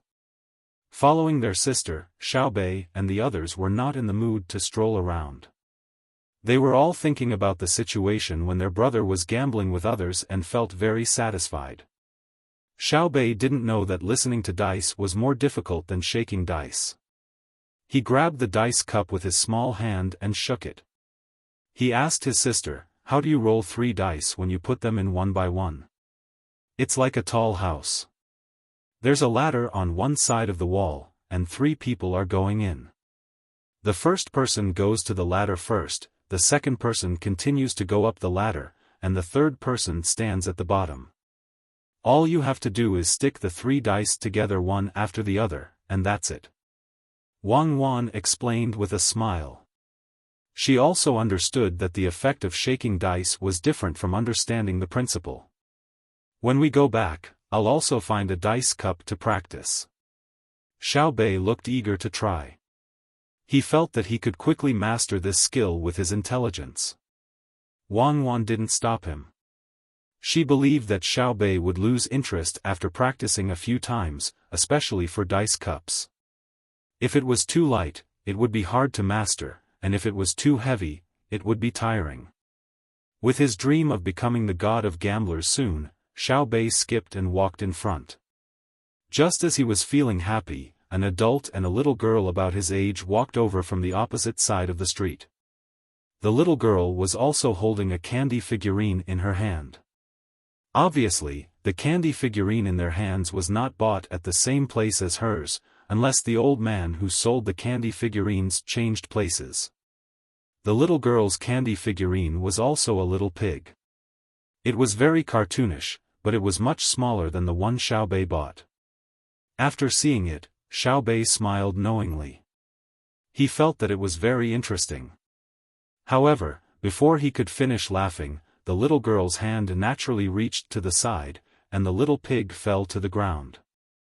"Yaya doesn't want a little pig." The little girl's tone was obviously not comparable to Xiao Bei's.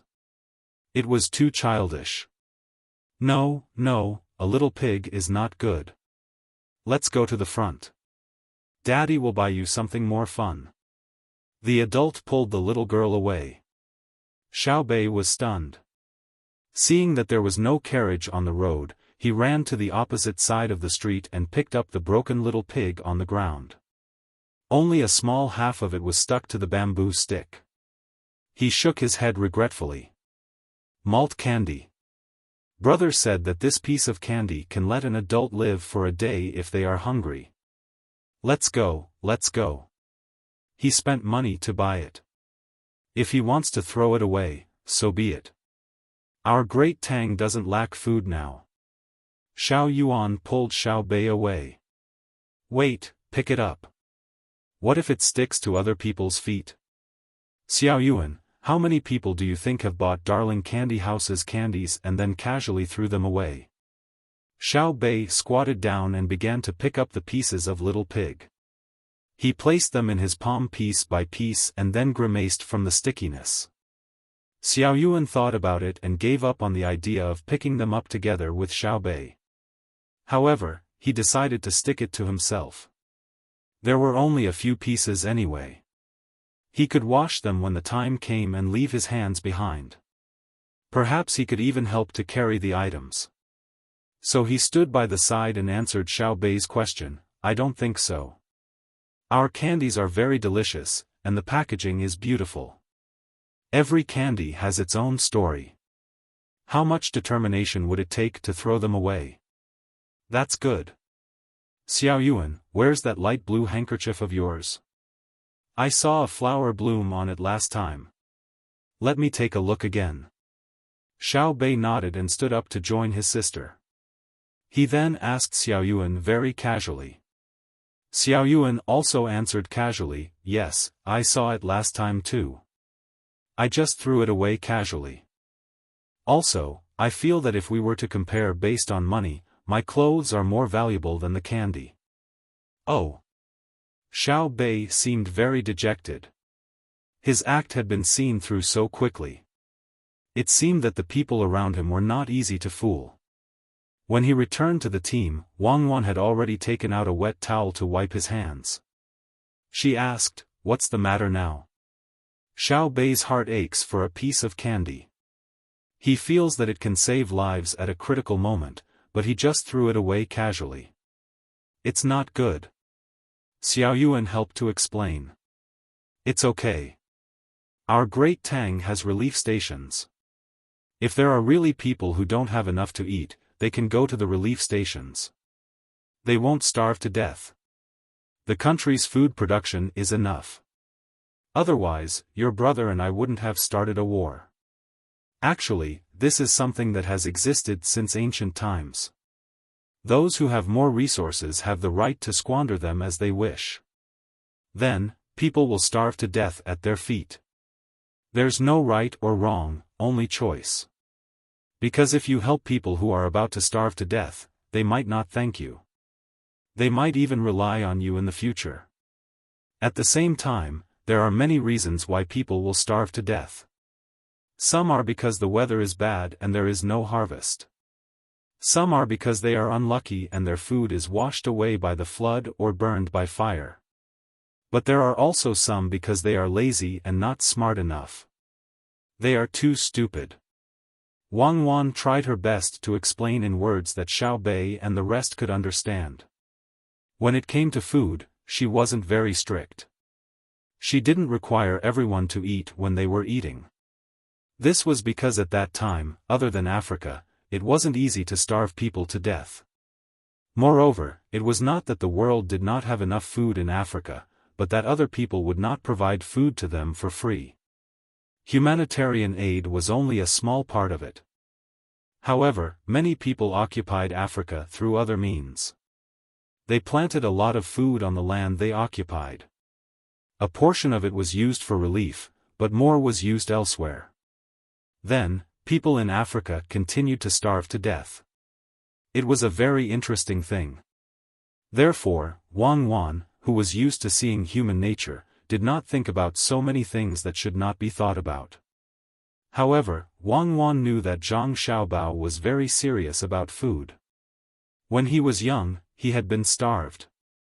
Even though the relief station at that time could still take care of some of the relief work, no one liked to go there.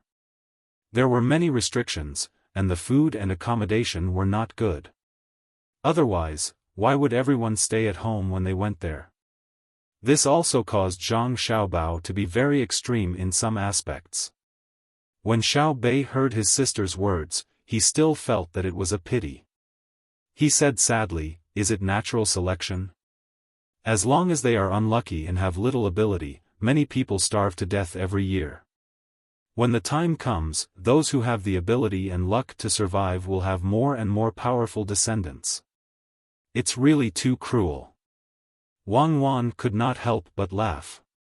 She patted Xiao Bei's head and said, "Not all of them. After all, humans are different from other animals.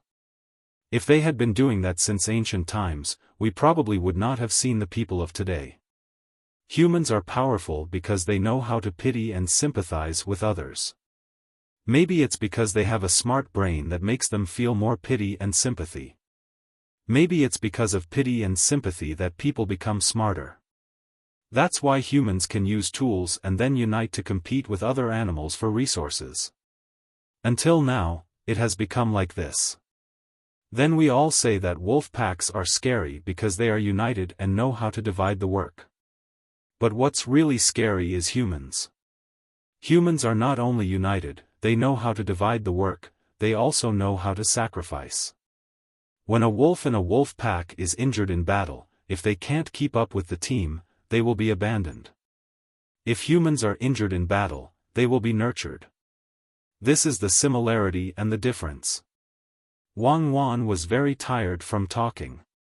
She did not want her younger siblings to become cold, and she did not want them to become kind to the point of foolishness. Therefore, she had to go back and forth to explain. Xiao Bei and the rest listened attentively as they walked. The guards consciously left enough space for them to prevent people from approaching them. After a while, Xiao Bei nodded vigorously and said, "I know. If a wolf in a pack dies, its children won't have a good time. They look very united, but they can't beat a human.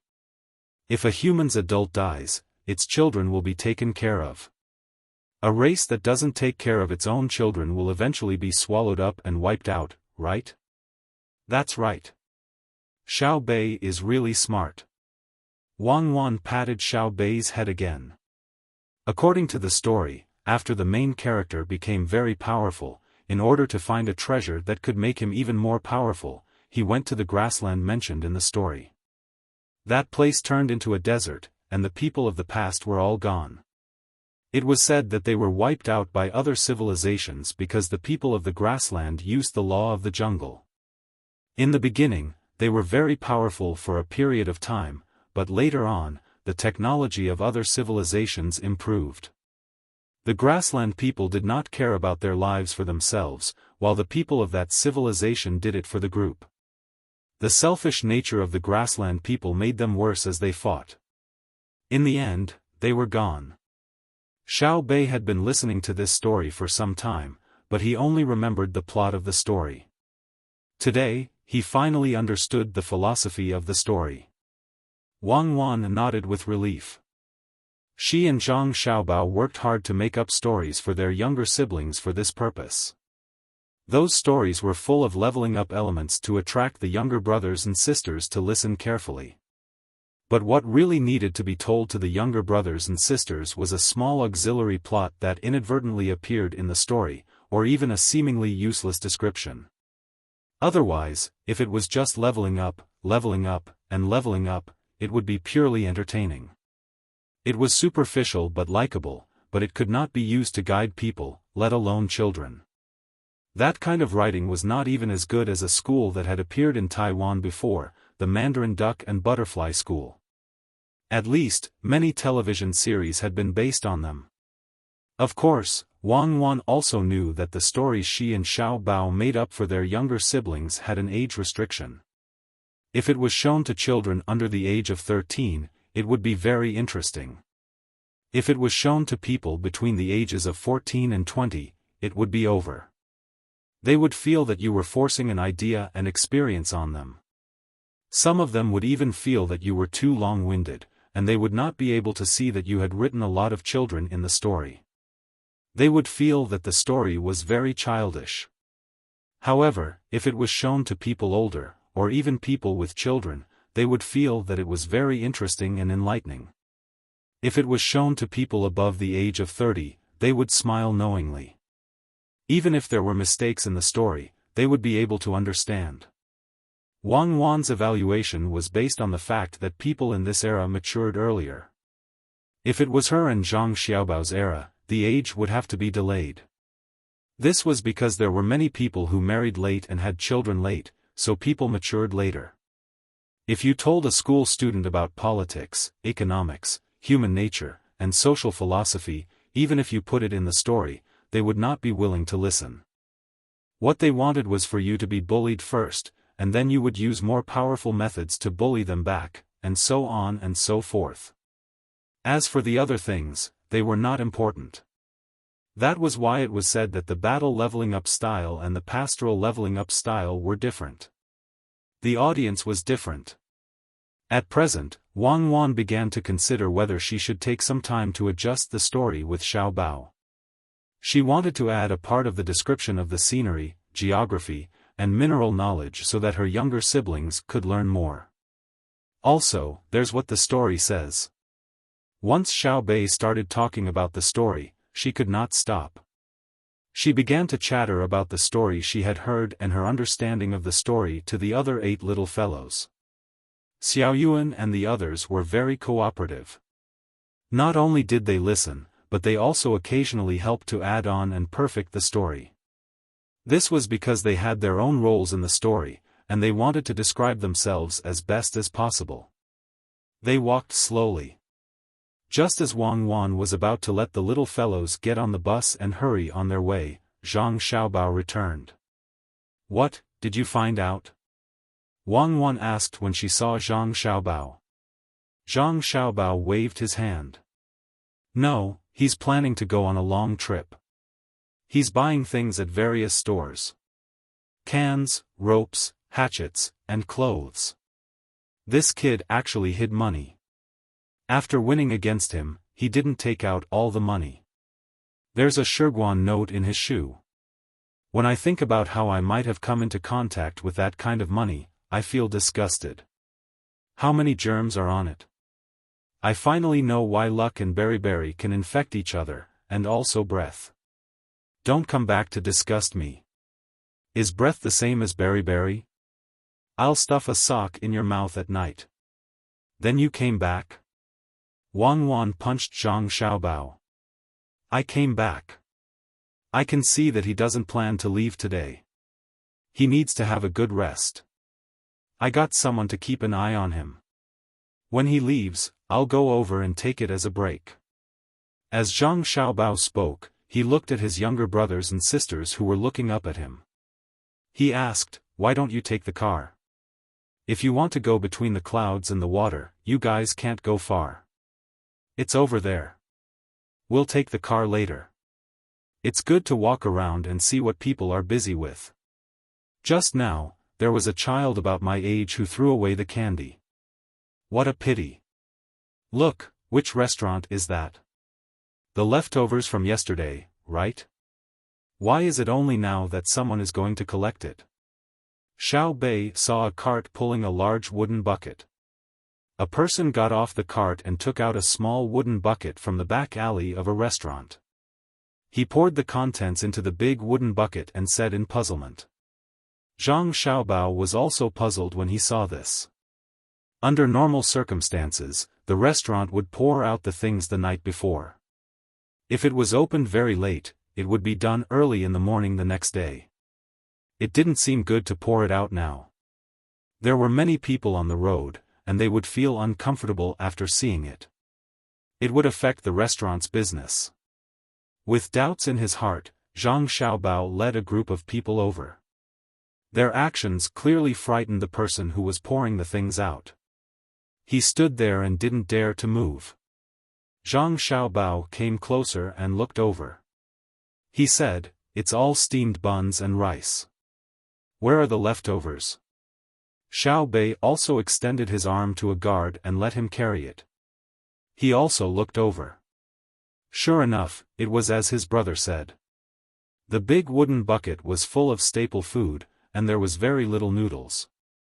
The person who was asked didn't dare to not answer. He replied, "The leftovers were collected by someone last night to feed the pigs." After the pigs eat it, they will become very fat. I raise chickens. My family also sells steamed buns and sesame seed cakes. If the chickens eat too much greasy food, they will become greedy. In the future, they won't lay eggs if I don't feed them often. Zhang Xiaobao stared at the other person's eyes. When the other person finished speaking, he questioned, "Are you sure you didn't take the things home and put them back in the noodles?" "I wouldn't dare," the person said repeatedly, but his eyes flickered. Zhang Xiaobao didn't say anything else. He led his brother and sister and continued to walk forward. Wang Wan, who was beside him, sighed. There are more and more smart people now. They know how to further reduce the cost. Actually, if you think about it carefully, it's not a big deal. The leftover staple food from last night was taken back by someone. If it's not spoiled, they can put it back in the noodles and steam it or roast it. The high temperature will also sterilize it. Not only is it reusing the resources, but it also saves on yeast. Wang Wan's words were obviously not true. But living in a society, there will always be some helplessness. If everyone could consciously do what they should do, then it would become the communism that she didn't dare to believe. Zhang Xiaobao was silent for a while. He shook his head and said, "No, we definitely can't allow him to do that. Today, we let him make steamed buns. Tomorrow, he might do something to the vegetables he received. For example, you can first precipitate it, then boil it, filter it, precipitate it again, heat it up again, and filter it again. Then, you can put it in a bucket and sell it to a restaurant at a very low price. The kitchen chefs of the restaurant use it to cook ordinary tofu. If the previous processing technique is not perfect, you can actually taste the minced meat tofu from the tofu. You can give a thumbs up and praise, 'This tofu is amazing.'" Beside him, Xiaobei listened and felt that the processing technique mentioned by her brother was very magical. She thought hard and reminded, "Brother, then can the leftovers be put into compressed biscuits? Compressed biscuits are a lot of things put together. This way, it won't be a waste. Don't listen to your brother's nonsense. You can draw inferences from one example." Wang Wan was very helpless. In the past, when she said that the medicine for diarrhea on the skewers could treat dysentery, Xiaobei wanted to help with the cold medicine to treat typhoid. That's why it depends on how you look at things. Zhang Xiaobao smiled and hugged his sister. If we let it go once, it will happen more often in the future. I hope that the people of Great Tang can save and cherish food, but I don't want to use this method to recycle and reuse. Of course, I don't care if the oil is sold to other countries, but it can't be sold in our country. So many things have been fermented, reacted, and heated. Who knows what will appear in it? What if it affects the genes? Just hearing about it makes me scared. Isn't that right, Xiaobei? Yes, I'm scared. I feel disgusted just thinking about it.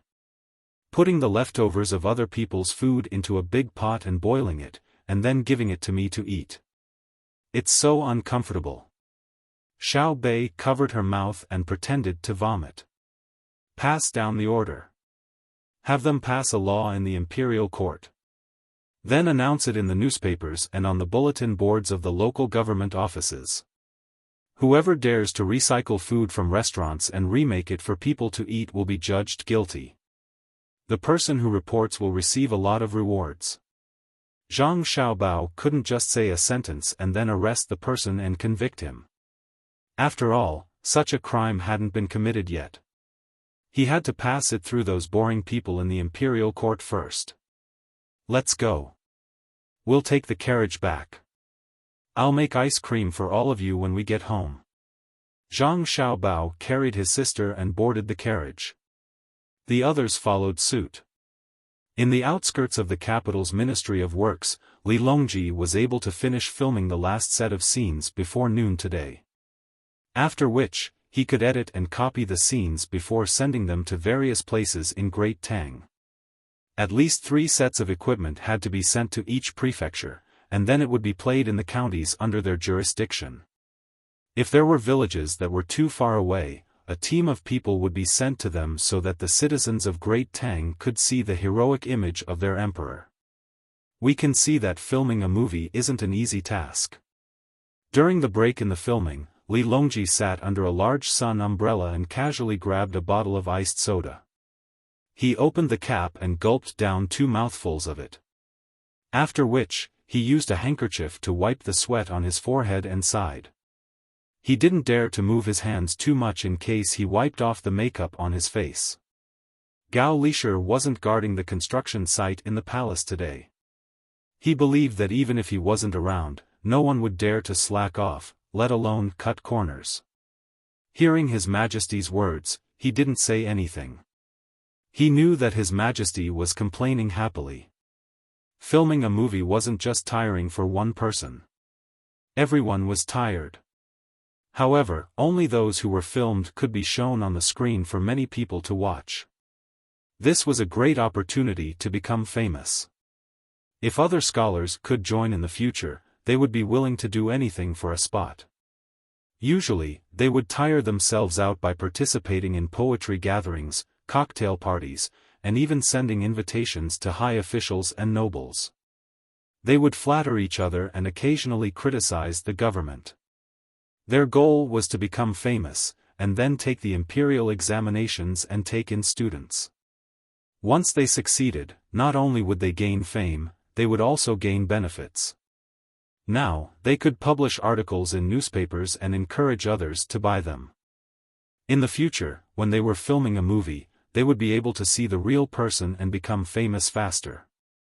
What should they do then? Gao Lishir was worried about the movie. He was worried that when the emperor's movie was released, many officials who had the same idea would use various means in the imperial court to get a chance to be filmed. Therefore, there would be one more benefit to compete for. The imperial court would be very lively, and the censorate would not be lonely anymore. Lishir, I'll give you a few more scenes. Li Longji saw that Gao Lishir was in a daze. He thought that Gao Lishir felt that he didn't get enough scenes, so he comforted him. Your Majesty, this subject thanks you, but there's no need. This subject has enough scenes. Previously, there was a person who helped you pick eggs and gave this subject a lot of scenes. There were also a few lines of dialogue, such as Your Majesty, look, this small one is an egg, this big one is a duck egg, this bigger one is a goose egg. Gao Lishir didn't intend to continue wasting the film. No matter what, he had to give the emperor more chances to show his face. Li Longji rolled his eyes and said, didn't you cut that part? We can't not tell the difference between chicken, duck, and goose eggs. If it was broadcasted, the common people would laugh to death. Who wrote the script? Punish him. He has already been punished. He was given 10 whips, but he kept saying that he was wronged because his angle was different. He said that he was not filming the official history, but a drama. If it was an official history, there wouldn't be so much dialogue and scenes.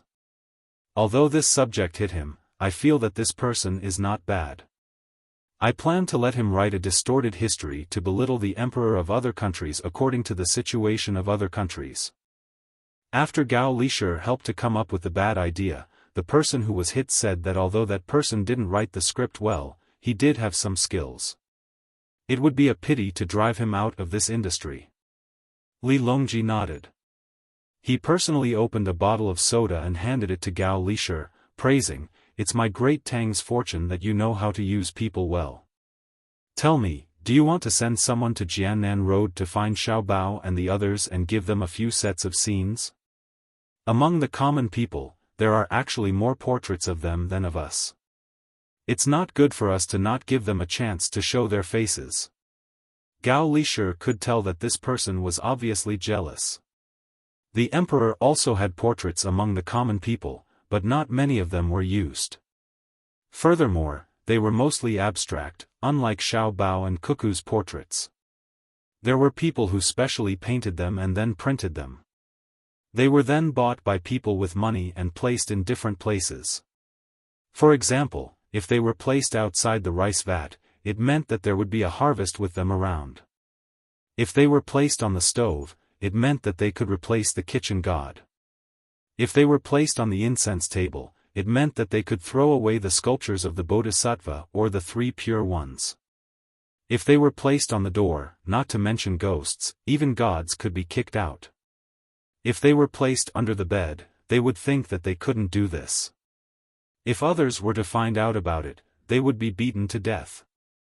In any case, it was the kind that had many uses, and almost every household didn't lack it. If they really couldn't buy it, they would draw an imaginary one that was more famous than His Majesty. After thinking for a moment, Gao Lishur said softly, "This subject believes that if His Majesty really sends someone to send the equipment over, they will get the soldiers to take a picture of it and then publicize it. For example, the soldiers of Great Tang fought valiantly, didn't fall, fought to the death, and so on. For example, a soldier's clothes would be torn, his face would be wounded, and his arms would be bandaged. In order to avoid the enemy's fierce rain of arrows, he would carry a rifle on his back and a grenade by his waist while crawling forward. When he was within 20 meters of the enemy, he would suddenly stand up, hold his rifle, and shout, 'Long live the Emperor,' while reloading and reloading. In the end, he would be shot like a hedgehog and be dragged back to his position by his comrades. He would cover his heart where he was shot, speak for a quarter of an hour, explain his will clearly, and thank His Majesty before he breathed his last." Initially, Li Longji was nodding his head in agreement, but as he listened on, he was stunned. He stared at Gao Lishur in shock and said, "What kind of scriptwriter and director are you talking about? Instead of shooting from afar, you would run to the most comfortable range of the enemy's bow and open fire.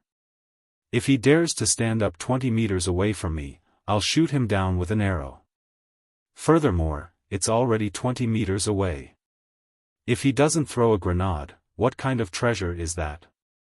As he spoke, Li Longji shook his head, clearly finding it inappropriate. It was fine to fool those who didn't know, but wouldn't those in the know laugh to death? If this was really filmed and broadcasted to the masses, they would think that Great Tang's guns were useless. This is what Xiao Bao said in the past. He said that it would further reflect the iron-bloodedness of the soldiers and express the desperation of war. Gao Lishur felt wronged. After all, he wasn't the one who came up with this idea. Xiao Bao is always up to no good. What iron-bloodedness? To stand up within the range of the enemy's long-range weapons is to be called a retard. When the masses see this, their first thought wouldn't be about the desperation of the war, but who trained the soldiers of Great Tang? They deserve to be killed. Li Longji said confidently. Gao Lishur nodded in agreement. The two of them chatted about interesting matters regarding the filming of the movie.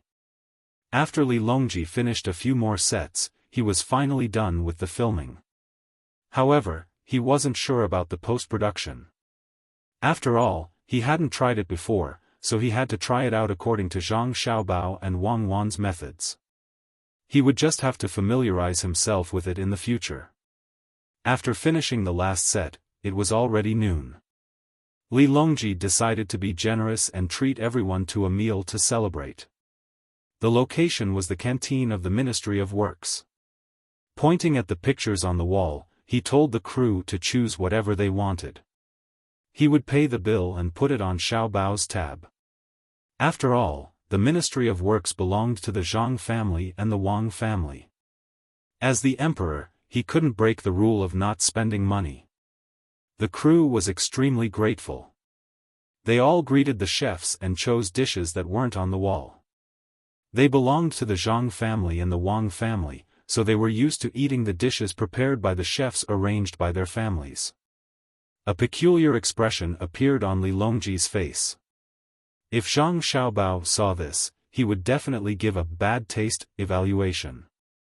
It was as though it was an honor to spend other people's money to treat someone else to a meal. After scheming against Zhang Xiaobao when he wasn't around, Li Longji felt extremely happy. On the other hand, Gao Lishur felt very helpless. Her Majesty was normally fine, but when it came to matters involving Xiao Bao, she would always be in a special state. Her blood pressure would obviously rise, but her appetite would also increase. It was very mysterious. The crew took the food and ate quickly. They were really hungry. They only had a bowl of porridge in the morning before rushing back to work. Moving the props back and forth was very tiring, so they could have a good rest after lunch. With a victorious smile on his face, Li Longji asked someone to bring him his plate. He also deliberately asked someone to pour him a glass of wine. He sat down and started eating. Right at this moment, someone from the telegram department came in. When he appeared at the door, he shouted, Your Majesty, Zhang Xiaobao is calling. Quick, bring it over for me to see. Could it be that Xiaobao found out that I was treating everyone to a meal in the canteen? Li Longji swallowed a piece of sweet and sour pork and took the telegram excitedly. He read it with a smile. Gao Lisher also took a plate and sat across from Li Longji. He waited for Her Majesty to read it so that he could bring it over. As Li Longji read, he frowned. As he read, his Adam's apple began to move up and down. He glanced down and closed his mouth to let out a muffled groan. He forced himself to hold it back and put the telegram to the side. He then picked up the wine glass and drank half of the wine. Your Majesty. Gao Lisher noticed that the emperor didn't seem to be in a good state, so he asked with concern. Li Longji waved his hand, It's fine, it's fine. Xiao Bao probably calculated that I would treat his crew to his canteen and spend his own money to eat his food. That's why he sent me a set of swill processing methods. After some processing, it can continue to be a delicacy on the dining table. For example, this dish of Chinese cabbage in front of me right now. If the chef makes it well, not only will I be able to taste the crispness and tenderness of the cabbage, but I will also be able to taste the meat in the vegetable oil stir-fried dish. Don't you think it's amazing? When Gao Lisher heard it, he felt a little uncomfortable in his throat. Fortunately, he hadn't eaten yet, so he was very glad. However, since Her Majesty had eaten, he could only suggest, Your Majesty, why don't we go on a diet for lunch today? No need. I wasn't prepared earlier, but I'm not afraid now. Xiao Bao wants to make a law to prevent others from getting sick from eating. We'll discuss it during the morning court tomorrow. Eat. Xiao Bao is against people reprocessing swill. He's even more against people who order a bunch of dishes and throw them away without eating a single bite, especially people like me who don't need to spend money to eat. After calming his stomach and mood, Li Longji began to eat again. He ate very happily, which showed that he had good control over his food. Furthermore, he was confident that no one would dare to feed him swill oil. This method probably hadn't been developed yet.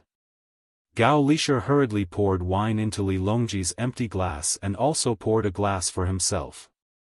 He drank it to suppress his disgust. After making Li Longji feel disgusted, Zhang Xiaobao didn't have a good time preparing lunch. Ever since Xiaobei and the others found out that swill had a great effect, they didn't want to eat lunch anymore. They were preparing to make some snacks, such as nuts. Zhang Xiaobao pondered for a while and chose a dish that wasn't easy to make with swill. That was barbecuing. Barbecuing a whole sheep without oil would be done directly.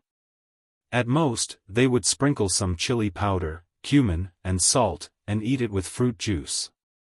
Xiaobei and the others thought about it and felt that it was fine, but they had to see their brother kill the sheep with their own eyes to prevent them from not knowing where he got the dead sheep. When they ate it, they also had to take medicine to treat diarrhea, which was troublesome. Look at you, you scared them.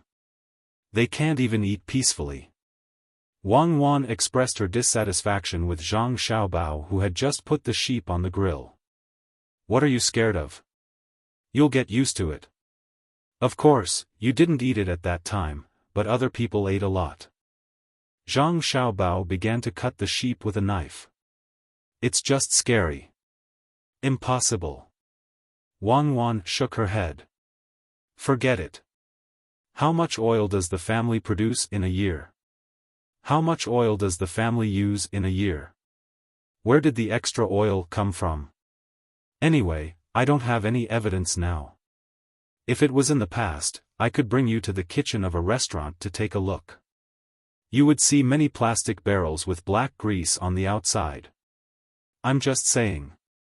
Anyway, you didn't eat it in the past, and I didn't eat it in the future.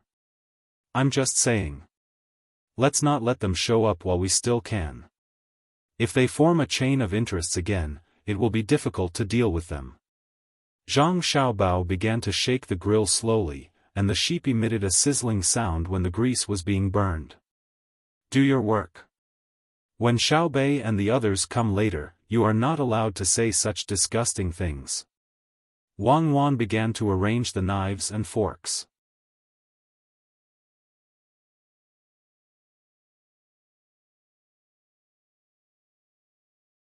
Chapter 12:27. On the west side of Yizhou City, Zhang Xiaobao came out of the west gate and guessed where Lu Feng was going. There were two big rivers on the west side of Yizhou, which was an important part of the Yangtze River. In addition to the two rivers, there were also mountains, one next to the other. In between, there were many ravines and other small rivers, and even small lakes. The west side of the city was not the main road in Yizhou. The main roads were in the north and south. But now, there were people who took the west side of the road because it was closer. Originally, the roads were all small paths. If you didn't take them for a few days, you wouldn't see any traces of people walking on them. At the same time, there were also various kinds of snakes and insects. Occasionally, a few wolves would appear to cooperate with the people who wanted to take a shortcut. Now, it was relatively easier to travel. There were no cement roads, let alone asphalt roads. Of course, the living standards and quality of people living in a country depended on the development of the country's science and technology, agriculture, and animal husbandry. When these three things improved, handicrafts and commerce would inevitably prosper. People would have higher requirements for the variety and quality of goods, which was directly reflected in the price of goods. Therefore, people who had the means would first think of transporting goods from other places to sell. With the money they earned, they would then buy the necessities they needed at home and the relatively luxurious things they liked. Therefore, the caravan would naturally expand from its original size, and the number of people would also increase. As a very important prefecture in Great Tang, the living standards of Yizhou were naturally close to that of the capital. The locals found that by going out from the west side of the city, crossing mountains and rivers, they could exchange for things that were considered valuable in Yizhou from the west side. On the way, they could even hunt, gather medicinal herbs, and wild vegetables. It was said that people who walked a lot would become a road. This was passive. But the working people would change from passive to active when there was a possibility of improving their living standards. There were mountains ahead. It was simple.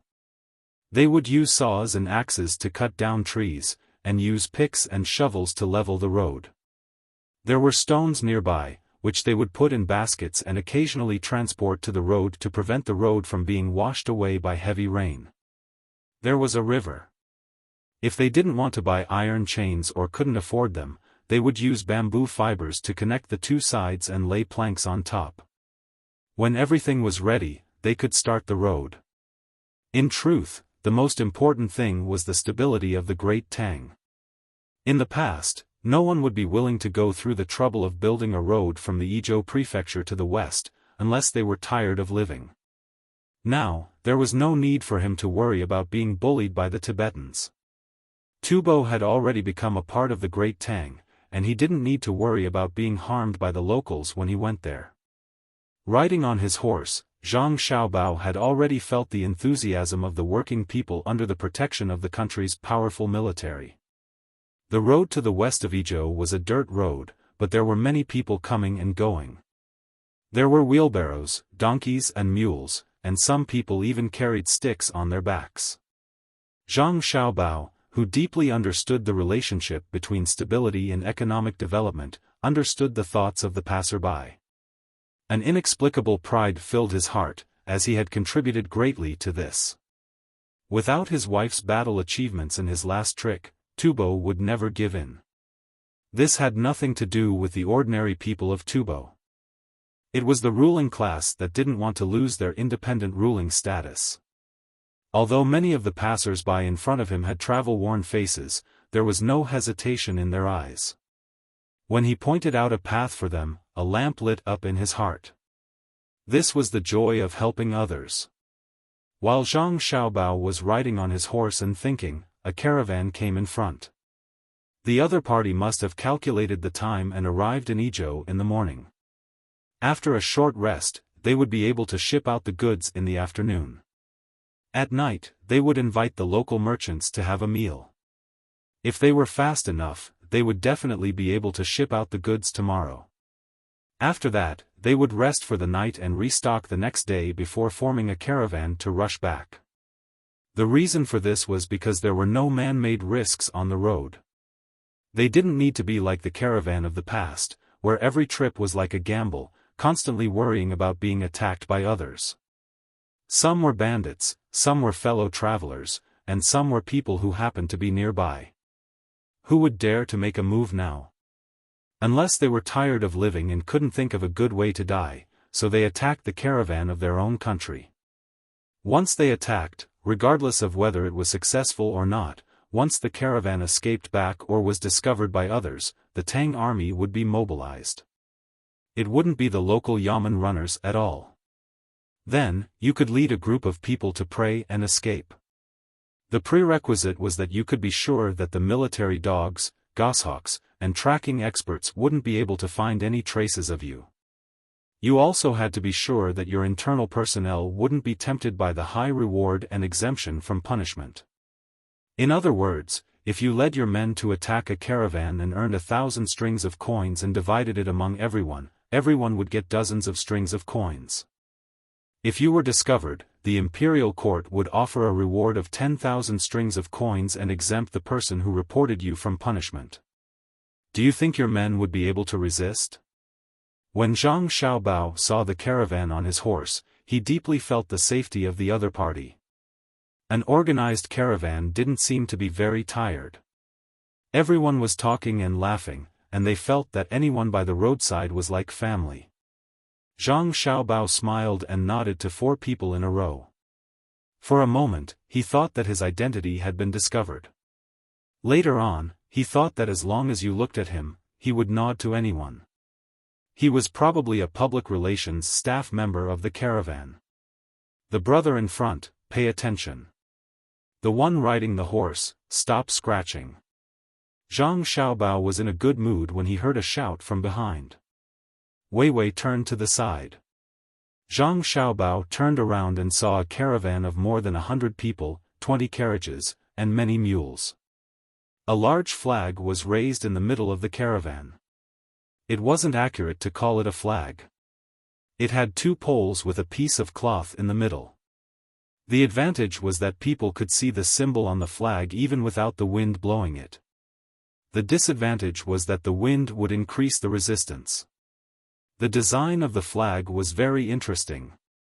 At the top was a row of slightly smaller words Great Tang, as if they were afraid that people wouldn't know that the caravan was from Great Tang. Zhang Xiaobao's first impression was that the caravan was going abroad to do international trade. However, they wrote the words Great Tang. Would people recognize them after they left the country? In the middle of the row of words Great Tang, there was a cartoon character. Zhang Xiaobao guessed that it was the character Fan. You have so many characters, but you still wrote it as a cartoon. It's too torturous. Cartoons are popular now, right? Because there were no people on foot, the caravan moved very quickly. Although there weren't many people, it showed the caravan's strong financial strength. Zhang Xiaobao's horse couldn't keep up with the caravan's speed. Naturally, he was overtaken by the caravan. However, Zhang Xiaobao was very puzzled. For a moment, he felt that he had become very stupid, very, very stupid. The road to the west of Izhou could be used by animals and people, but how could a carriage go there? Could it be that there was a special method? That was strange. With infinite curiosity, Zhang Xiaobao hid by the side of the road. When the caravan brushed past him, he asked, "Hey, are you going to India?" "That's India." It couldn't be helped. After all, he had the impression that the caravan was an international trade. If they were going west, they would definitely be going to India. It was the same place that the monk had gone to previously, but the road was different. Someone in the caravan slowed down and looked at the person who asked the question. He smiled and replied, "Why are we going to India? India is too far away. The food in the caravan won't be enough for us to eat." Zhang Xiaobao felt that his question was correct. A carriage could go over mountains, so what was there to be afraid of going to India? Since the other party said no, he could only continue asking, "Are we going to Tubo?" "What Tubo? Have you ever seen a carriage going west?" the other party retorted. Zhang Xiaobao nodded, "That's what I meant too." "Then you, go over a few hills and you will be a few dozen miles ahead," the other party said. Zhang Xiaobao felt that his thinking ability had deteriorated. What was the meaning of forming a caravan to take this route? Seeing that the other party was about to speed up and follow them, Zhang Xiaobao had an idea. He took out a bun and handed it over. It was the first time they met, so it was better to have some etiquette. Actually, for those who had cigars, one was reluctant to give it to the other party, and the other party might not know how to smoke them. When the other party saw the person who asked about the matter handing over a bun, his expression changed. He was very surprised, but after some consideration, he still took it. He did not believe that this person would use poison. Similarly, out of courtesy, he took a bite in front of Zhang Xiaobao and nodded, "Good, good stuff. Good bun. Beef and onion stuffing. Your bun is fragrant and doesn't have a bitter taste. What's going on?" As long as he could keep the other party for a while, Zhang Xiaobao did not care what topic they were talking about. He smiled and said, "When other people eat beef, they usually don't eat it fresh. The so-called taste is not very good. There are also people who put seasonings. The purpose of seasonings is to get rid of the smell, but too much of it will make it bitter. The ingredients of seasonings are one animal, one plant, and one mineral." "Yes, yes, yes. You are absolutely right. Do you know what seasonings to put in wontons?" The other party took small bites and was reluctant to eat too quickly. The skin of the steamed buns was thin, the stuffing was big, and the ingredients were good.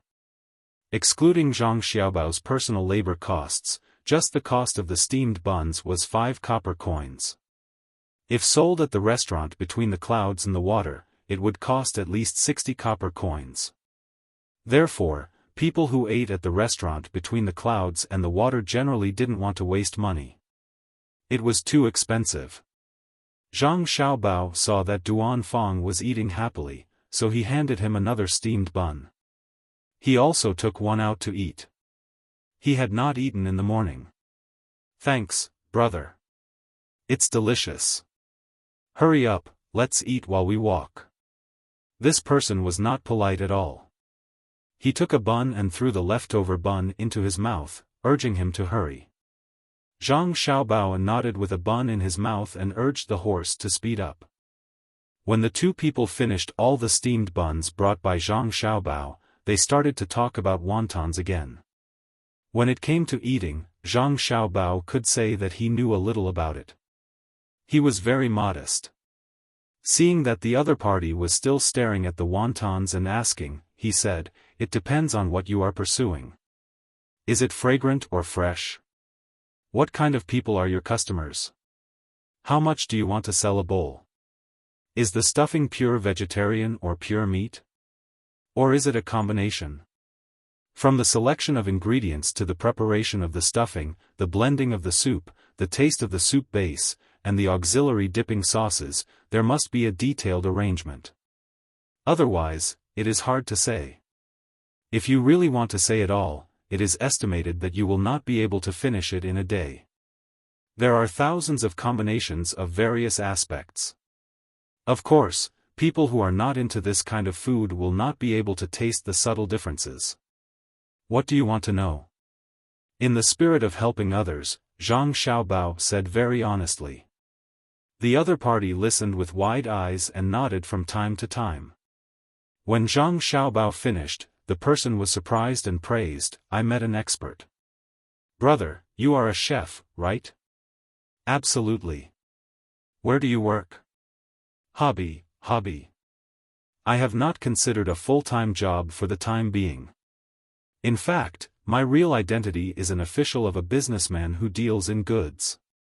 Zhang Xiaobao was afraid that the other party would pester him to become a professional chef, so he explained.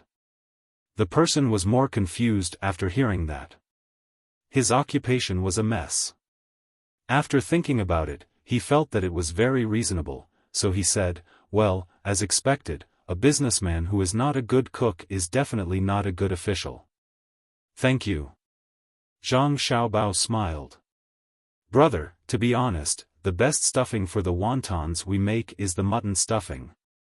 There is not a lot of it. Mutton is expensive. Generally, pork is accompanied by vegetables, such as pork and celery, egg and chives, and cabbage, loofah, cucumber and dried shrimps, but it is not very much. Dried shrimps are expensive. The soup is soup. The water used to cook the wontons, add some sesame oil, chopped green onions, and salt." The person chose to believe in Zhang Xiaobao, thinking that he could give him a better idea. Zhang Xiaobao listened carefully and said, "In this case, I will teach you a simple method. It is not too troublesome. I guarantee that your wontons will sell well." Zhang Xiaobao paused for a moment to give the other party time to listen carefully. "There is no need to say much about the stuffing. I estimate that you can't afford the stuffing. The seller can't afford it. Let's talk about the soup. It must be chicken soup. Put pickled vegetables under the soup. It should be seaweed, but you can't afford it. Put the dried shrimps in the stuffing. If there is coriander, put some in as well. Then prepare the vinegar and soy sauce, and some pepper. Chili, you don't have chili, so don't prepare it. Prepare the garlic. That's all. Just do as you say. You don't have any extra cost. If you think that chicken soup is expensive, pork bone soup is also fine." Xiaobao said a very common recipe. The first time he made it for his family, it was the same. The only difference was that he added seaweed. After listening to it, the other party nodded. "So simple?" "Simple? Yes, simple. Everything is simple. Do you know what the first test of the chef between the clouds and the water test is?" Zhang Xiaobao was stunned and immediately followed the other party's words. "What?" The person obviously didn't know how the chefs of the restaurant between the clouds and the water tested. 3 dishes. 1 is scrambled eggs, 1 is roasted eggplant, and 1 is cold shredded cucumber. Zhang Xiaobao stretched out 3 fingers. The other party obviously didn't believe it. Between the clouds and the water was such a famous restaurant. The first test of the test was only these 3 dishes. It was impossible. Impossible. He said it out loud. Do you think it is very simple?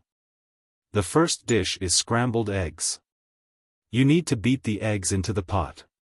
They have to be cooked but not burnt, tender but not sticky.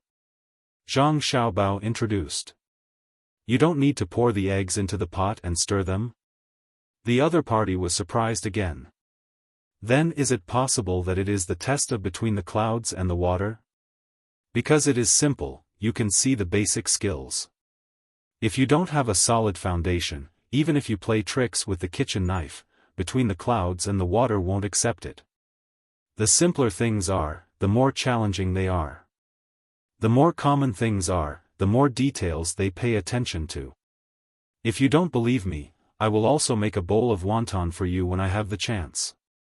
You take the ingredients. If you use the same ingredients, I will roll the skin, mix the stuffing, and mix the soup by myself. Let's see if the taste is the same. If the taste is the same, it is for fast food. But Chinese cuisine is particular about spirituality. For example, the steamed buns you just ate were filled with beef, scallions, and salt. Nothing else.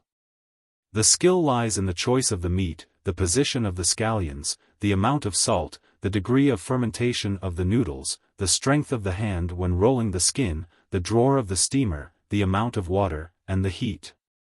Zhang Xiaobao talked a lot, mainly because they got along well with each other. The other party was used to acting surprised, so he showed the same expression again and asked, "Can you be more specific?" Zhang Xiaobao shook his head, "No, if there is an absolute ratio, it will become fast food again. I have to see the meat, scallions, and where the noodles are produced before I can mix them. When I am cooking, there can be people watching, but it can only be understood and not explained." "I understand. It's a pity that you don't work as a professional chef." "Alright, I'll remember the wonton recipe you mentioned earlier. When I meet you in the future, I'll treat you to it for free. I'll take my leave first." Seeing that he had fallen behind the group, the man clamped his legs on the mule and sped up.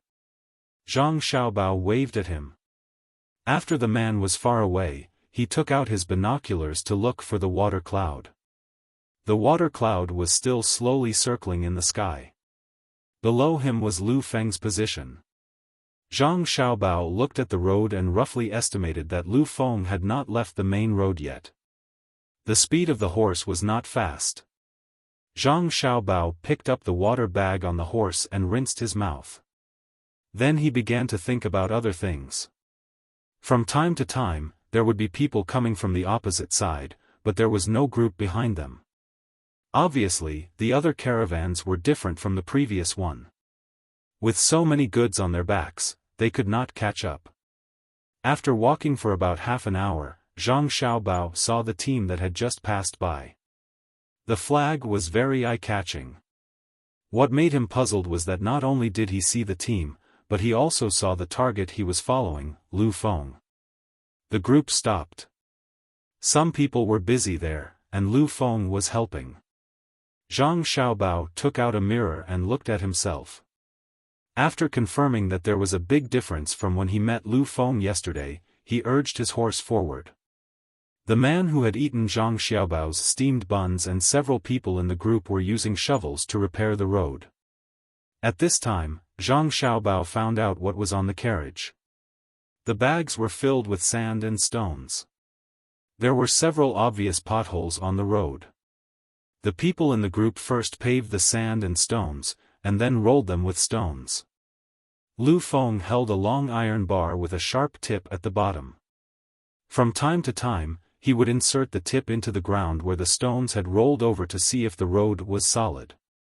Seeing the people working, Zhang Xiaobao did not understand. Were they a caravan or a professional road repair team? Could it be that they could make a profit by carrying sand and stones on the carriage? "Brother, you also came?" "Wait a moment, I'll finish right away. These potholes are easy to flatten. The worst thing is that after a heavy rain, we have to go back and forth a few times to transport enough sand and stones."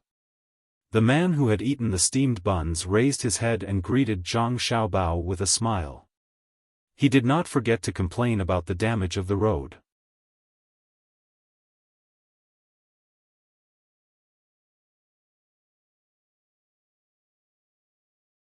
Chapter 12:28.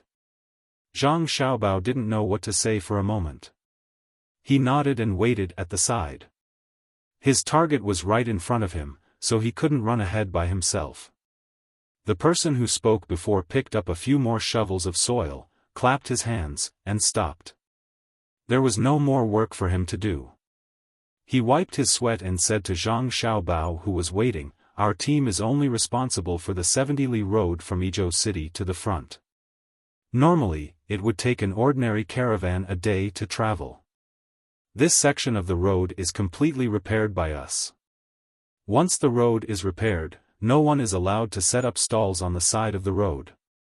We have stalls 30-li and 70-li respectively. We specialize in selling things to people who come and go. Usually, people will be tired after walking 30-li. They will drink tea and eat something. This is the money we earn. When he mentioned his words, Zhang Xiaobao understood.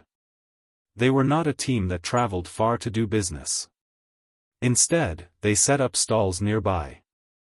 If there was something wrong with the 70-li road they were in charge of, they had to fix it so that it would be more convenient for people to travel. At the same time, they went out to work and occupied the spots on the road to do business. Just like the small pavilion in Sanshui County, when people were tired, thirsty, or hungry, they would go to the pavilion to spend money to buy things. Of course, if they didn't have money, they could only eat for free. Sanshui County didn't allow people to starve to death there. But he didn't know if the team in front of him had considered this. If people who come back from other places lose money because of business and don't have money, will you still provide food? Zhang Xiaobao thought and asked casually. Of course. The person answered straightforwardly, who doesn't have difficulties. People who don't have money to buy food today may be people who make a fortune tomorrow and form a caravan. It's just a meal. Who doesn't have a heart of compassion? Not to mention people, even if a dog is hungry, people will give leftovers when they see it. You can't be black-hearted when doing business. Otherwise, if the authorities find out, the punishment will be very severe. Therefore, the things we sell are not bad. If they are bad, we will throw them away. There are also ordinary medicines in the stall. Relieving people's worries for a moment in exchange for a lifetime of merit. This is a good deal. Zhang Xiaobao listened with a smile on his face. He believed that as long as the leader of the team maintained this mindset, he would definitely be able to create a great family in the future. Unless there was a change in the political situation, however, it was absolutely impossible within the next few decades. In the future, it would depend on himself and Cuckoo. Suddenly, Zhang Xiaobao thought of another problem. What if other people also set up a stall? How do you deal with them? It's very simple. If others also want to set up a stall, we'll just pull them into the team and maintain this section of the road together. Then, we'll sell things together, but we can't sell the same thing. Someone from another team happened to walk over and casually said when he heard Zhang Xiaobao's question. What if they don't join your team?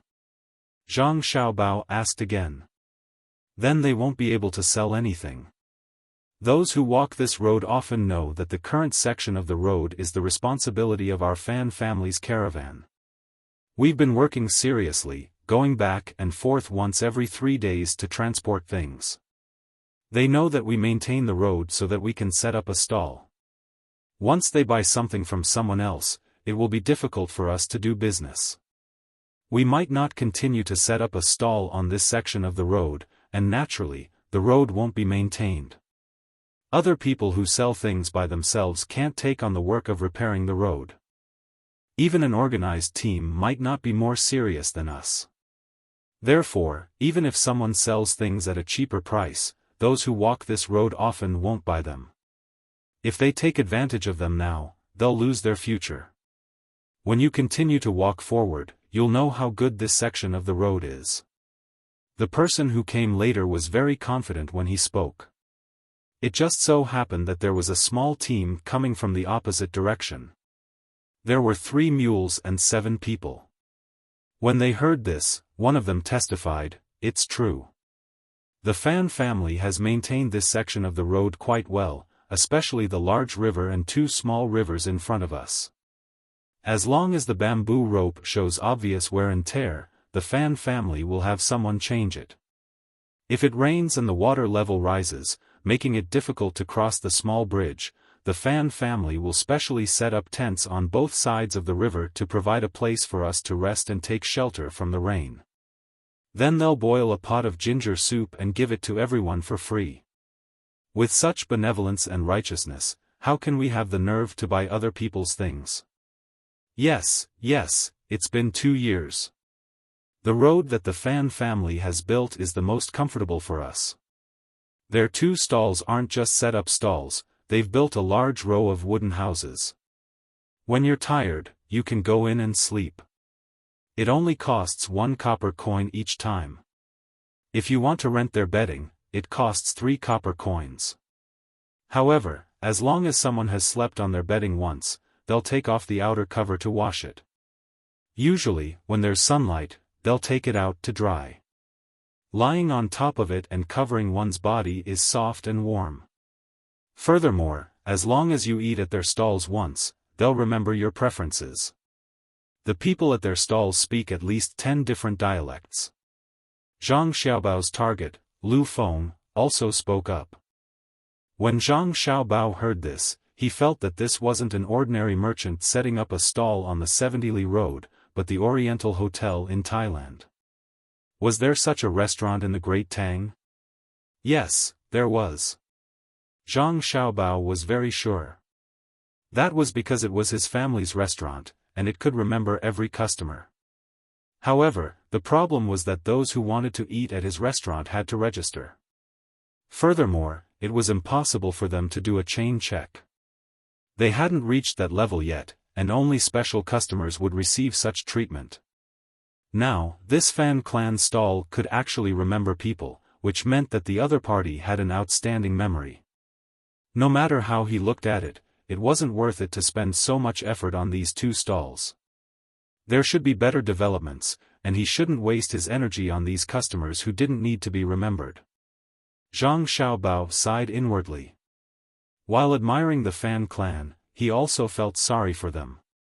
Thinking of this, Zhang Xiaobao said with good intentions, the Fan clan should actually make their business bigger. For example, they should take on the 500-li road. Then, the Fan clan will be responsible for all the transactions within this 500-li road, and they'll have to pay taxes. The Fan clan doesn't just deal in food, drinks, and lodging. They can also repair cars and provide finished clothes. They can also take on the 500-li road's emergency messenger business. They can even invite medical centers to station people at a certain place, and the Fan clan will provide rooms, food, and lodging.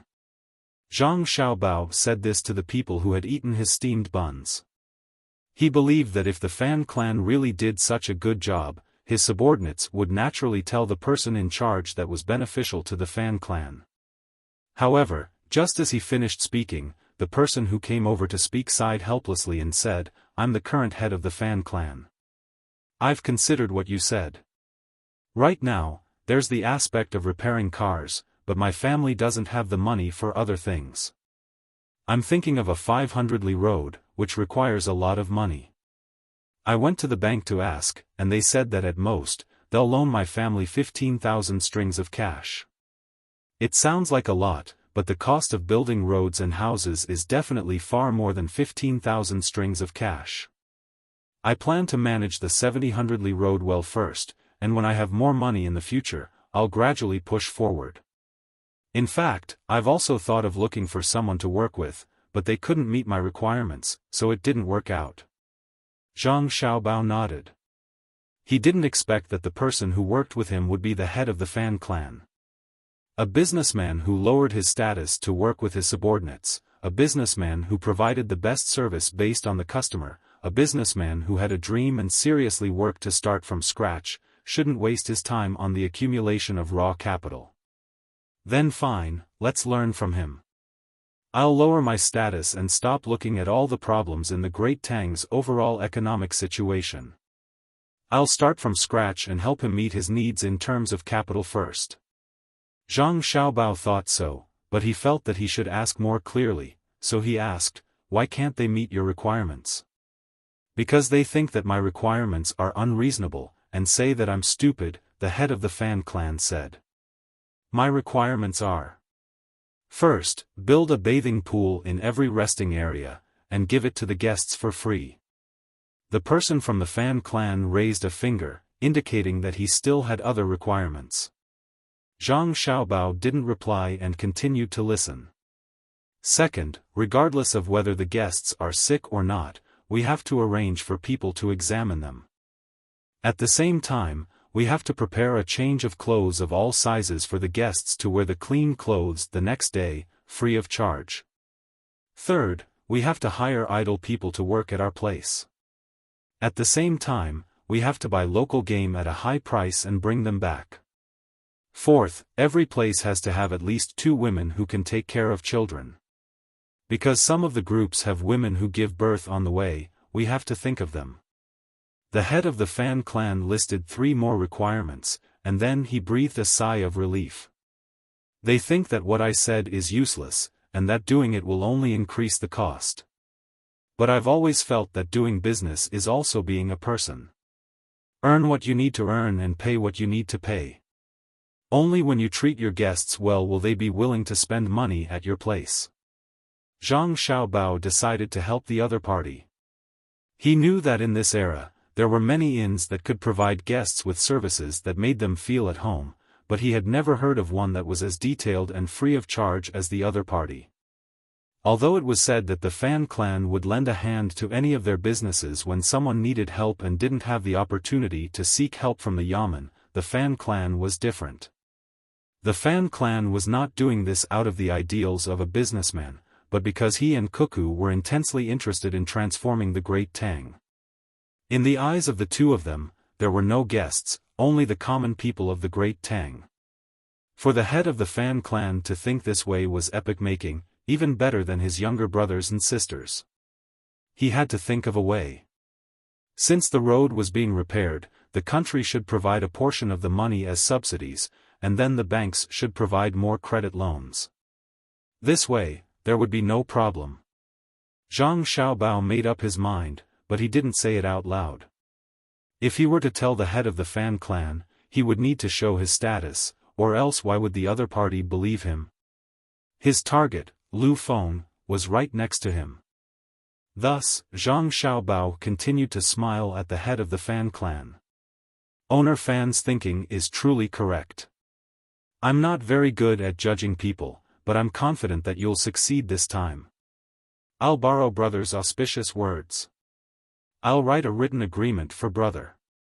When brother reaches the front, if we don't make it in time, brother can go to the stall and drink tea. It's my treat. As the head of the Fan clan spoke, he really did find a pen and paper and wrote a written agreement that he would provide something for free, and then he handed it to Zhang Xiaobao. Zhang Xiaobao still didn't know if he would have a chance to enjoy this free treatment. Right now, he was considering how to continue following Lu Feng, whether to reach the front first or find an excuse to stop. After some thought, Zhang Xiaobao said, "Many thanks. How far will the road be repaired before you're done?" The head of the Fan clan looked at the road crushed by stones and said, "Now is enough. Brother Lu, thank you for your help. Why don't we go together? I've prepared some wine, and today's weather is pretty good." At the same time, he invited Lu Feng to drink with him. Zhang Xiaobao knew that these were just polite words. If Lu Feng went, he couldn't refuse, but if he didn't go, then so be it. With this thought in mind, Zhang Xiaobao revealed a surprised expression and said to Lu Feng, "So this brother Lu isn't a member of the team. You're really a good person. Brother Lu, how about this? I have nothing to do right now, so I'll accompany brother Lu to sightsee along the way. What do you think?" When Lu Feng heard Zhang Xiaobao's words, he immediately revealed a difficult expression. After hesitating for a moment, he said, "I suddenly remembered that I still have something to do. I have to hurry. Sorry." It's fine. Brother Lu, go ahead."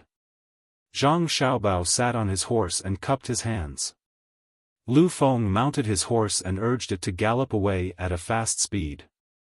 Zhang Xiaobao smiled and also ran ahead. He was a bit slower than Lu Feng, but faster than the Fan clan's team. Zhang Xiaobao began to regret his decision. Before he came out this morning, he thought that Lu Feng would run a few dozen miles and then turn into a fork in the road. But now, it was obvious that he had run until noon, and he had passed by 2 of the Fan clan's stalls. Because Lu Feng didn't slow down, he couldn't stop to drink the free tea. If he continued to run, he wouldn't be able to go back today. However, Zhang Xiaobao wasn't worried about not having a place to stay at night. There were still many people behind him, and they kept a certain distance. When they needed to rest, they would stop and wait. Naturally, someone would set up a tent for them. After a while, Lu Feng finally stopped. Zhang Xiaobao had just let out a sigh of relief when he realized that Lu Feng didn't stop because he had reached a place, but because the horse needed to rest. Looking down at his horse, Zhang Xiaobao also stopped a few miles away from Lu Feng. He found a place with water and led the horse to, watching it eat grass and drink water. After resting for a while, Zhang Xiaobao mounted his horse again and followed Lu Feng. When the sun turned salty like a duck egg yolk and fell on the mountains in the west, Zhang Xiaobao finally came across another stall set up by someone else. He bought delicious food at 3 times the usual price, and let the horse eat some grass as well. When he mounted his horse again, he sped up, afraid that he would lose track of Lu Feng. Otherwise, when night came, the water cloud wouldn't be able to help. When the stars twinkled in the sky, Zhang Xiaobao suddenly felt uneasy, so he urged his horse to run faster. After running for 6 or 7 miles, he encountered a group of people walking forward with torches. Zhang Xiaobao stopped and asked, but the other side said that they didn't see any other horses. "Okay, you're good. You timed it so well. When night came, I was too close, so you could hear the sound of the horse's hooves, but I was too far away, so I couldn't hear your horse's hooves. Where did you come from?" Zhang Xiaobao muttered angrily and turned his horse back, wanting to see if there were any traces left. If he went back directly, wouldn't Wan be happy for half a month? If he lost track of Lu Feng with his own hands, it would be recorded in the history books. "Where did you go? Is there a hoof print no matter what? The horse is so heavy, and there's a person sitting on it. It's impossible to disappear directly." Zhang Xiaobao, who lost track of his target, continued to mutter. At the same time, he took out his flashlight and shone it on the road, hoping to see an obvious hoof print. After going back a few miles, Zhang Xiaobao met his family. "Little young master, we're here. Do you plan to?" His family saw Zhang Xiaobao and asked. "I plan to look for the hoof print. I don't know where Lu Feng went.